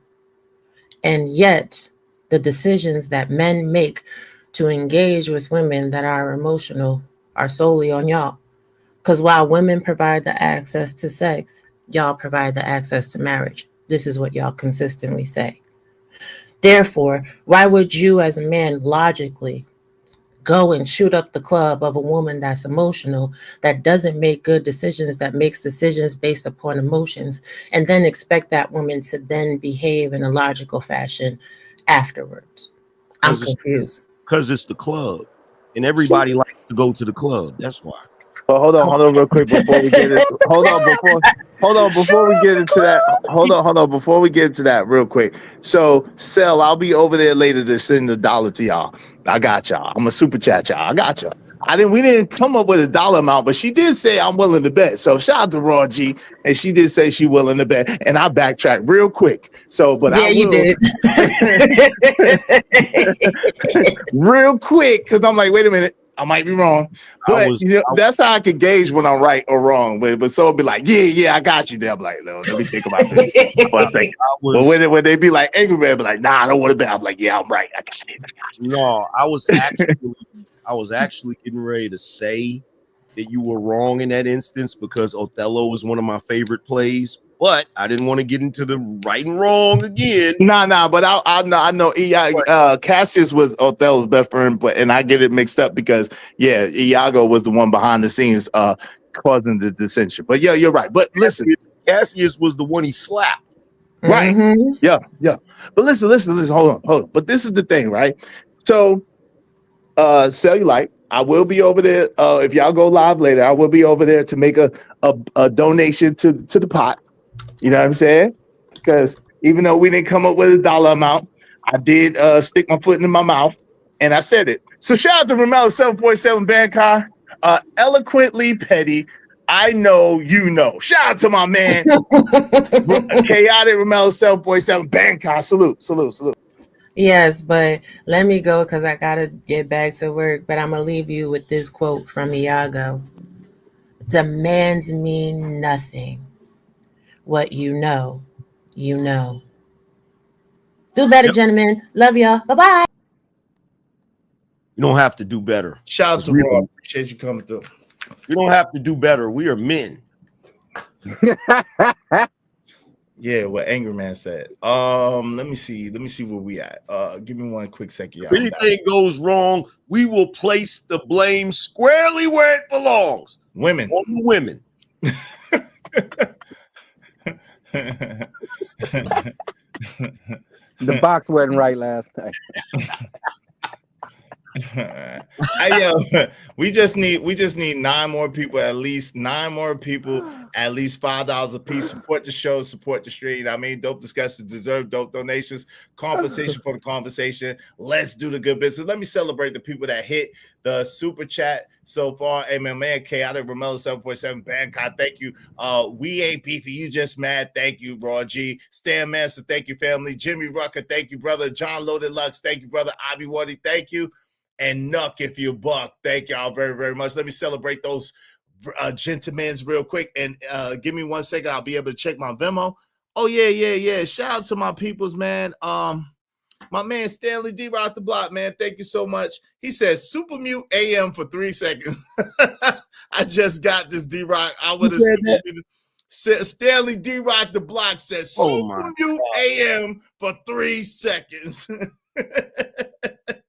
Where's D Rock at right now? Under a dryer? Where is he at? And shout out to my man Cajun Darkfire. Oh, my man Cajun Darkfire came through too. Thank you, Cajun Darkfire. He said, bruh, still good with me. Thank you, man. I appreciate you. And I appreciate you, Cajun Darkfire. I pray you're doing well. And shout out to my man D-Rock. You already know. Thank y'all very much. So that's 2 more people. Thank y'all very much. Let me celebrate everybody that supported the show. Thanks, man.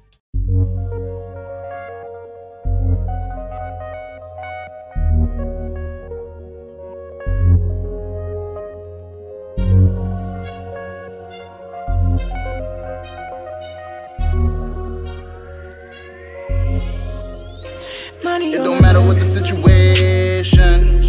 I'm just trying to climb. Hey, hold on, hold up. Angry Man, did you just say is my man D-Rock under a dryer? What the freak? Yeah, I don't... Hold up. Yeah, I don't acknowledge men that put aluminum foil tips on their hair and shit. Oh Lord, he got locks, man. What are we talking? Yo, D. You know who else had locks? Yourself, brother. Who else? You know who else had locks? Nah, who else? Goldilocks. Oh hell no. Rapunzel. Hell no, cuz. Yo, D-Rock, where you at, man? Come up here, man. You don't let him get at you like that. Hey, listen, yo, Cellulite, your argument was trash, nigga. That's why you tried to get Cellulite. That's why you tried to get AM. Your argument was trash, nigga. You know that argument was pasuda, straight garbage. Like, that argument was butt cheeks, yo. That argument was like straight doo-doo, son.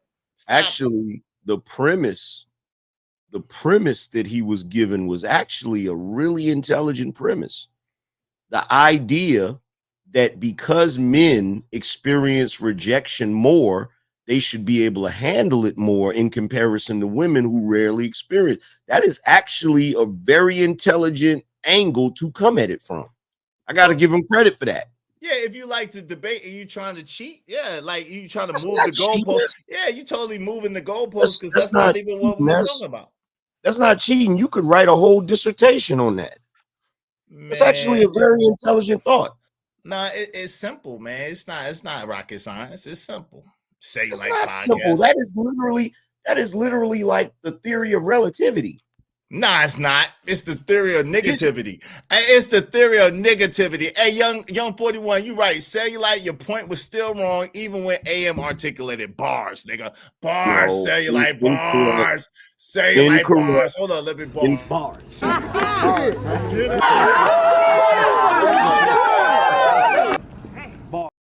Incorrect. Because the reason why it's like the theory of relativity is because the actual response of the women as opposed to the men is relative to their experience as men and women. So no, that is actually a very good thought. It's a very intelligent thought. Shout out to Cellulite. He said he's going to write a dissertation, and it's still going to be doo-doo when you write the dissertation. Write your doo-doo-tation, man. Write your doo-doo-tation. Yeah, absolutely, Uncle Jeff. I said when. Oh, hold on. In one moment, when I finish talking about Cellulite podcast, doo-doo-tation. Y'all go over there and listen to Cellulite podcast and his doo-doo-tation that he gonna say it later. Make sure you subscribe while you're over there and have a good time. All right, go check out Cellulite podcast later after I'm finished live. All right, go ahead. You got it, Uncle Jeff. Okay.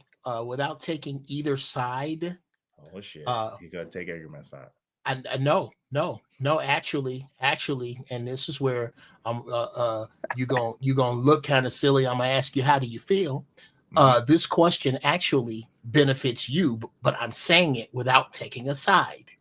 Could someone please, in their own words, define what the term "hell hath no fury like a woman scorned" means? Exactly. I said that earlier. Go ahead. No, exactly, nigga. So how Reiterate my you gonna point. tell Go ahead, me? Uncle Jeff. So how you Reiterate gonna my tell point, me that I'm leaning towards angry man?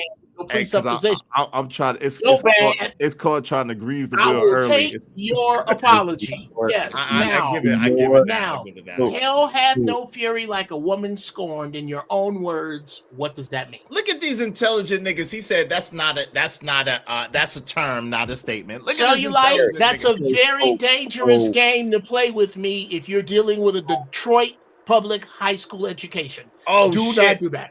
Oh, Don't do shit. that. I'm not that dude. Oh shit, say like that is not wrong guy. Wrong guy. Check the records. Wrong guy. So I hate that you guys are gonna make me do this. Oh boy, you pushing my hand up.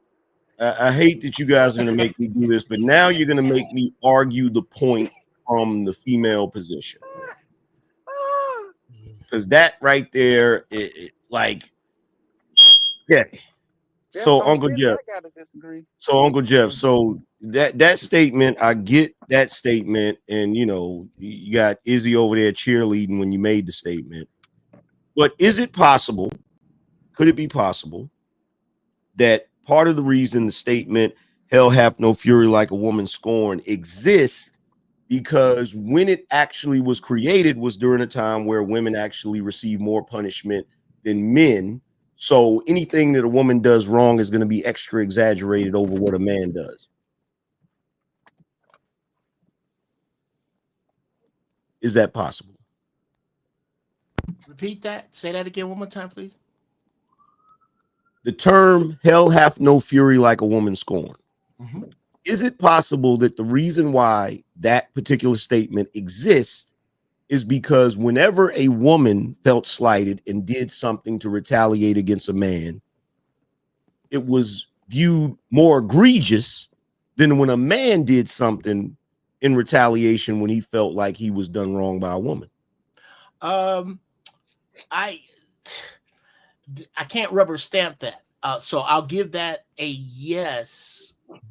However, if I'm allowed to elaborate, if it can't just be in comparison to men without bringing up some of the stories that we have all heard about how hateful and irrational a woman will. This is one of my favorite sayings: a woman will shoot a hole in your boat knowing she can't swim. Yeah. How? Because the level of fury that a woman who feels that she is wronged because of the way she gonna come at it, it's on some other shit. Okay, that's true, but you know, for the sake of playing devil's advocate, historically, whenever a man is slighted, it is expected of him to retaliate. Whenever a woman is slighted, it is not expected of her to retaliate. Okay, I guess. Okay. So something that a woman would do to retaliate against someone doing something wrong to her is always going to be viewed in a negative light. I'm not saying that it doesn't exist, and I'm not saying that women can't be irrational and do irrational things. They do, but there's a bit of bias in the entire scenario, and that's the reason why I'm leaning more towards Cellulite's explanation than Iz's explanation.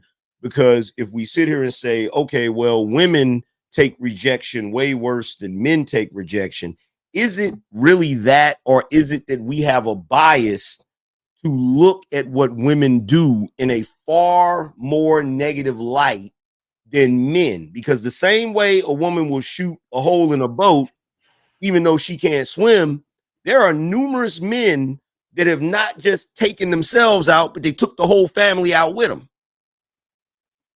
for whatever reason. Sure.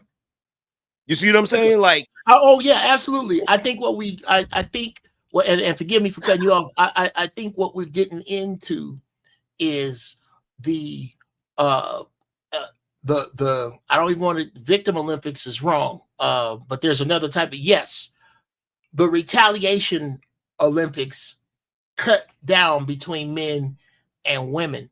Yeah. When the real truth is, the real truth is that they both have their pluses and minuses. It's just that in late history, in newer history, the men's shit has been focused on more because of an economy we need to move. And I'm gonna try not to go way down that road, but the way family court goes, the way since I talked about it last night about how there's very few really cheap, nice men's clothes. It's hard to find. Very easy to find cute, cheap women shit. Yeah. Why? Okay. You see what I'm saying? Okay. I'll give you that. See, okay, so when it comes to that's why me and Iz's reference might not work. Because the references that we gave were historical references where men could pretty much retaliate at will without having any real without any social stigma. Yeah, any repercussion to the fact that you're male and doing it. Yeah. So I'll give you that in recent history. In recent history, a woman overreacting based on rejection, she's going to be more prone to getting away with it than a man will, which probably would deter men from doing it in most cases. Sure. So yeah, I'll give you that. Sure. And a footnote, the reason that me and Angry Man disagree and articulate and debate more cordially is because my 10-speed was never laying in Angry Man's grass, niggas. Y'all always, y'all, the people in the chat kill me forgetting that you niggas go back to 10 speeds. You gotta factor that in. That's why they go at each other like that, because they known each other before they had driver's licenses. So that's on some other shit. Hey, Uncle Jeff, we go back to the green machine. Yeah, back to the green machine. But Come on, man. That was Angry Man's first car. Angry Man was still technically in high school when we met. But in addition to that, when I have disagreements with Uncle Jeff, the one thing about you, Uncle Jeff, is you disagree without being disagreeable, whereas Israel has become a cantankerous curmudgeon older than he's gotten. You feel what I'm saying? He's just very. And I'm not saying that I'm not. Exactly. I'm about to say it takes one to know. It takes a cantanker. Yeah, your name is Angry Man, nigga. And we gave him that name for a reason. It takes a cantankerous punudgeon. I'm not saying. Describe another one. I'm not saying that I'm not right. Okay. I'm just saying in the movie Life, I'm Martin's character. He's Eddie's character. In other words, he hides the goofiness a little bit better than I do. That's all that is. No, it's your ass was getting dipped in the water, and if it wasn't for me, nigga, you'd be in the water right now. That's what it is. You'd be in the water. You was getting dipped in the water. Dude, I saved you from getting drowned, nigga. But I wouldn't even been in the situation if it wasn't for goofy Negroes. Nah, man. You didn't have no money for me to steal. It was you didn't have no money for me to steal, Claude. It was all your fault. Claude was just in the wrong place at the wrong time. However, Ray was knowingly in the wrong. He was in the wrong place at the right time because he wanted to be there. That's the difference. I gotta set up this boom boom room somehow, nigga. One took a shot they was supposed to. One took a shot they was supposed to. The other one took a ricochet. How am I supposed to get this boom boom room popping? Hey, but no, don't forget, Claude ass done dined and ditched before. You know what I'm saying? So, hey, Claude ass done owed them people. Them people saw him. They took his money, and hey, it is what it is. It is what it is. Damn, Claude. So yeah, so it is as you know, he is a cantankerous curmudgeon who is more polite. He knows how to hide it. He knows how to hide it better, but it comes out, it seeps out. See, the difference is, and this is why y'all don't understand when I get angry in debates with him, because I see it when he does it. Y'all don't see it all the time. He slips it in there, like he slips it in there, and then he plays. He pretends like he didn't do anything. But I know exactly what he was doing. I didn't do nothing, man. I was trying to make this map for us to get out of Camp 8. And your ass was trying to make deals with damn Sanaa Lathan in the background. And you didn't include me. I want to get out of jail too. Neither one of us did nothing. I want to get out of jail. Shit. Nah, you was running bootleg. I'm going to bust up in that mother, like the upper room when Jesus. You was definitely doing something. You was definitely doing something, but you was trying to make too many nigga pies. That's the problem. You was trying to make the white only pies, nigga pies. Right. And That's me. You was trying to take the pie, and they didn't want you to have the pie. That's me. Excuse me, Billy. How much for the pie, Billy? That is definitely me, and that's also me. And that's also me that took off running over there and grabbed that damn white only pie and enjoyed it. That is definitely me. And got me on the damn bottle with your crazy ass for no reason, because I ain't touching the pie. If listen, I ain't gonna touch the pies. I make my own damn pie. You know what I'm saying? I made my own damn pie. You up there, damn, took the $2 and spent it on that woman. Like, man, ain't nobody trying to hear y'all. She's a good religious woman. Ain't nobody trying to hear y'all talk about no boom boom room. Man, go to sleep. Man, come on, you messing it up, angry man. Shit, they want to hear. Go ahead, Ray. Yeah, talk about the boom boom room. Tell about the boom boom room. Yeah, boom boom room. That movie was funny as hell, but that's the classic. Depressing at the same time, man. Yeah, jingling. Pitch Woo on the job. Shout out to my man Bernie Mac. May he rest in peace. The legendary Bernie Mac, the funniest man ever to me. Did you ever see him live by any chance? I never had the opportunity to see Bernie Mac live. No. Bernie Mac, Don DC Curry, Tommy Davidson, and J. Anthony Brown are the only 4 comedians I've ever seen go so hard the audience asked them to stop. Yeah, that's how hard Bernie Mac goes so hard that there start being silence in the room. You know how you laugh so hard ain't nothing coming out? There would be pockets of silence of people laughing so hard that nothing was coming out. Niggas running out into the street, knocking drinks over. Yes, Bernie Mac, rest in peace to that cat right there. Yeah, Don DC Curry, he's supposed to be here. I think he's gonna be at Good Nights. Nigga, don't you miss that show? Yeah, I seen him before. I seen him. Okay. Woo! He had me. Oh my God! I thought, bro, I didn't think it was possible for somebody to be that funny, bro. I thought I was going to die from laughing. It was so bad. Like, I'm trying my best, and I was doing that laugh when nothing was coming out. Yes. Bruh. That dude funny as hell. And what his thing is he starts hitting you with jokes, and then he doesn't do the comic timing to wait till the joke dies down. No, hell no. I got 18 more, and I'm gonna hit you with them all right now. That's like that earthquake style of comedy, huh? Mm-hmm. Now, I will say this now. Another monster. I had the pleasure of seeing Paul Mooney, right? Rest in peace, Paul Mooney. And so I had a table right up front. I'm talking about, it was right there. I'm sitting where I'm looking up at him on the stage, right?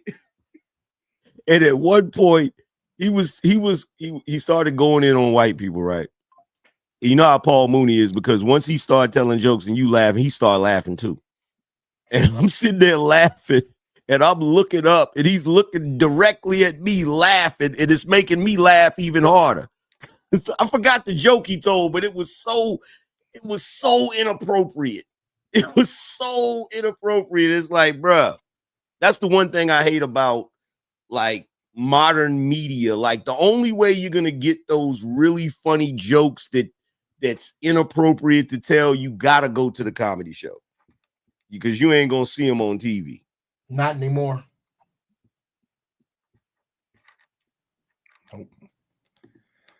Tell him about the Gun Lie Boss. What's up, Angry Snowman? What's going on, Angry Snowman in the building? Tell him about the Gun Lie Boss. Yeah. Oh shit, party over here. Shout out to Cajun Darkfire in the building.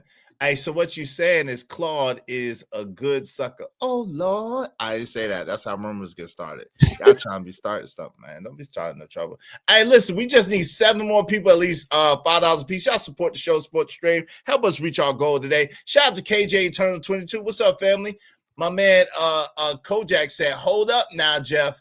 I graduated from the #1 high school in the country, literally, and it's in Detroit. Watch it now. Shout out to Tudor Bud say, women creep in the shadows. We go for the long revenge. Yes, y'all do. Like the baby is yours. Shout out to Dirty Folks. Dirty Folks said, when a woman is slighted, men are expected to retaliate. Either way, you gotta crash out. Dirty Folks also said, no true. Men get reported more, but it's usually women kicking things off. Hey, thank you, man. It's all good. We ain't got that. Hey, Tracy G, what's up, Tracy G? Me and my friends got into calling Q from Love and Basketball, and Juice was his name. Old man, what? Q Man or Q Man? Okay. I don't know what that means. Shout out to Stanley G. Out the Block. AM is the YouTube Marty Schottenheimer. Okay, I don't know what that means. Shout out to Trucker Yell said, what Angry Man is talking about is honor amongst men. Shout out to Trucker Yell. Him, John. Oh, hey, Queen Brielle, how you doing? And this is the comment that started it all. Shout out to him, Jong-un, the man that started it all. The man that started all this nonsense from the beginning. We just have go ahead. Now, there's my point. Put that back up on the screen. Put it back. Oh, here we go with this. I don't know why I did that. Hold on. I gotta find it, homie. Hold on. Yeah.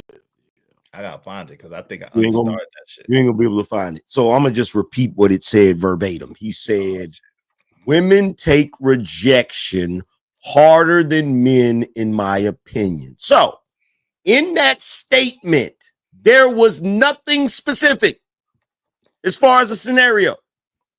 Nothing specific. It was just women take rejection harder than men, in his opinion. So it was based on the scenario that was going on at that particular time, sir. That's what happened. It was based on a comment that was made about how men, when they get rejected, they behave a certain type of way, and then he made that statement, which was it was pertinent to what was going on at that time. Exactly. And the entire point that I was making is that rejection, regardless of what form it comes in, is rejection. And the ultimate point that we both were trying to argue is the reaction to the rejection. That's why I don't do debates, sir. I'm not messing with y'all, man. You got it, yo, son. You know that you don't like to be mistaken, so I'm not gonna make you mistaken. Hey, Uncle Jeff, wave in the back. I know it's you. No, because if I'm wrong, I'm not gonna argue. Well, how about mistaken? Is mistaken? I think mistaken. If I'm wrong or mistaken, knowingly, I'm not gonna argue the point. Now, if I'm wrong, no, you're not listening. Okay, let me listen. If I am knowingly wrong, in other words, if I know that I don't have the details of the situation to argue the point, I'm not going to argue the point. Now, if I am wrong or mistaken unknowingly, meaning in that moment, I do not know that I'm wrong. If you prove to me definitively that I am wrong, I don't have no problem saying, yeah, I was wrong. I should have let Uncle Jeff articulate the point that I've been trying to make all the time from the beginning with, because you conceded that in today's time, the point that I was trying to make from the beginning was right through Uncle Jeff. So shout out to that. Shout out to Uncle Jeff. But you didn't argue that point, because you argued a point that came from the biblical times. That was because point. That was his point. No, I made that point way in the beginning, but because you went to daggone Trojan horse and Helen of Troy, I had to pull out Joseph from the Bible. We're gonna rewind this because please put some money on it. I could use a little bit more money. I need 7 more contributors. Can you put 50 on it? We don't need to put no money on it, because I don't do it for the money. I do it for the bragging rights. Okay, well, okay. So when I prove you wrong right now, what's the bragging rights that I get? What bragging rights? You say I was wrong. Okay. What you want? Like, you get to say that I was wrong, and that's it. That's not enough. Why not? I don't, because you gotta find a way. Considering how hard you argue to be right, it should be enough. Yeah, you gotta find a way to switch it up on me. I don't know. No, because I'm about to go pull it up right now and see if I'm about to pull it up right now. Hold pull on. it up. I'm gonna pull it up. Pull it up. I'm about to pull it up. Hold on. Oh, wow. Lakers versus Hornets postponed. JJ Redick lost his home. Damn, JJ Redick's home was caught up in the California fires. Yo, praying for everybody out there in Cali that's facing those fires, man. Man, definitely praying for you and your family members. I'm sorry that y'all dealing with that. That's crazy. Damn. So, hey, yo, the Hornets and the Lakers ain't even gonna play, AM.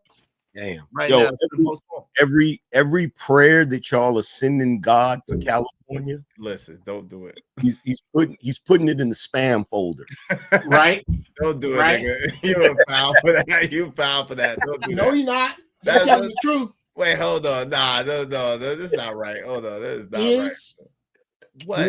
Real talk is real talk. What, Uncle Jeff? Remember that you stupid. Remember the up until about August, September, October, November, December, 5 months ago, 6 months ago, the Uncle Jeff you knew that I used to come on your show. Remember when I told you my dog ran out, got hit by a car? That house I was living in burned to the ground.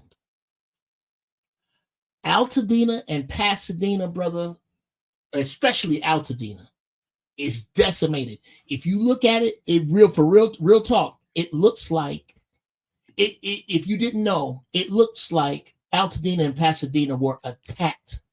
Wow. Wait, it burned to the ground recently or before you moved out? 2 days ago. 2 days ago. ago. Man, wow. God is good, man. Yeah, God is good, brother. God stay keeping me. I'm glad you got out of there, man. Yes. Damn. God stay that house keeping that me. you was in, The burned to the house ground, Uncle Jeff? that I was in is cinders and ash. Hey, salute to you, Jeff, for getting out of there safe, because I've been watching that, and what's going on over there in California, LA, and all that is crazy. Mm-hmm. I think some of it's being set, to be honest with you. Well, if you remember, it's almost like back in what was it 4 or 5 years ago when all them houses like mysteriously burnt down in Northern California. Yeah, but none of the trees burnt down. Right. Right. You remember what I'm talking about? I know exactly what you're talking about. Chicago, Hawaii. This is the bad part of this, which I say to people about who diss conspiracy theorists, is that conspiracy theorists right now are batting 1,000. They are, and the thing is look, I've always been kind of conspiracy minded, and I'm tired of making everything a conspiracy. Right. You know what I'm saying? Like, it's to the point, like, dude, everything can't be a conspiracy. But think about this. How ironic is it that just not that long ago, we had all those hurricanes literally wipe out almost all of the East Coast? Right? Mm-hmm. And nobody over there to do anything. Now the West Coast, what's really going on? Well, I think two possibilities come to mind. Outside of just plain old Republican happenstance. Outside of that, either A, we're going to have to stop with the BS of climate change denial? Or B, somewhere people who have uncountable money are somehow taking advantage of this. I really believe that. I heard some rumor about the fact that Gavin Newsom had actually took away the funding for your guys' forest firefighters out there. Oh, sure. That okay. Also. I can't. I'm gonna tell you, man. I can't. I haven't heard that, but I can't. It doesn't sound suspicious to me. It does because here's something that I'm dealing with right now. I just got off the phone a few hours ago, or yesterday, excuse me, with an insurance adjuster, making them understand. Oh, you gonna give me my fire insurance because out here now, major insurance companies are just flat out deboing people. What insurance? They always do. They always do. Oh no. Not through the loopholes. Not through the loopholes. Not through the you didn't pay this on that day or it doesn't say this on the contract. It's like this now. I know you got a contract for fire insurance. I'm not gonna pay it. I have an update. Is what I want you to do is I want you to say, Angry Man, I am glad that you're a good friend that doesn't like to gamble. Oh, Jesus Christ. That's what I want you to say. I want you to say, Angry Man, I am so glad that you're a good friend who doesn't like to gamble because I would have took your money. I would have took your $1,000. No, you wouldn't. Hold on. No, you wouldn't. I'm watching it right now. No, you wouldn't have. No, Hold up. Hold on, let's pull it up right now. Let us judge. Let us judge. Okay, hold on. I got you. Shout out to my guy, Petty Pendergrass. Thank you for the $5. Y'all, we just need 6 more people, at least $5 a piece to reach our goal. Help us reach our goal today. Thank you so much, Petty Pendergrass in the building. I appreciate you. I appreciate you. I'm about to pull up the video, and we're about to see, because I was watching it in the back as well. Hey, my man, Petty Pendergrass, a.k.a. Petty Belafonte. I appreciate you, brother. Thank you so much. Just 6 more people. All right, so we're going to pull this up real quick. Shout out to the Angry Man. We're about to pull this up. Let's see. Angry Man cheating and shit. I was trying to watch it, but let's see. Angry Man, did you stop feeding your beard, man? Because mine has outgrown yours. Wait, hold on. Before y'all get into that. Now, what we're looking for is, did I bring up Joseph of the Bible before Angry Man brought up the Helen of Troy, the Troy situation? That's what we're looking for right here. So let's get it. That was the argument. And here we are right here. Let's go. Because Uncle Jeff and I was going back and forth. Let's go. I thought that it was mostly men who delete people over rejection. I am glad to find out that I was wrong about that. Thanks. they talking about the entertainment. I ain't gonna let them just get away with that. He said, well, listen. Hold on. No. So Uncle Jeff, shout out to my Uncle Jeff, said there's no female equivalent to the song Stand. Sing the song. A song that's equivalent to Stand, like by Eminem? By Eminem, right? That's what you're talking about. Song. Hold on, no. We're not gonna do that. And I said, no, Jeff, you're right, but there's worse scenarios, and there's these movies that show women getting rejected, that wow all the obsessed anybody, that wow all the way the F out. I'm gonna take the corporate answer. I'm gonna take the corporate answer on this, and I'll just say I don't have that information at the moment, but I'll get back with you. How about that? Yeah, because it's y'all are quoting movies, and yeah, it looks that way. No, I'm glad to be enlightened. Quoted Stand, and I'm wrong. So I don't know. Women delete men far more. Women get mad and delete the whole family far more. Wait, no, that's not what males do. Come on, Uncle Jeff. That's an intellectually dishonest argument. Let me tell you why. Because again, it's the equivalent of men use their Color Purple. Hold on, real quick. Men use their fist, women use their words. So again, you cannot.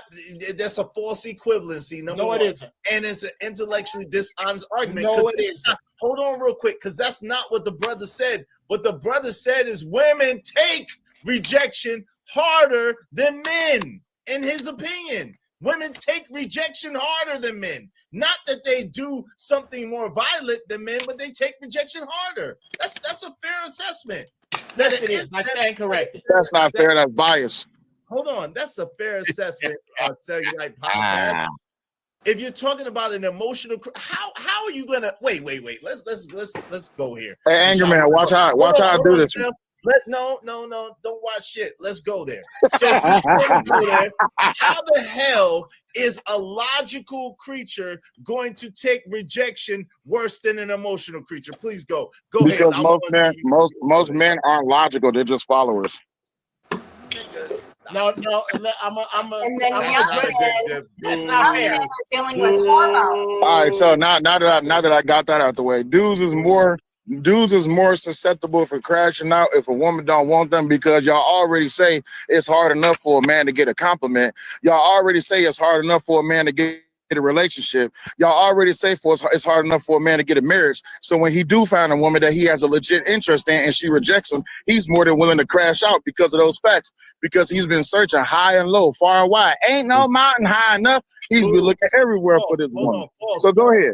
False. So the fact that men by nature are more used to being rejected than women are, then men by and large take it a lot less serious than women do. Now, are there men? Hold on real quick, I got you. Are there men that do crash out behind being rejected? Yes, I agree with you. However, women by and large take it much worse because they have far less practice at it. They're far less likely to be rejected than a man is. You're correct, but here's the thing. You talk about majority. Hold on, let me get in there. You talk about majority versus minority. So if men have more practice on getting rejected by women that don't want them, rather than they do at women that do want them. So how do you think that works on the other side of the coin? So women get out here. Listen what I'm saying. So dudes running.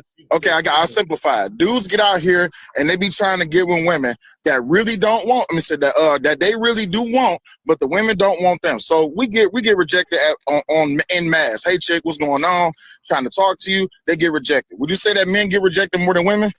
Yeah. Child, please. You work for UPS. All right, so men get rejected more than women. Now, when that dude actually finds a legit interest, such as he wants to marry her, he done spent money on a marriage, he done did all this wedding planning, then at the altar, he gets rejected. So that dude is more willing to crash out. Now, versus a woman is getting courted by all these different dudes that's trying to smash, or she's trying to court all these different guys she's trying to be with, and they don't choose her because she's fat, she's overweight. These dudes is listening to these talking points. They don't want a chick that's they don't want a chick that got a certain body count and all this, that, and the other. She's not willing to crash out. She's more than likely and acceptable to just accept the position that she has, and then she just goes on in life. Y'all call it hitting the wall. Absolutely wrong. Absolutely. Oh man, come on, man. We talking about logic here, right? Hold on. No, that logic ain't logic, and that math ain't mapping. Go ahead, Angry Man, and then I'll tell you why I believe that's absolutely positively incorrect. Go ahead, AM. What say you, bro? He's trying to get in there. Cellulite is actually right. No, I disagree. We could He go. just didn't articulate it as well as he could have. Good. Well, everybody knows that men get rejected way more often than women. Yes. Right? Yes. So a woman getting rejected doesn't happen that often. Right. So logic would state that her overreacting is actually a normal reaction because it rarely happens. However, on the flip side, men get rejected all the time. So by comparison, a man overreacting to a rejection is ridiculous because he should be more acclimated to dealing with it. But that's why the premise. That's why Cellulite is actually right. No, Cellulite is wrong because that's not the premise. Cellulite is wrong because Kim Jong-un said women take rejection far harder than men. So a woman, because for the reason that you stated, because she's not used to being rejected, she takes that a lot harder than a man who's used to being rejected all the time takes it. That's what the comment was, and that's why Cellulite is incorrect. But that's where y'all initially started. That's not where y'all finished. Where y'all finished at was who was taking action of the rejection worse than the other. No. Uncle Jeff tried to take. That's what I'm saying, Angry Man. Uncle Jeff tried to take it there, and Cellulite tried to take it there, and I said that is not the argument. The argument is women take rejection. Here's the comment. It's on the screen. Women take rejection far harder than men, in his opinion. And I repeated that back to Uncle Jeff to bring them back on track, because we're not talking about who's more violent. We're not talking about who has a more dynamic reaction, because that would logically have to be men, for the sake of the fact that men are superior as far as strength and as far as violence. Yeah. Okay, but now you're having if a tree falls in the woods, does it make a sound argument? No. You are because how do you gauge who's taking it harder if you're not gauging it based on what they do after they got rejected? Because this is how the logic, like you just said, women are emotional. We all agree with that, right? More emotional than men, right? We agree with that? Okay. Yeah. Okay. Women are not used to being rejected, like you said. We all agree with that, right? As a whole, they're usually not used to being rejected, right? Yeah. Men, by proxy of what it is, we are used to being rejected in one form or another. Come on. So I'm still here and just on the story. I just can't talk. all right, so women do take it harder when they are rejected, by the fact that it doesn't happen that often. And we know this because they'll be like, damn, if a dude don't even listen, AM, you know this. If a woman could look at you and be wanting you, and because you didn't look back in the right amount of time, she takes that as a rejection, and she take that hard, like, damn, what's wrong with me? Why he don't want me? He don't love me no more. Come on, man. We know that. But how do you gauge the reaction or the rejection if there's no reaction after it? No, how do you gauge? How do you gauge? The way you gauge an explosion is based upon the devastation it creates, right? The way you gauge the potency of the explosion, and that's a different thing, right? To say, I understand what you're saying, but when you get into that nuance of an argument, that's an unfair metric to weigh it by, and to try to measure it by, because again, men have a larger propensity for violence than women do, and we are bigger, stronger, faster. So that's not a fair assessment. We're definitely going to cause more damage when we get upset than most women will. So if you got upset and I got upset about something that happened, as we've seen, and we both go, we both, right? But the difference is, I punched somebody in the face. Who had the worst reaction? But again, I understand what you're saying, but it's changing the complexion of the comment that was made. It absolutely is, brother. It's respectfully is you trying to move the goalpost, bro. No, I'm not. No, respectfully, AM is moving the goalpost. But no, I am not. How am I? Hold on. Because look, this is the comment right here. No, hold on. Kim Jong-un said women take rejection far harder than men, in my opinion. And I say absolutely correct. How do you gauge the fact? We're talking about measuring the fact that they took the rejection harder. Okay, we're talking about the metric in which you are measuring it. Okay, so if you have a man and a woman and they both get rejected, and you're saying, well, the woman took it harder, right? The only way that you're going to quantify whether or not she took it harder is her reaction. Well, hold on. In the argument, because we're comparing, right? It's relative, right? So the argument is, if a man is used to being rejected and a woman is not used to being rejected, the woman takes the rejection and she's not used to it. The man takes the rejection and he is used to it.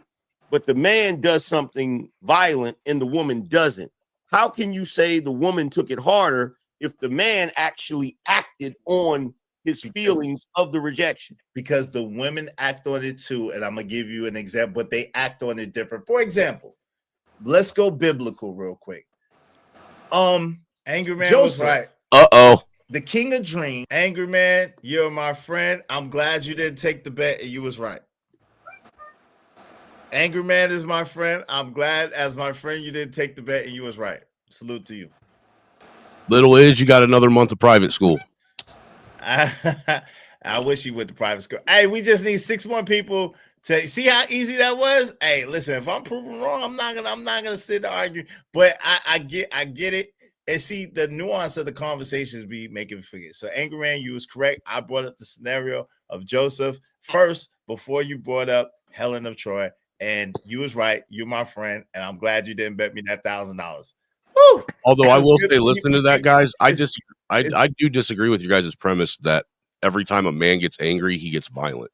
Well, no, that's not it. Let's don't go. I don't think that was it. That's not at all. Well, the argument could actually kind of sound that way, that you were leaning towards when a man gets angry about something like that. No, that's not. No. It's not the argument. Hey, Not the argument. Hold on, Sal. Hold on real quick. Hey, little podcast, wave in the back so I know it's you, bro. I'll bring you up. Shout out to that. Hey, listen. So, Angry Man, you're my homie. You my friend, and I appreciate you. And you saved me some money. Thank you. All right. Hey, and don't let that felon up here. All right, come on, man. Let's don't do that. What's that little podcast? Go ahead, Sal. You got the floor. Real quick. Y'all make sure we just need 6 more people, at least $5 a piece. Y'all support the show, support the stream. Now, help us reach our goal today. Not tomorrow. I came up here to ask you directly. Are you willing to admit that you was wrong? Wait a minute. Let me say this real quick. Let me just say this real quick before y'all move on to something else. You gotta stop being so quick to bet people. You gotta stop being so quick to bet people, right? Because here's the thing. I knew I was right, but I don't like betting anybody, especially large amounts of money, because then you gotta hound niggas to get your money. I ain't got time for that. Well, you ain't got to hound me. That wasn't Beans up here. He would have took the bet. Wait, hold on. You ain't got to hound me to get the money, but go ahead. Beans ain't never lost though. The jury is on that. The jury is I pay my fare, brother. I pay my fare. Don't do that. Beans still owe me $20. Hold on. We ain't talking about that. Hold on, Sal. We stick to the topic. So what are you saying? What are you saying? Am I? You was wrong. Wrong about what exactly? You was wrong. The premise still stands. No. I wasn't wrong about the premise. Yes, you are. Hold on, fam. You asking me a question. I'm trying to answer you, and you're not allowing me to answer the question. No, I wasn't wrong about the premise. The premise was what Kim Jong-un said, and which I kept trying to take it back to, and y'all took it somewhere else. What I was wrong about was I brought up whatchamacallit first before Angry Man brought up Helen of Troy. That's what I was wrong about. Hey, Roy G, waving back, so I know it's you. But I wasn't wrong. And even listening back to it, I wasn't wrong about what I kept trying to bring it back to, because where y'all was taking it and where it was 2 totally different places. All right, so let me go ahead and just spill it this way, right? So the talking point is that women are emotional creatures and men are logical creatures, correct? Nope. No. That's not the talking point. No, not that was that was something that I mentioned, but that wasn't the point. No, I'm about to wrap all of this up, right? That was mentioned. Yes, that was mentioned. Yes. Okay, that was mentioned. All right, cool. So that means that women being emotional and men being logical, that means that men are lacking in the capability to be able to navigate emotional situations as far as this premise that we're talking about when it comes to rejection, seeing as to how that men are more rejected than women. So in that sense, when they do get to that one woman that they want and they are unable to land that woman due to the rejection, emotionally unable to navigate that, they crash out. That is my premise, sir. But that is not equivalent, meaning women that get rejected are they take it harder than men that get rejected, because overall women are not used to getting rejected while men are. And that's a real logical statement. It's easily shown. Yeah, but that's based on the premise. That's based on what, right? Because when we talk about in mass, if men get rejected more, right? So we're so used to getting cut with a razor blade, or you're so used to getting shots that one, you get so many shots, eventually the needle doesn't hurt anymore until you get that big needle. That big needle changes the whole direction of your angry man is calling timeout. Go ahead. No, Yeah, let that's me just make a comparison, because whenever you make a comparison and leave the women out of it, then logic can shine through, right? Okay. So whenever a person is a trained fighter, meaning all they do is fight for a living, they get in fights all the time. Is there or is there not a higher expectation of that person when they're out in the street to handle volatile situations better? In other words, they're supposed to be the person that's not quick to get into a fight. Well, yeah, right? because they're deadly with their hands. Okay, so on the flip side, a person that don't get into fights all the time, if they get into a volatile situation, they're going to get into a fight out of fear and all of those different things, right? So the point that Cellulite is making, and this is the point that I agree with, if a man gets rejected more on a regular basis, he should be more acclimated to handling the rejection. If a woman rarely gets rejected, of course she's going to react in a volatile way because she's not used to it. So comparing those two, that means that the man's reaction is worse if he chooses to get violent than the woman's reaction if she chooses to get vindictive. That's the point that I believe. Hey, hold on real quick. Dirty. No. Hold on real quick. And I'm gonna let y'all in there because Dirty, you can't skip. Hold on real quick. Beans came in before Dirty. Give me a second. Just give me a second. And that sounds, I'll be honest with y'all, that sounds nonsensical to me. I'm not. Let me explain, please. It sounds nonsensical to me because that's not the premise. What Kim Jong-un said was that women take rejection harder than men take rejection, in his opinion. That was his exact statement. And I said, I totally agree with that. So Beans, go ahead, because you better at debating than me. And then Dirty Folks, go ahead. Can I ask a question before Beans go, if that's okay? Wait, hold on real quick. Okay, go ahead. Fine. Go ahead, Beans, and then go ahead. Angry Snowman, you were saying you wanted to add something? But I'll wait till Beans is done since he's already got the floor. All right, and then Dirty Folks. Go ahead. I don't. First of all, fuck Gonorrhea Drip, and fuck you for associating with him. But okay, really? Okay. I wanted to say that I don't understand the last part of that statement, Angry Man. Like, if I was following you into the last part, because I don't see why this is so difficult, to be honest with you. I think if the statement that is just made, I think that's very to the point, layman's term, yeah, and to the point. I think it's very easily to understand and it's very visible. It's and logical, right? Yeah, absolutely. But you can see it though, right? So I was trying to understand the last point that you made, the last part of it. Thank you. Because he's taking a complex situation and he's trying to make it super simple, and it doesn't work. And the reason why it doesn't work is because you can't do a one-to-one comparison with men and women because their experiences are varied. The women get rejected less, the men get rejected more. Therefore, if you're comparing the relative reaction that both of them are having, the woman's reaction is not more than the man's reaction, because the man shouldn't be reacting that much in the first place. Yeah, Yeah, that's hold on, Rob. You can't skip. That's like taking it. I'm gonna read your comment, Rob. Rob said, according to y'all talking points, women have a man for dinner, shopping bills, eggplant, and the best friend. We don't get rejected. We update the roster. All right, we gonna get to that in a minute, Rob. Y'all these agendas. Go ahead. Yeah. So, but this the thing though is, if you make the argument right that thank you, though, a man's reaction, right, will You're welcome. more than likely be worse than a woman's reaction, then that's understandable because we can do more damage than they can. Right, and that's what I said. But if you're just saying that in general, if you take a man's reaction and a woman's reaction, and that the man's reaction is worse simply because he shouldn't have one, that's the part I think I agree with on is that's nonsensical.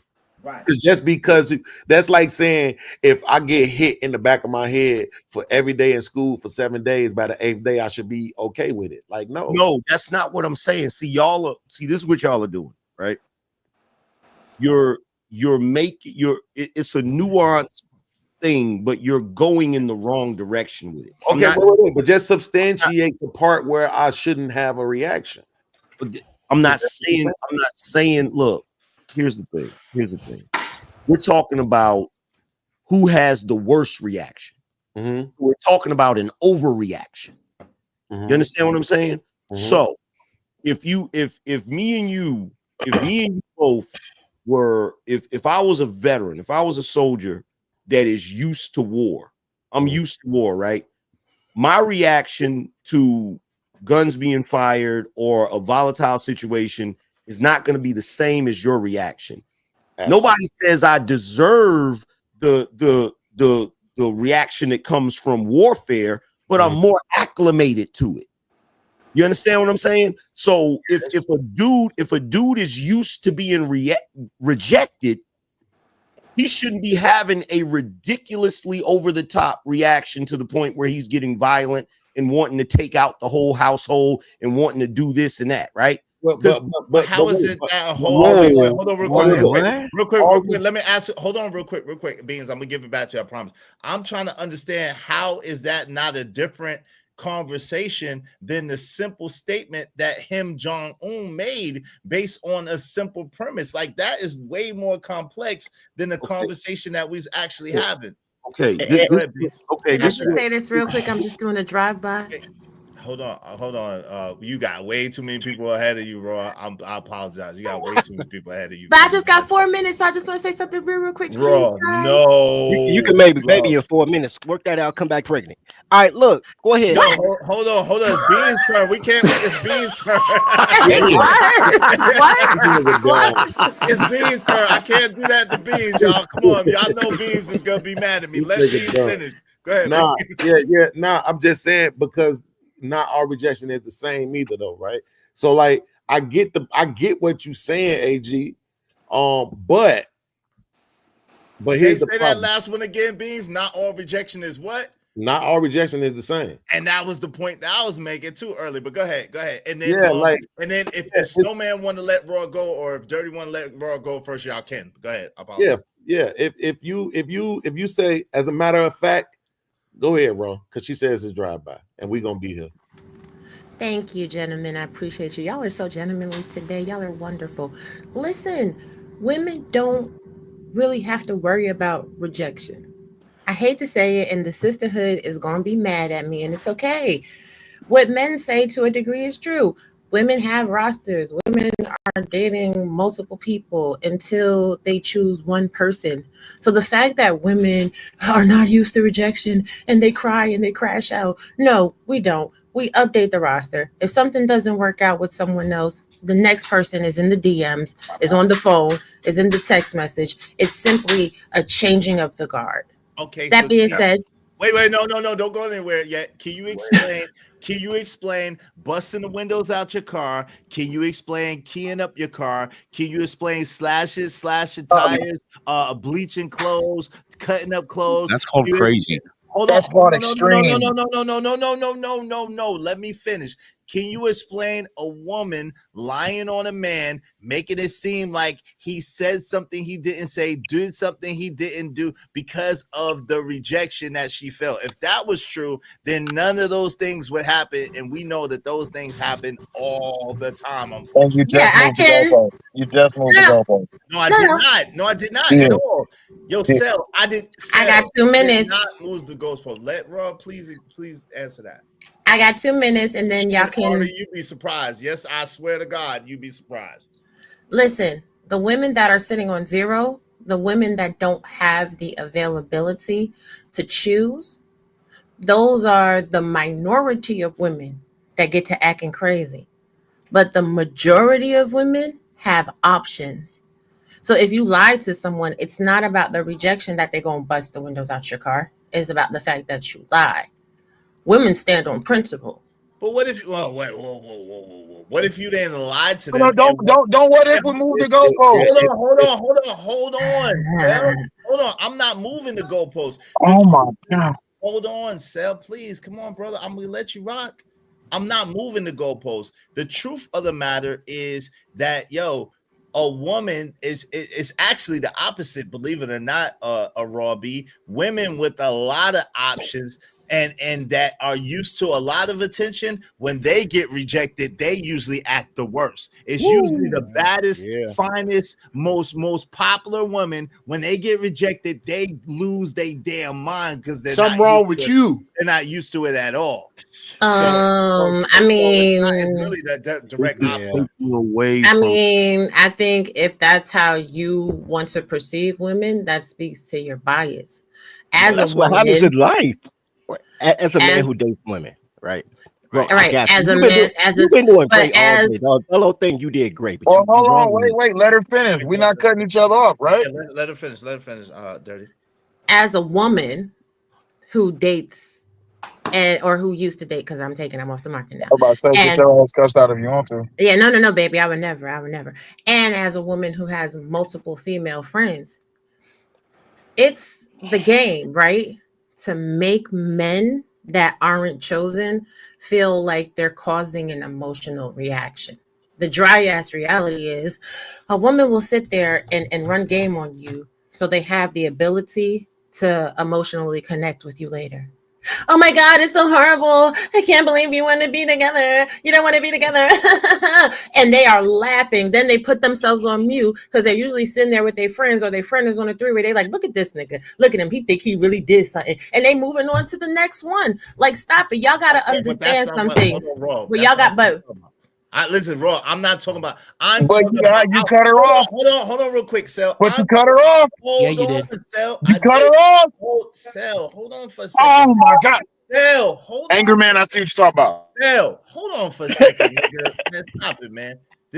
Listen, Raw, real quick. That's I wanted to stop you because that's not what I'm talking about. Again, I said I'm talking about visceral reactions. I'm talking about women who, but listen, we've seen it on the car videos. We've seen bad chicks that these niggas do these pranks or whatever with these nights with the Lamborghini Urus or with the Corvette or with the whatchamacallit.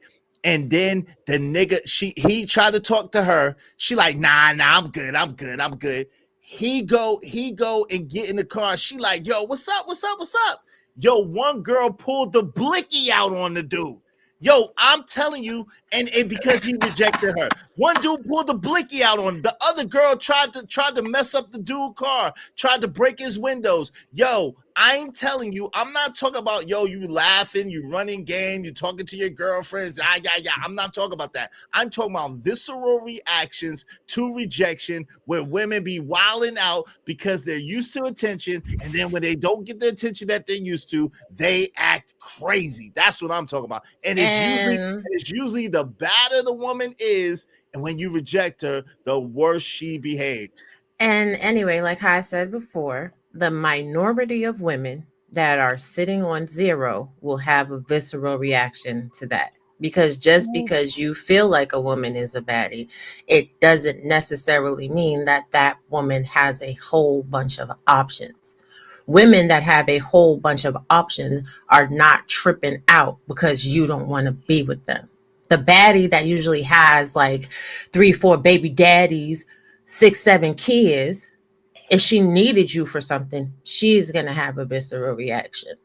The baddie that's doing her own thing doesn't need anything from you. She's not gonna care. She's gonna move on to the next. But anyway, I gotta go. If y'all are still on when I get back off work, I'll be back. Bye, y'all. Shout out Bye, to you. baby. Love you. So I got a question. Let me know This is when my I- question. Hold on real quick. Hold on real quick. Because Beans, in all fairness, I got you. In all fairness, Beans gave Raw a chance to talk. So it's really Beans' turn, and then it's Angry Snowman, and then it's Dirty, and then it's you, Sal. So let me. I'm gonna go get my braids done. And you're not now. Hold on, Uncle Jeff. You can get in, but give me a second. Let me.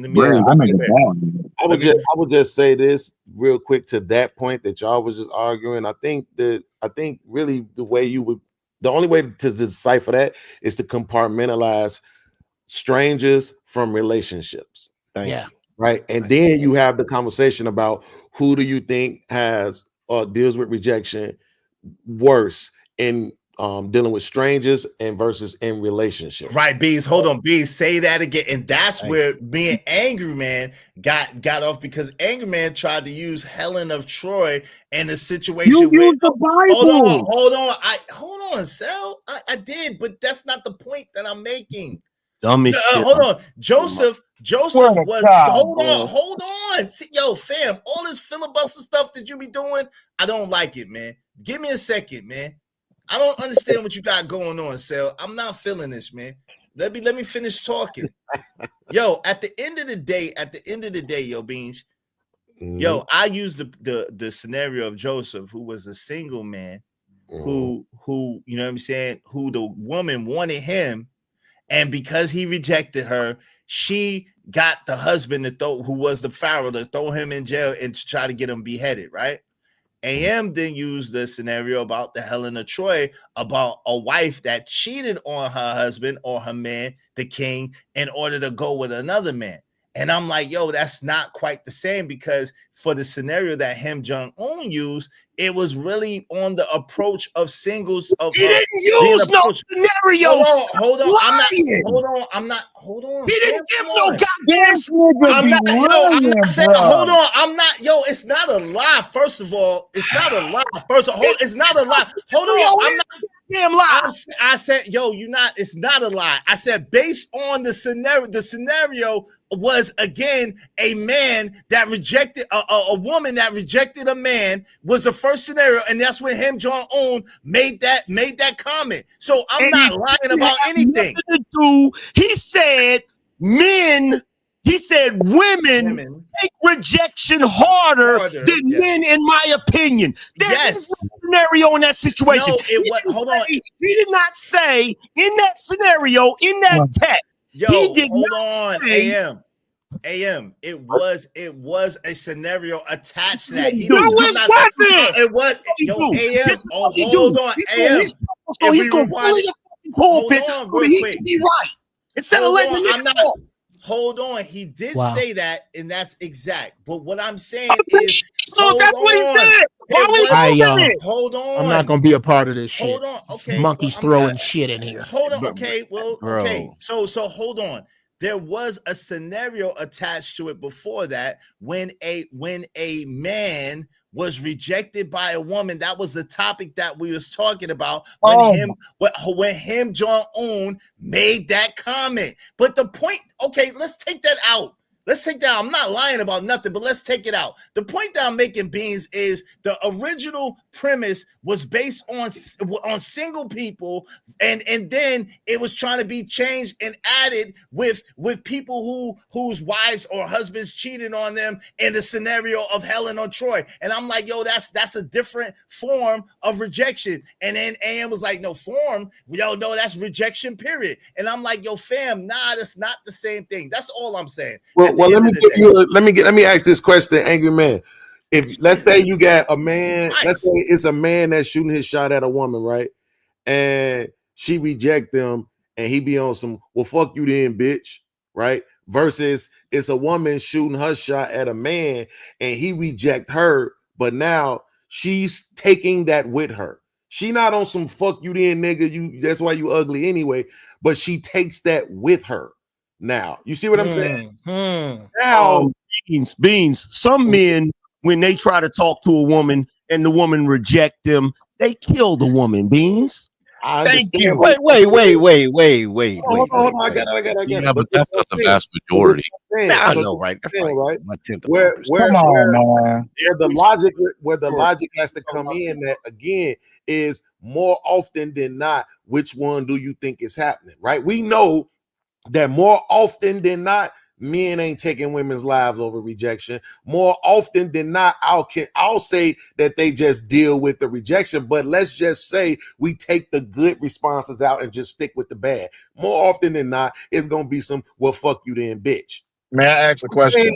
But I'm saying more often than not, I think women in those scenarios, when they are rejected like that, they take that rejection with them. They hold on to that rejection. They take everything women. Let me just ask this question and then you can respond, Angry Man. Would you agree that at least 70% of everything women go through with men, they carry that shit with them for the majority of their lives? I can't. Both carry it. Wait, what was the question again? I can answer it. What was the question? Like at least 70% of shit that women go through with men. I'm talking about from 12 years old and for the rest of their life, that they carry that shit around with them for the rest of their lives. Is that an open question? Shit, I still carry that shit with me. Okay, then that's a yes. However, that's a he's not wrong.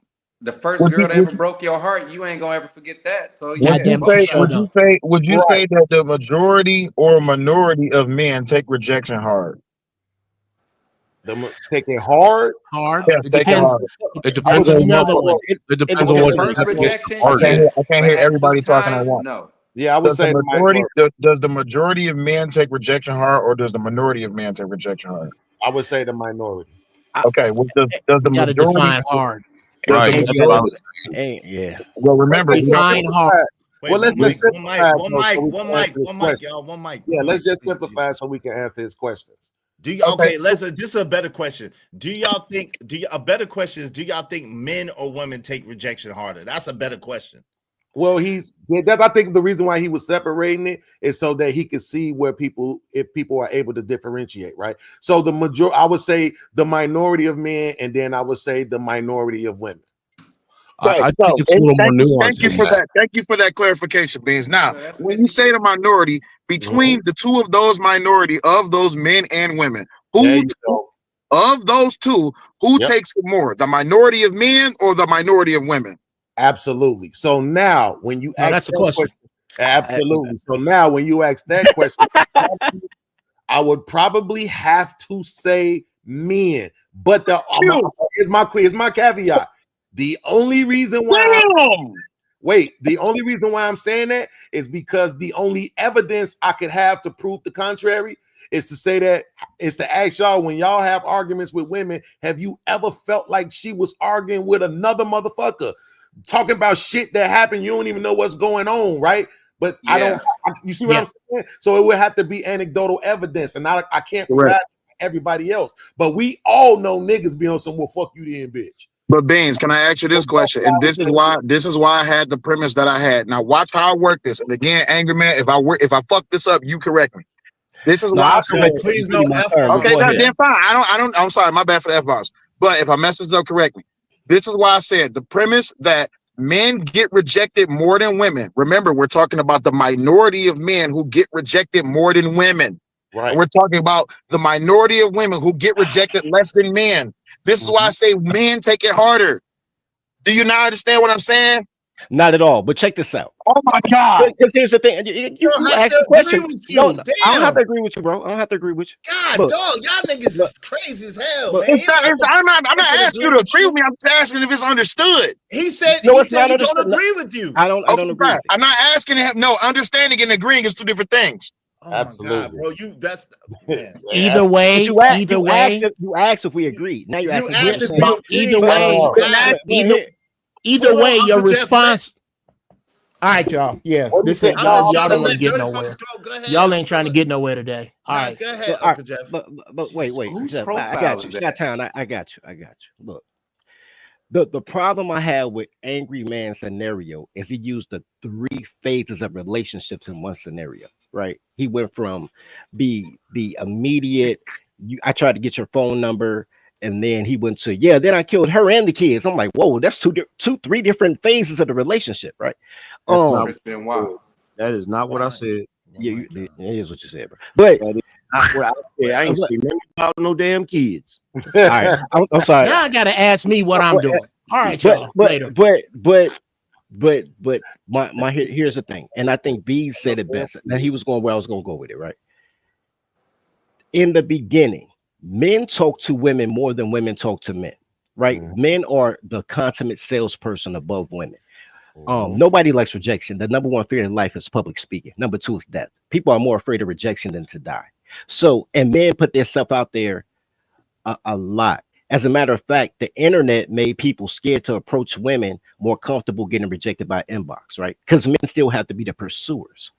When women pursue, if she gets rejected, she takes it really hard. I have been, here's the difference. When a man, even if I use you guys, conflated men abuse women if she says no.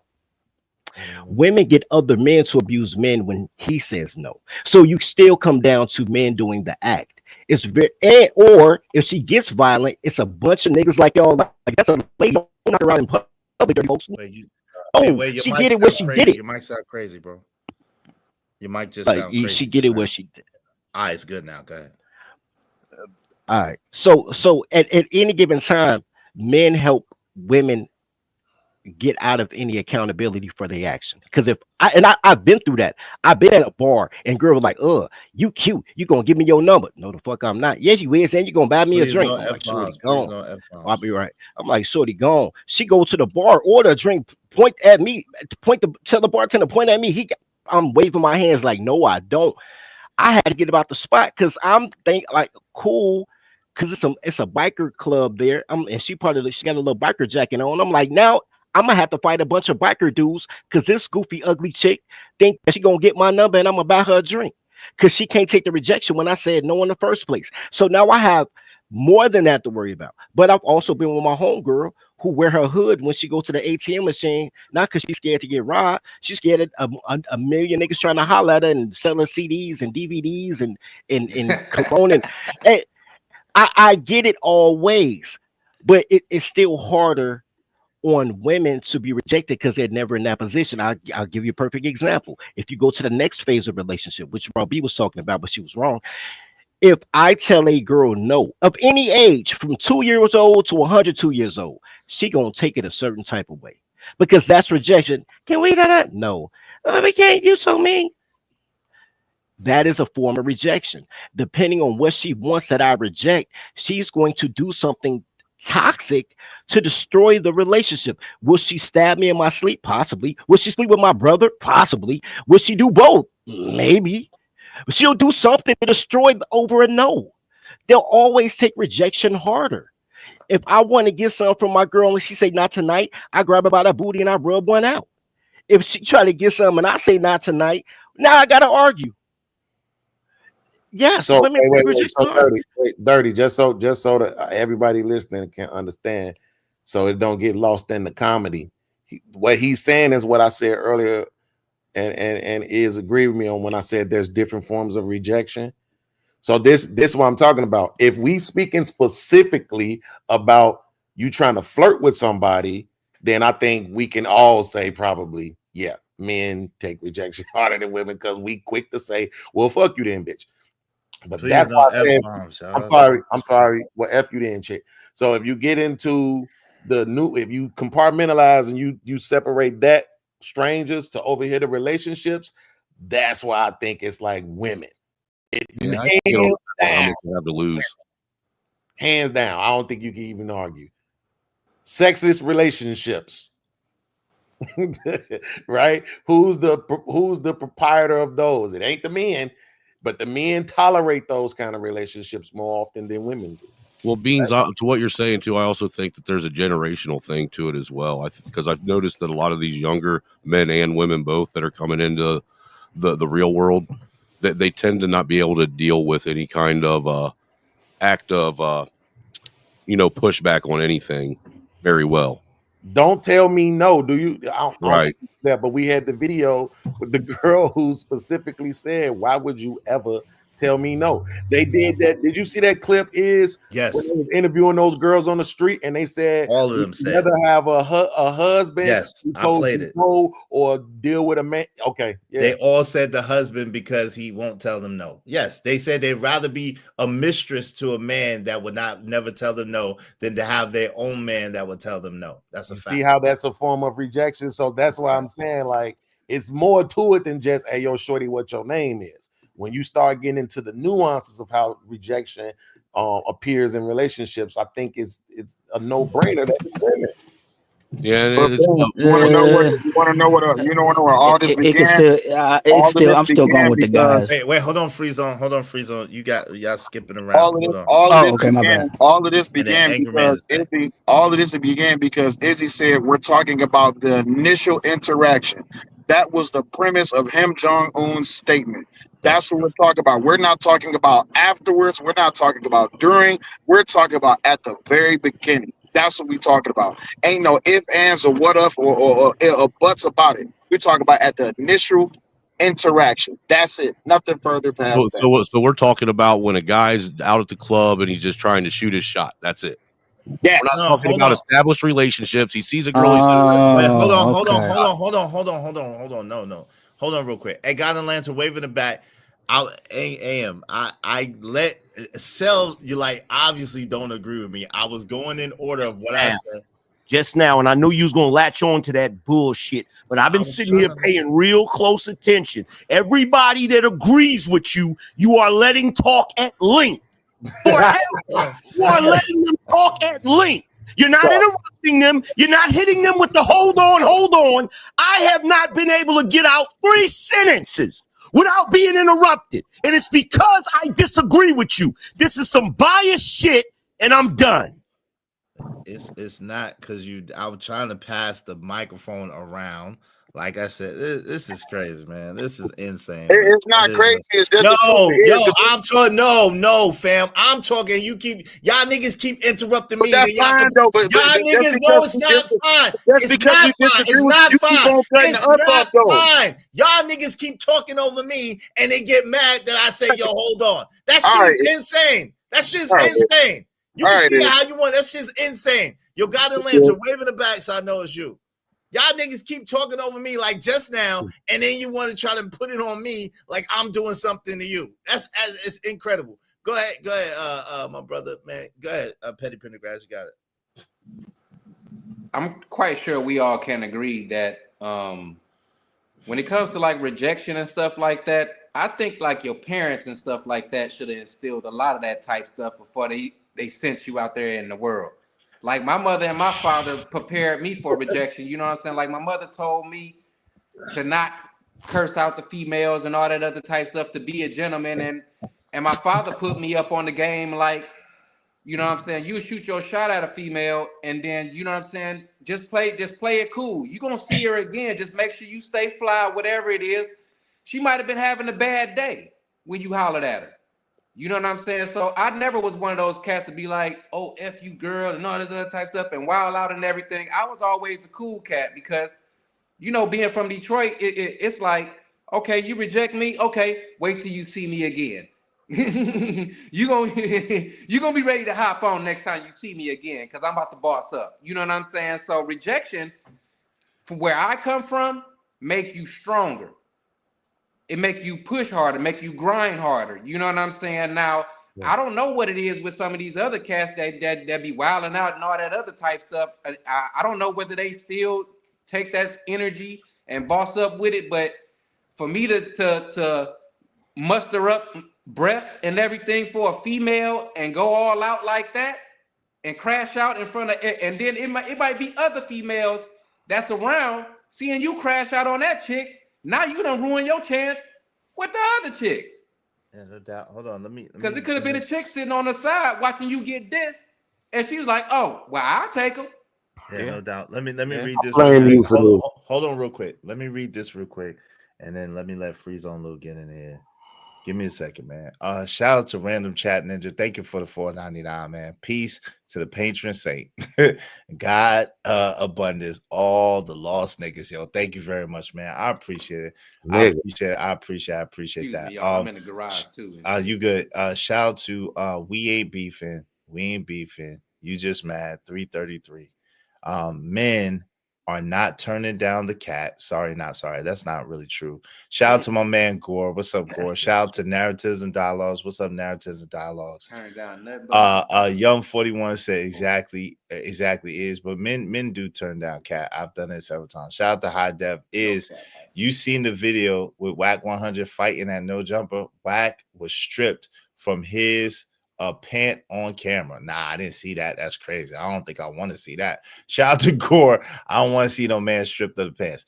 My man Golden Lantern is up here. My man, other man's just bounced out of here. Free zone. I was trying to give it a free zone, but Beans, tell me why it's my fault. I'm listening. What's going on? I was talking about the last bro who was just talking, who went on that Captain Obvious ego trip. Yeah, I was blaming you for that. That's all. I was just you was blaming me for that. Yeah, I was just cracking a joke. Shout out to my man Petty Pendergrass. It's all good. We just need 4 more people, at least $5 a piece. Y'all help us reach our goal. I appreciate it, man.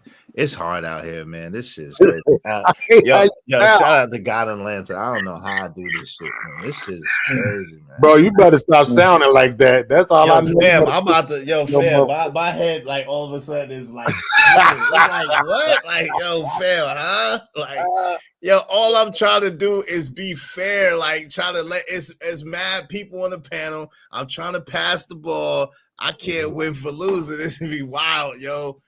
Yeah. Jesus. And then when I say one word, niggas be trying to talk over me, talking crazy, man. Hard out here for a podcast. Yeah, man. Go ahead, God Atlanta. How you doing, man? What's going on? What's up? Yeah, I'm just well, I've been watching since you and Angry Man initially had the debate. Thank you, Young 41. I appreciate you, bro. Thank you, man. But yeah, both use the references and stuff. So from what I gather from the whole conversation, even watching a re-recording of the whole conversation, it sounds like you want to keep the conversation at surface level and just where you're taking it from. And Angry Man wants to go deeper into the conversation.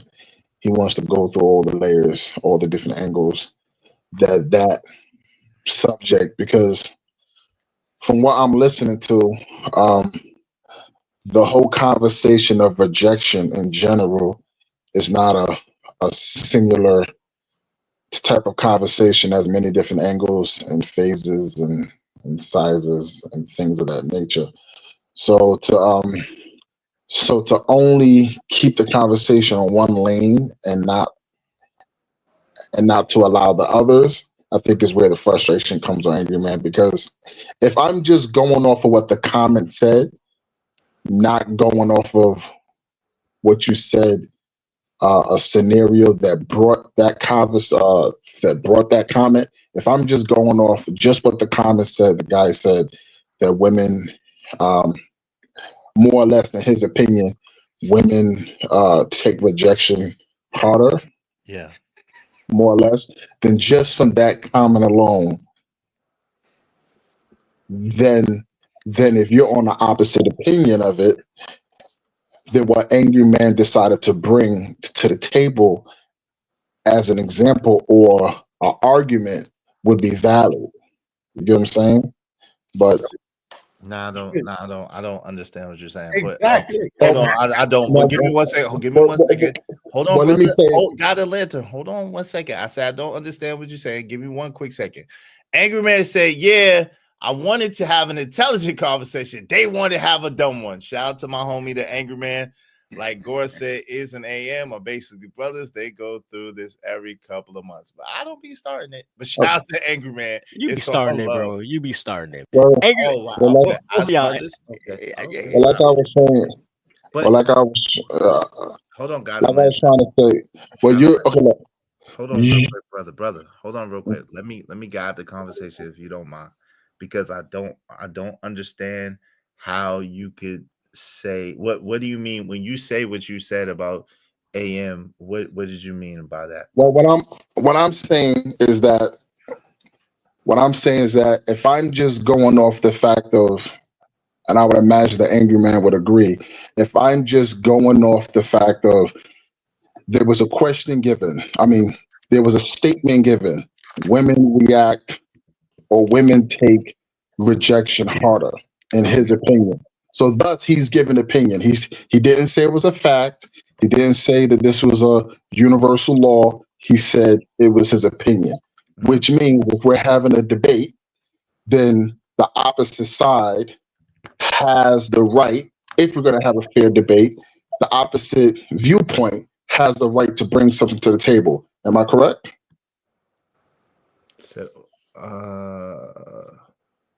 well, yeah, of course he has a right to bring stuff out, but I don't think that's okay. But help me understand what that has to do with. Well, what that has to do with it. I'm not the one that's yelling at him or mad at him at all. So yeah, he has a right to bring his opinion to the table. Okay, so if he's bringing it to the table and he's saying he's bringing something opposite, so okay, so from what I got, okay, look, let him finish real quick, y'all, please. So from what I gathered, so I heard Angry Man try to give multiple different scenarios to try to get you to understand why he thinks men react a little heavier, or men's reaction is heavier, right? When he used the whole thing about men being a man who fights MMA for a profession, right, versus somebody who doesn't fight professionally, but they can fight. Hold on real quick. Let me ask you a question because it's kind of going like. Hold on. But let me just. I know that. Wait, brother. I got a lantern. I swear to God, I don't want to relive that whole soliloquy. Hold on, bro. Real quick, please. I'm literally landing. I know. Okay. You will let me land that section. All right. Okay. You're gonna tell me. Go ahead. If the both of them fight, the one who knows the martial arts or is the MMA fighter, he's going to do inherently more damage than the one who just knows how to fight versus the one who professionally fights, right? So which one to take rejection more? Wait, hold on, Fit. Hold on, 30 folks, please, brother. Hold on, y'all, please, brother, please, real quick, because this is what I'm saying. Like this is where the shit get crazy, man. This is where the shit get crazy. God and Lantern. The question I want to ask you before anybody else jump in, and I'm gonna let Dirty go next, but the question I want to ask you is, what does that have to do with, like, if he's a man and he has his opinion, which he's entitled to, and I have no problem with that, why can't I be entitled to my opinion and nobody have a problem with that? That's what I don't understand. Can you answer that just directly for me first? I don't think that was the problem though, because I think your opinion. Well, from what I was watching, your opinion really wasn't rejected. It wasn't by the majority. No, my opinion wasn't rejected. By the majority, I'm saying by the majority of the panel, right? Your opinion was not rejected. Okay, as much as Angry Man. If you're gonna go into that lane of the conversation, right. So that's where you went, right? That's what I'm not a debater, but that's exactly where you went. You went to the Angry Man side of the conversation, right? So what I'm hold on, time out for a second. So you're telling me right now that you didn't go to the Angry Man side of the conversation? No, I'm staying neutral because I'm saying the conversation. No. Hold on, time out, guys. I'm saying the conversation. Hold on, brother. Hold on. Yeah. You're not understanding what I'm asking you. Hold on, please. Listen listen for a second to what I'm asking, brother. Okay? Yeah. What I'm asking you is, you didn't mention AM and his perspective on the conversation. Is that where you went? No, I did mention his. Okay, so yes. I'm so trying the to answer explain is not. No, it's not. Yeah. No, brother. Come on. Come on, What this do we is do? abuse that the, Okay, what do you ask me? You ask me, am I on your side or his side? no, Or that's not no. No, why? See, the Beans, this is why I don't like the debate. No, that's not at all what I'm asking you. I don't care if you're on his side or on my side. That's not what I'm asking you. Please listen to me. What I'm asking you is, didn't you start on the anger? Meaning, didn't you mention what Angry Man said in his perspective? Right? yeah, I mentioned that, but Okay, that was okay. only for yeah. Time out. It's just a simple yes or no, bro. It's just a simple yes or no. No, you're trying to lead me to something. No, I'm I'm trying not. to tell you. I am trying to lead. I am trying No, to but lead that's you. not how I started the conversation, though. Okay, that's not how. Oh my God, yo, dirty? Am I crazy? Yo, Beans, am I crazy? I know I'm crazy, but Wait. Let me But that's not how I started. Wait. Let me rephrase. Wait, I'm gonna let you. Wait, bro. Because I'm gonna let you rock out. This is what Izzy wants to say, but he don't know how to say it right. You came on. Everything you said was Angry Man said. Angry Man said, which is why I kept asking. What do you? Yes, that's you did. not how I started. That's not what I'm. Hold on. That's not. Wait. No. Which why I kept asking. Okay, all right, cool. Which why I kept asking. What do you think, though, brother? Like you're telling me what Angry Man. I heard what Angry Man thought. I heard it. That is not how I started the conversation. Hold I was saying the issue is y'all trying to stay at one level. Brother, I love you. Stop for a second. No, that's not where I want to go, Dirty. Hold on, God and Lantern. This is what I'm trying to say, brother. I muted you for a second because I need you to stop. If I ask you to stop, I please need you to stop. What I'm saying to you is this. If you went to directly to what Angry Man said, not if you agree with Angry Man or not, that's inconsequential. But you went directly to what Angry Man said, but then in the next sentence, you're talking about, everybody in the panel agree with you except for Angry Man. So we gotta keep it right there. So this is the thing. So what I'm saying to you is, if Angry Man has a right to his opinion, right, and how he sees things, right, do I not have the same right to my opinion and to how I see things? And that's really a yes or no question, to be honest with you. I agree with your statement you just said. You're missing the beginning of my whole premise of the conversation. No, but that's not fair. You can't cherry pick. If I see a whole paragraph and you want to cherry pick one section of something and then use that, no, that's not fair. Yo, fam, you missing my point. You trying to, missed my point. No, what I'm saying is that y'all conversation was surface level. One person wants to say one person wants to stay surface level. Because I clearly said that the conversation, majority of the people want to stay surface level. Okay. Men react to, men are logical, women are emotional. So on the surface level, women should take rejection harder. That's the surface level. Angry Man is trying to go deeper. Okay, that's what I said. Wait, hold on. That's the only thing I was bringing up. Absolutely. Let me help you. The whole conversation I've watched. Let me help you real quick. So fam, let's say I 100% agree with you, right? That the conversation could go deeper, and that Angry Man was trying to take us there. Can you, in your own words, tell us how Angry Man was trying to take it there? Yes. Okay. In my own words, without using an example from him. That's what you're saying, right? No, I'm just saying, can you tell us in your own words how he was trying to take us there? Yeah, I would say, if I'm gonna go a bit deeper than just the surface of that, I would say that if men react in a volatile way, which we usually tend to do more than women, because women are not of a volatile way naturally, right? So you have the way. Hold on, don't get distracted, bro. You have the women who are volatile now, but those women are not naturally women right now. right? Because women are not supposed to be aggressive. Okay. Absolutely. Okay. Don't forget, So naturally, don't forget that yeah. what you're telling us is what you're telling us is that Angry Man was trying to take the conversation deeper. Yes. So what I'm So asking what I'm you saying, is, how was he trying to take the conversation deeper? okay. What did he Wait, hold on, say y'all. that it Let me that would finish. take the conversation deeper? All right, let me land. All right. So if a man reacts, Mhm.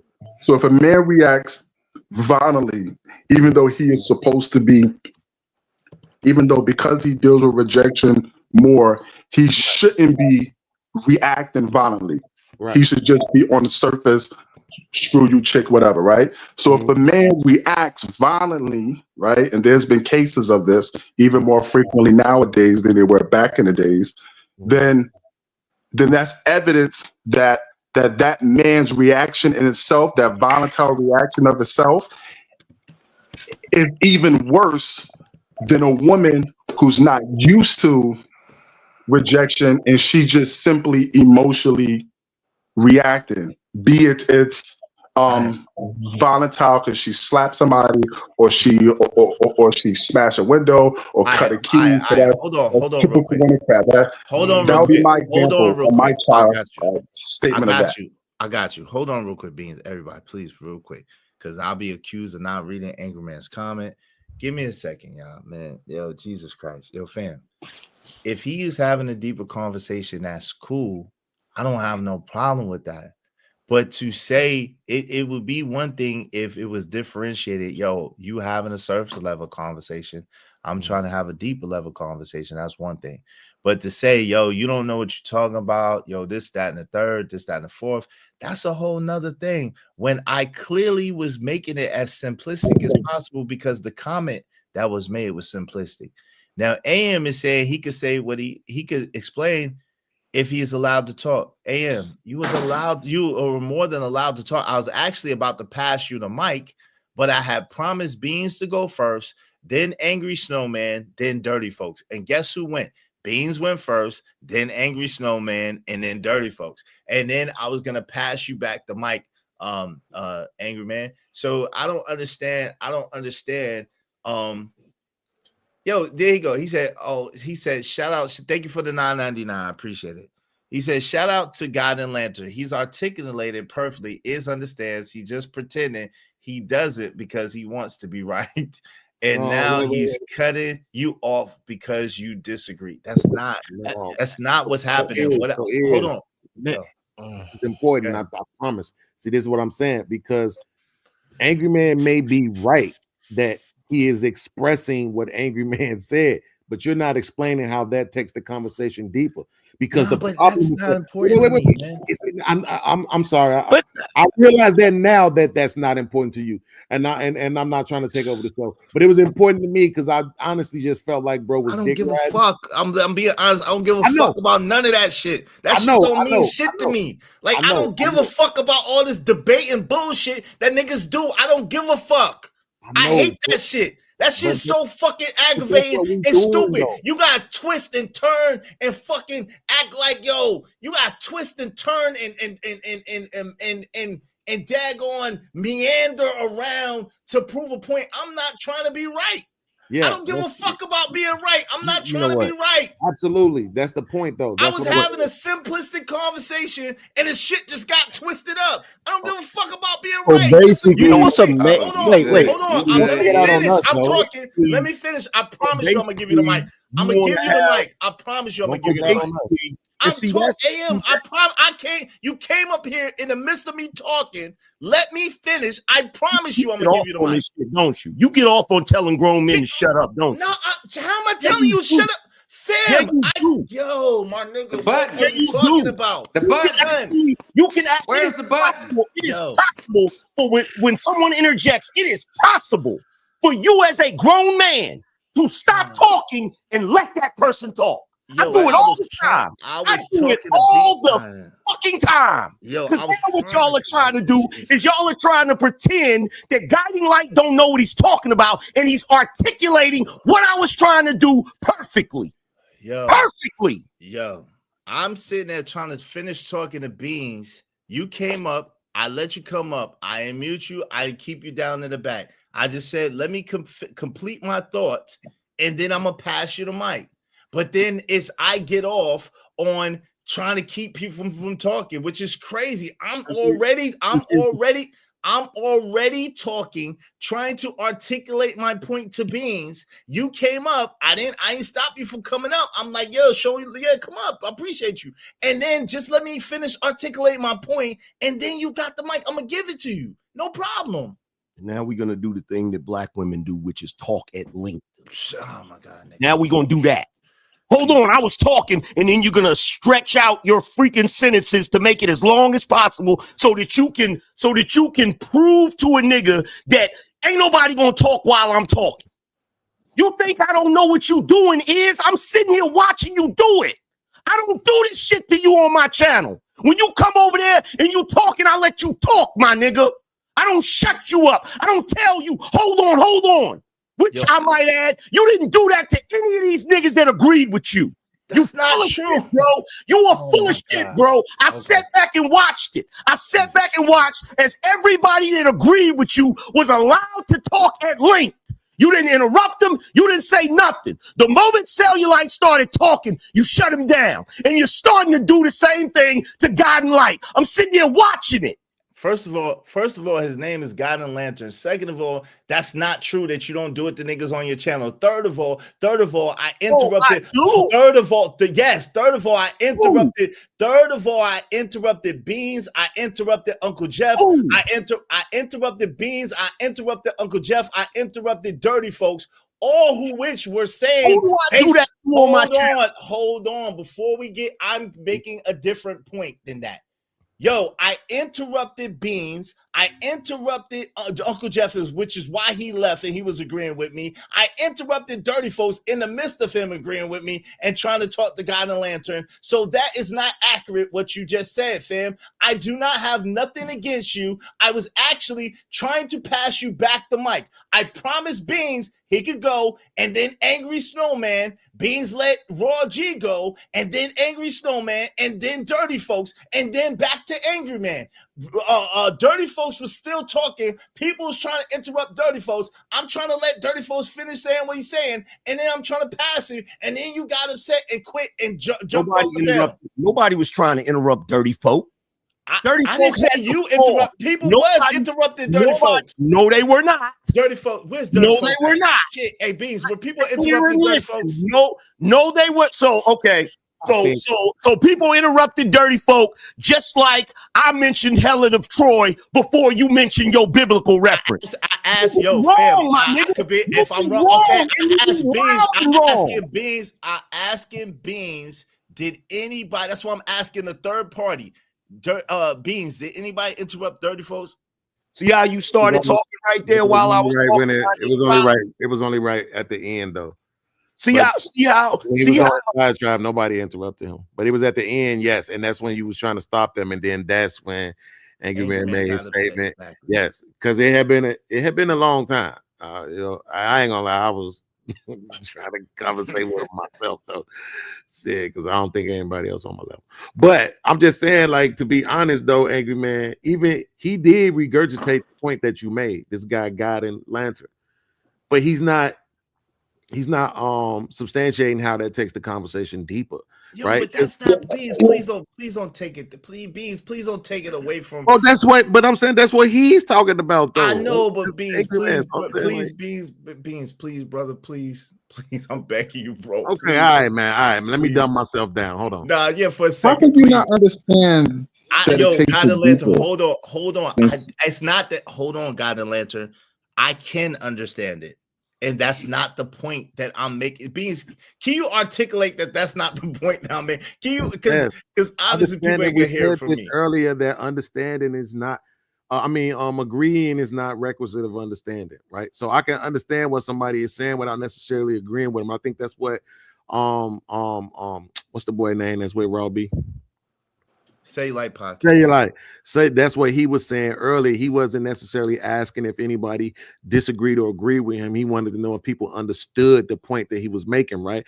And I think that's very important for us to do to each other. I think it helps communication, even if we disagree, to first acknowledge that we understand what the person might be saying, or at least how they got where they got to. And in this case, is not understanding what you're saying. He has a different point of view that he's looking at it, and that's why I was trying to figure out, how did you think that took the conversation necessarily deep? Because you're not explaining the why. You're just saying that it is, which makes it your opinion or your belief without substantiation on why that would be true. All right, Beans, let's pass the mic back to Angry. Hold on, God and Lantern. God damn it. I apologize, brother. Give me a second. Let's pass the mic back to Angry Man. All I was trying to do. I'm about to cook this nigga. No. Let Beans back to, no. It was you that interrupted me in the middle of my sentence. I shut up and I stopped talking. You said what you had to say, and then Beans jumped in, and the whole conversation kept going. It's what's been going on all night that you're pretending like hasn't been going on. And I know because I'm the nigga that's experiencing the damn shit. This is the reason why I'm so pissed off. And I want you to tell me what nigga I do that to on my show. Yo, fam. Now you're lying. No, I'm not. Yo, fam, you can't. You know I don't. Hold on, yo, fam. You know I don't lie. So trying to call me a liar is crazy. So first, do I do hold that? on. Can I answer your question? Yo, really? Can I answer your question? Answer it. Yo, bloviating right now. Yo, I'm not trying to bloviate nothing. Let me say this. Using white people words. Let me say this. If I offended you, I apologize. That was not my intention. I was trying to get Beans to answer one question, and you know how Beans does. He kind of took the floor. I'm trying to take it back from, because I don't want everybody mad at me and upset with me. Uncle Jeff got mad at me, even though he agreed with me, he quit. I don't know how Dirty Folks felt, even though he kind of agreed with me, he got tired of it. So I'm not trying to, and obviously you're offended. I'm not trying to offend you.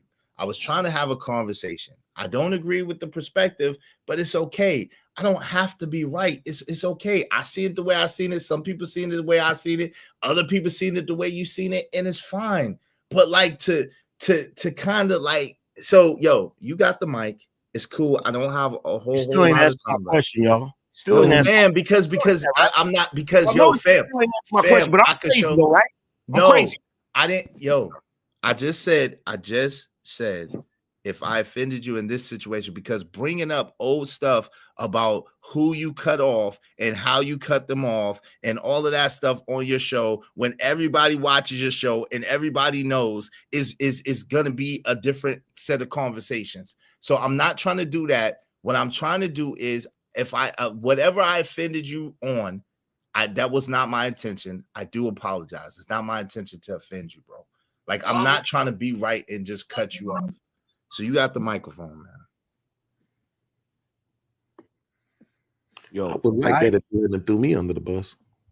Yo, Guiding Lantern illustrated it perfectly. He articulated it perfectly. He articulated it better than I could have, because at the moment I was pissed off and frustrated. He articulated it perfectly. Y'all are trying to have a surface level conversation, which quite frankly is an extremely biased surface level conversation. In fact, it's the type of conversation that the women will watch and hear y'all say, and it gives them more ammo to say that we're full of shit. And I'm sitting here trying to go deeper than that surface level bullshit to break down very simply that if you are a man who gets rejected way more often than women, you should handle it better. So if you handle it in any kind of way that a woman handles it, if there's even any remotely similar circumstance, then you are reacting worse than the woman, because you should be more acclimated to the rejection. She's not acclimated to the rejection. It's a simple concept, very simple concept that just requires a little bit of thought.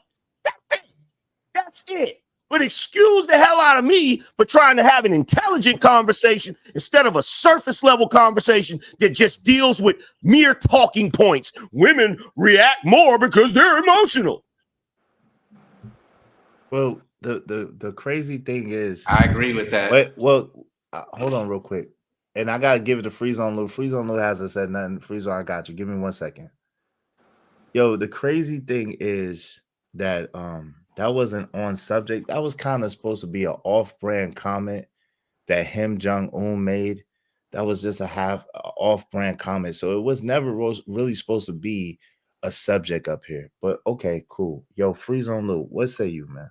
That was pretty good though.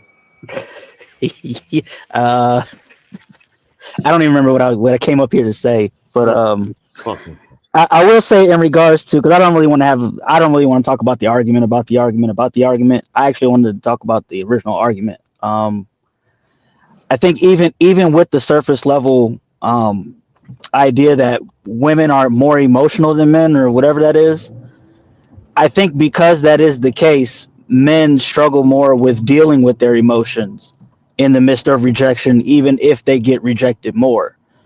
So it could be debated different ways, because I think that men handle rejection a lot harder. Okay. I really do. I know y'all were talking about in different levels and stuff, but I was just talking about in general. I think that they handle it a lot harder because they struggle more with those types of emotions.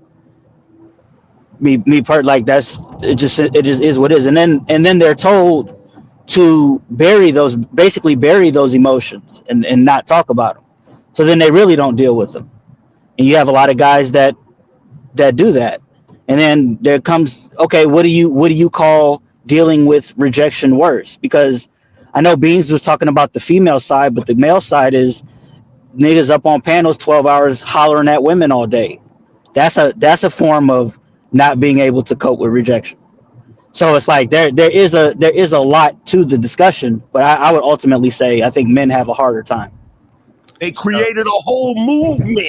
There's a whole incel movement. There's a whole community that is based around being rejected by women. Right. Yo, shout out to TV Trucking. So let me ask this question. Hold on, real quick, Beans. Hold on, y'all. Can y'all respect the money? I'm trying to read TV Trucking's comment real quick, y'all. And Beans, you got it. And then Petty Pendergrass. Yo, shout out to TB Trucking $2. He said, "You're being passive aggressive, Izzy. Chill." I'm not being passive aggressive. I got a splitting headache, like so big that it's ridiculous. I got a headache, and like, yo, it's not even worth arguing about. Like, it's I don't feel to be honest, I don't have no stake in the game. I could care less, to be real with you. I'm gonna be 100 with you. I could care less about the subject because this wasn't even the subject. The subject was about co-parenting,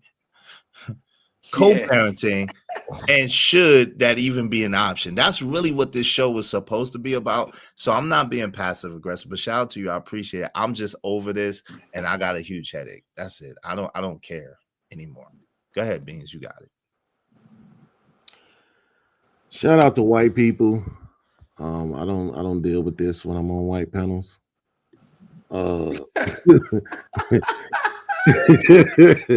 Like, yo, listen, nobody not scared of you, man. Right? You made a point, dog. And Angry Man, no, I love me some Angry Man. That's my nigga, right? But at the end of the day, that's not necessarily taking the conversation deeper, right? Because in reality, even if you make that argument, right? If you make it a majority minority conversation, I might have to concede because right now I don't want to argue about it. But we all know about the straw that broke the camel's back. So that's why I was saying earlier, just because you go through something a lot doesn't necessarily mean that it's strengthening you to deal with it. To the point that the young brother just made while he was trying to agree with you, that some people could just be holding stuff in and then they eventually blow up. Mm-hmm. But the thing is, we know that in this life, there are people who are called spoiled brats. We got people who are entitled, people who aren't used to being told no or dealing with rejection. And we often see them crash out as well. Right. So, and that's not even based on gender. right? That's based on upbringing, experience, and stuff like that. So, I mean, again, to take the conversation deeper, you have to compartmentalize some things. You have to be willing to say, maybe over here it's the men, and maybe over here it's the women, just so that you don't get into circular arguments. What's up, Jordan? What's going on, man? Yeah, I would add the male, self-deletion rate into the conversation, because how many of those are because of rejection? They did that earlier. Yeah, but see, that's is what it a way to this what I quantify mean. that? No, hold on, real It quick. ain't that real much. quick. This what we mean. That's okay. Look, see what I'm saying. That's a good presentation, but it's irrelevant, right? Because the point is, we made this statement earlier. This is what I say when people say taking the conversation deeper. You're not when you're ignoring things that are being said. We said earlier that there are different forms of rejection, right? Right. And so that's why I said when we look at the relationship component in itself, I don't think there's an argument to say that men deal with rejection worse than women inside of relationships. I think that's kind of cut and dry. The only argument that you have is dealing with strangers, meet and greets and stuff like that. To me, I think that's where you can present an argument on whether or not it's men or women. And even then, at some point, it's going to become anecdotal, because what real evidence do you have that it's the men or the women? But we know inside of relationships who file for divorce all the time. Women. Hey, right? JC, the topic was supposed to be co-parenting. JC, that's okay. It's organic. It's a good show. That's why you got 100 people watching. Congratulations. But the fact of the matter is that that's why we said it's all kinds of rejections and it's all kinds of responses, right? Oh, you in a relationship, your man can't buy you something. Now you cheating on him. Cheating on a man who can't purchase you something, that is absolutely a response to being rejected. It's just a different kind of rejection. You see what I'm saying? So that's why if we encompass all types of rejections and all kinds of responses, I think without presenting an actual argument that they would land at women's feet on who deals with it worse. But if you're talking about who does the most egregious thing, then to Angry Man's point, it's not even close. Right, it's gonna be men, right? And I said I could see that point a long time ago. Woo, Lord. Yo, hold on, Beans. Yo, AM, do you want to respond to Beans before I pass it to Sel? This is crazy. He's making a point that what I was doing was not going into a deeper conversation, while simultaneously doing what y'all did, which was stop me from going into the deeper goddamn conversation. Of course it wasn't a deeper conversation. The nigga stopped me, just like you're doing right now. Like who's doing? How many shit I ever seen in my life, man? Wait, like who's doing? Me? That's impossible. Because I talked after the young man talked, so it can't be me. Can I make a quick comment since we got a break? Go ahead, man. On the topic of the whole show. Hold on. We do better without you, Iz. Hold on real quick. I think co-parenting is some bullshit. I know. Hold on real quick. Because I gotta hold on. Because I asked Angry Man, did he want it? He did that. So I gotta pass the microphone to Sel. He back. Yeah, okay. I had to pass the mic. Hold on real quick. I gotta pass the microphone. I don't have a whole bunch of time left. I gotta get ready to go shortly. So go ahead, Sel. What do you want to say? Ooh. 10 hours, bro. Yeah, I've been on for 6 hours.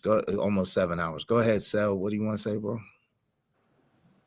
I was going to say that this entire debate could have been a gateway to a deeper conversation, but it could have stayed surface level. But now I see, especially Beans, thank you for saying that this didn't have to be a deeper conversation, but then you opened up every pathway of each deeper conversation that it could lead to across multiple platforms, where now this could be a gateway to how it is that we can better the community. But if we're talking about how it is that this particular debate is the start of a complete movement called the incel community, which how dudes go into MGTOW, which how dudes going to everything else. But you know what? All of that could have been avoided had we just had the conversation. But no. So I appreciate you allowing us to have the conversation. Wait, I appreciate you for allowing us to have the conversation. But as my man's is, I'm not going to hold back when I say I'm going to call you out that it was a definite disdain and mistreatment every time me and Angry Man went to talk.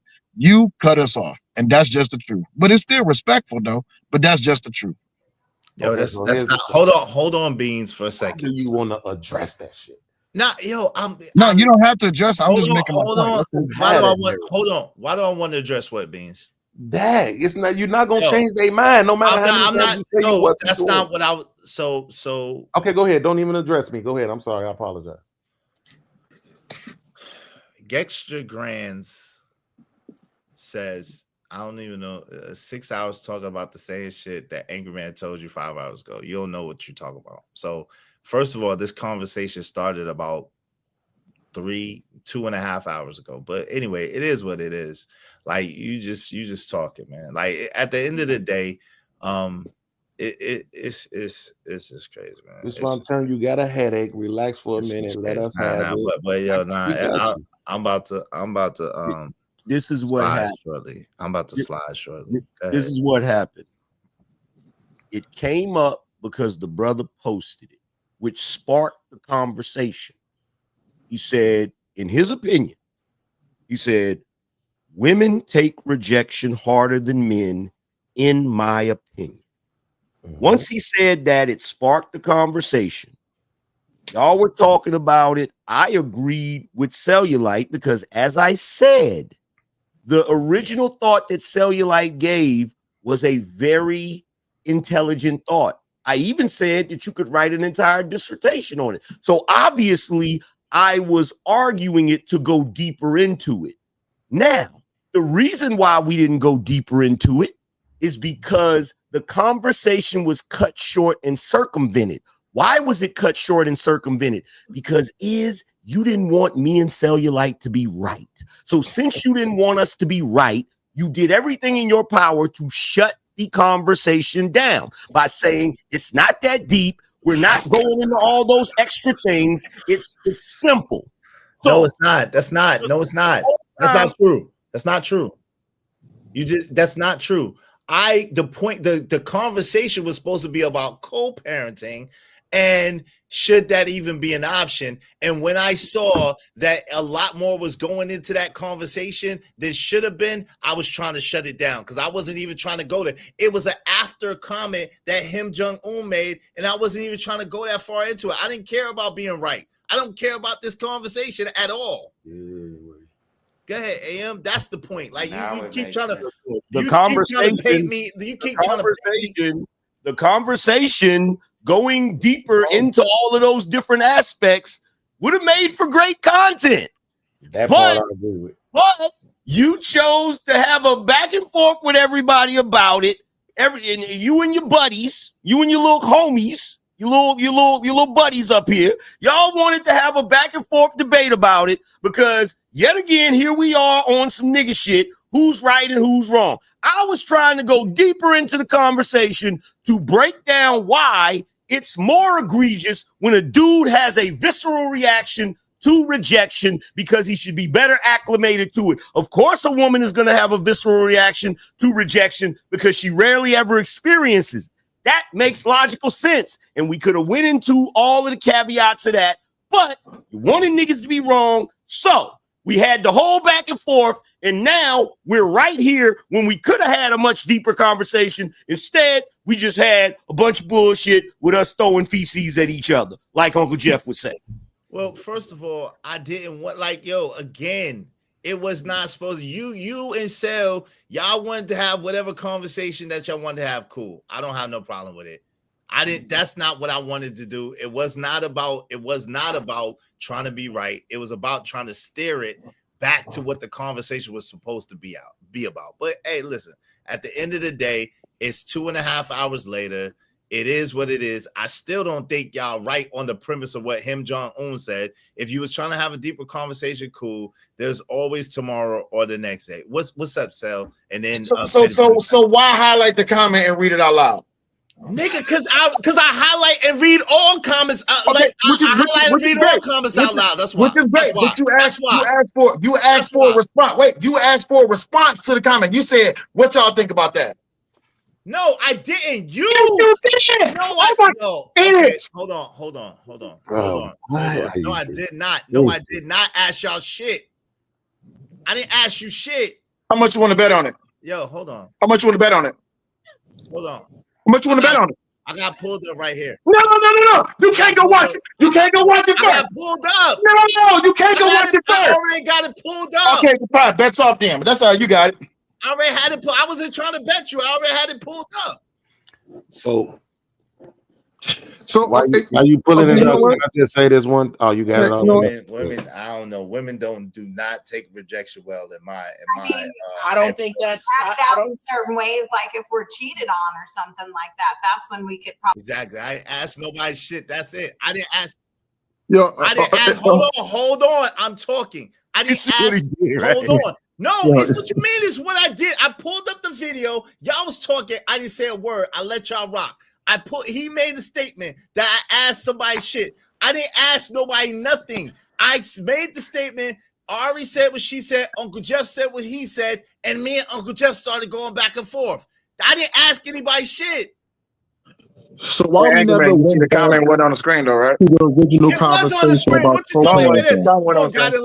it was on the screen. The comment was on the screen.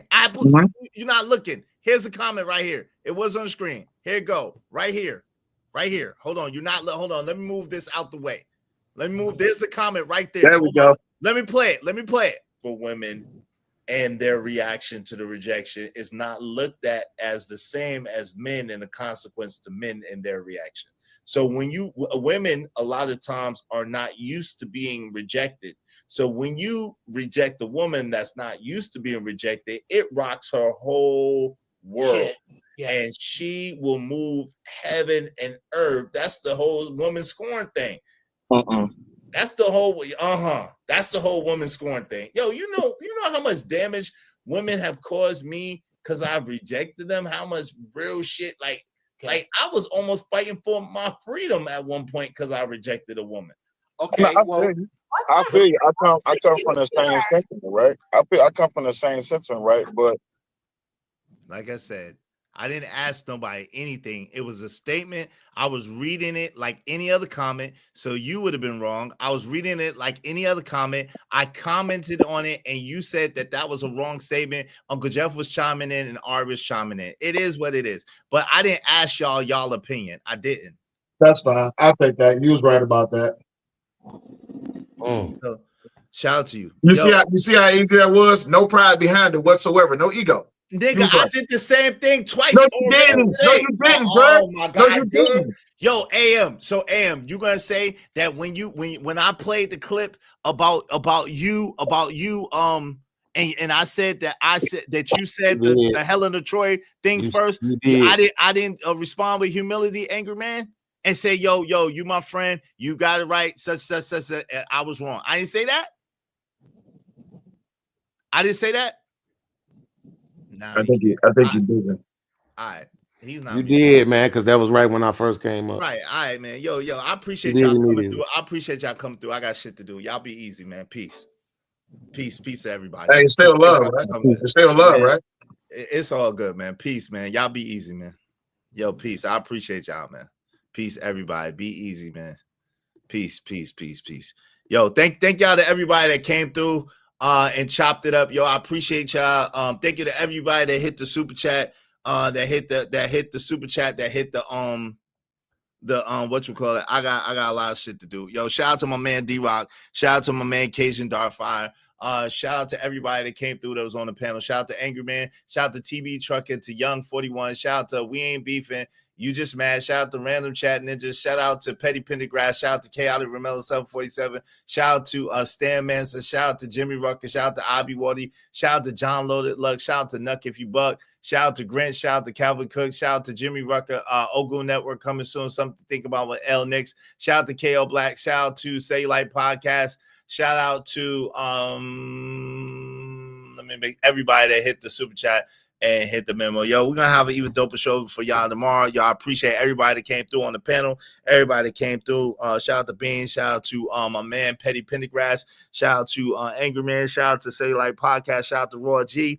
Shout out to everybody that came through. Uncle Jeff, Angry Snowman, Dirty Folks, Beans. Everybody that came through, man. Salute to y'all. Y'all have a good one, man. Peace, and we out, man. We out here.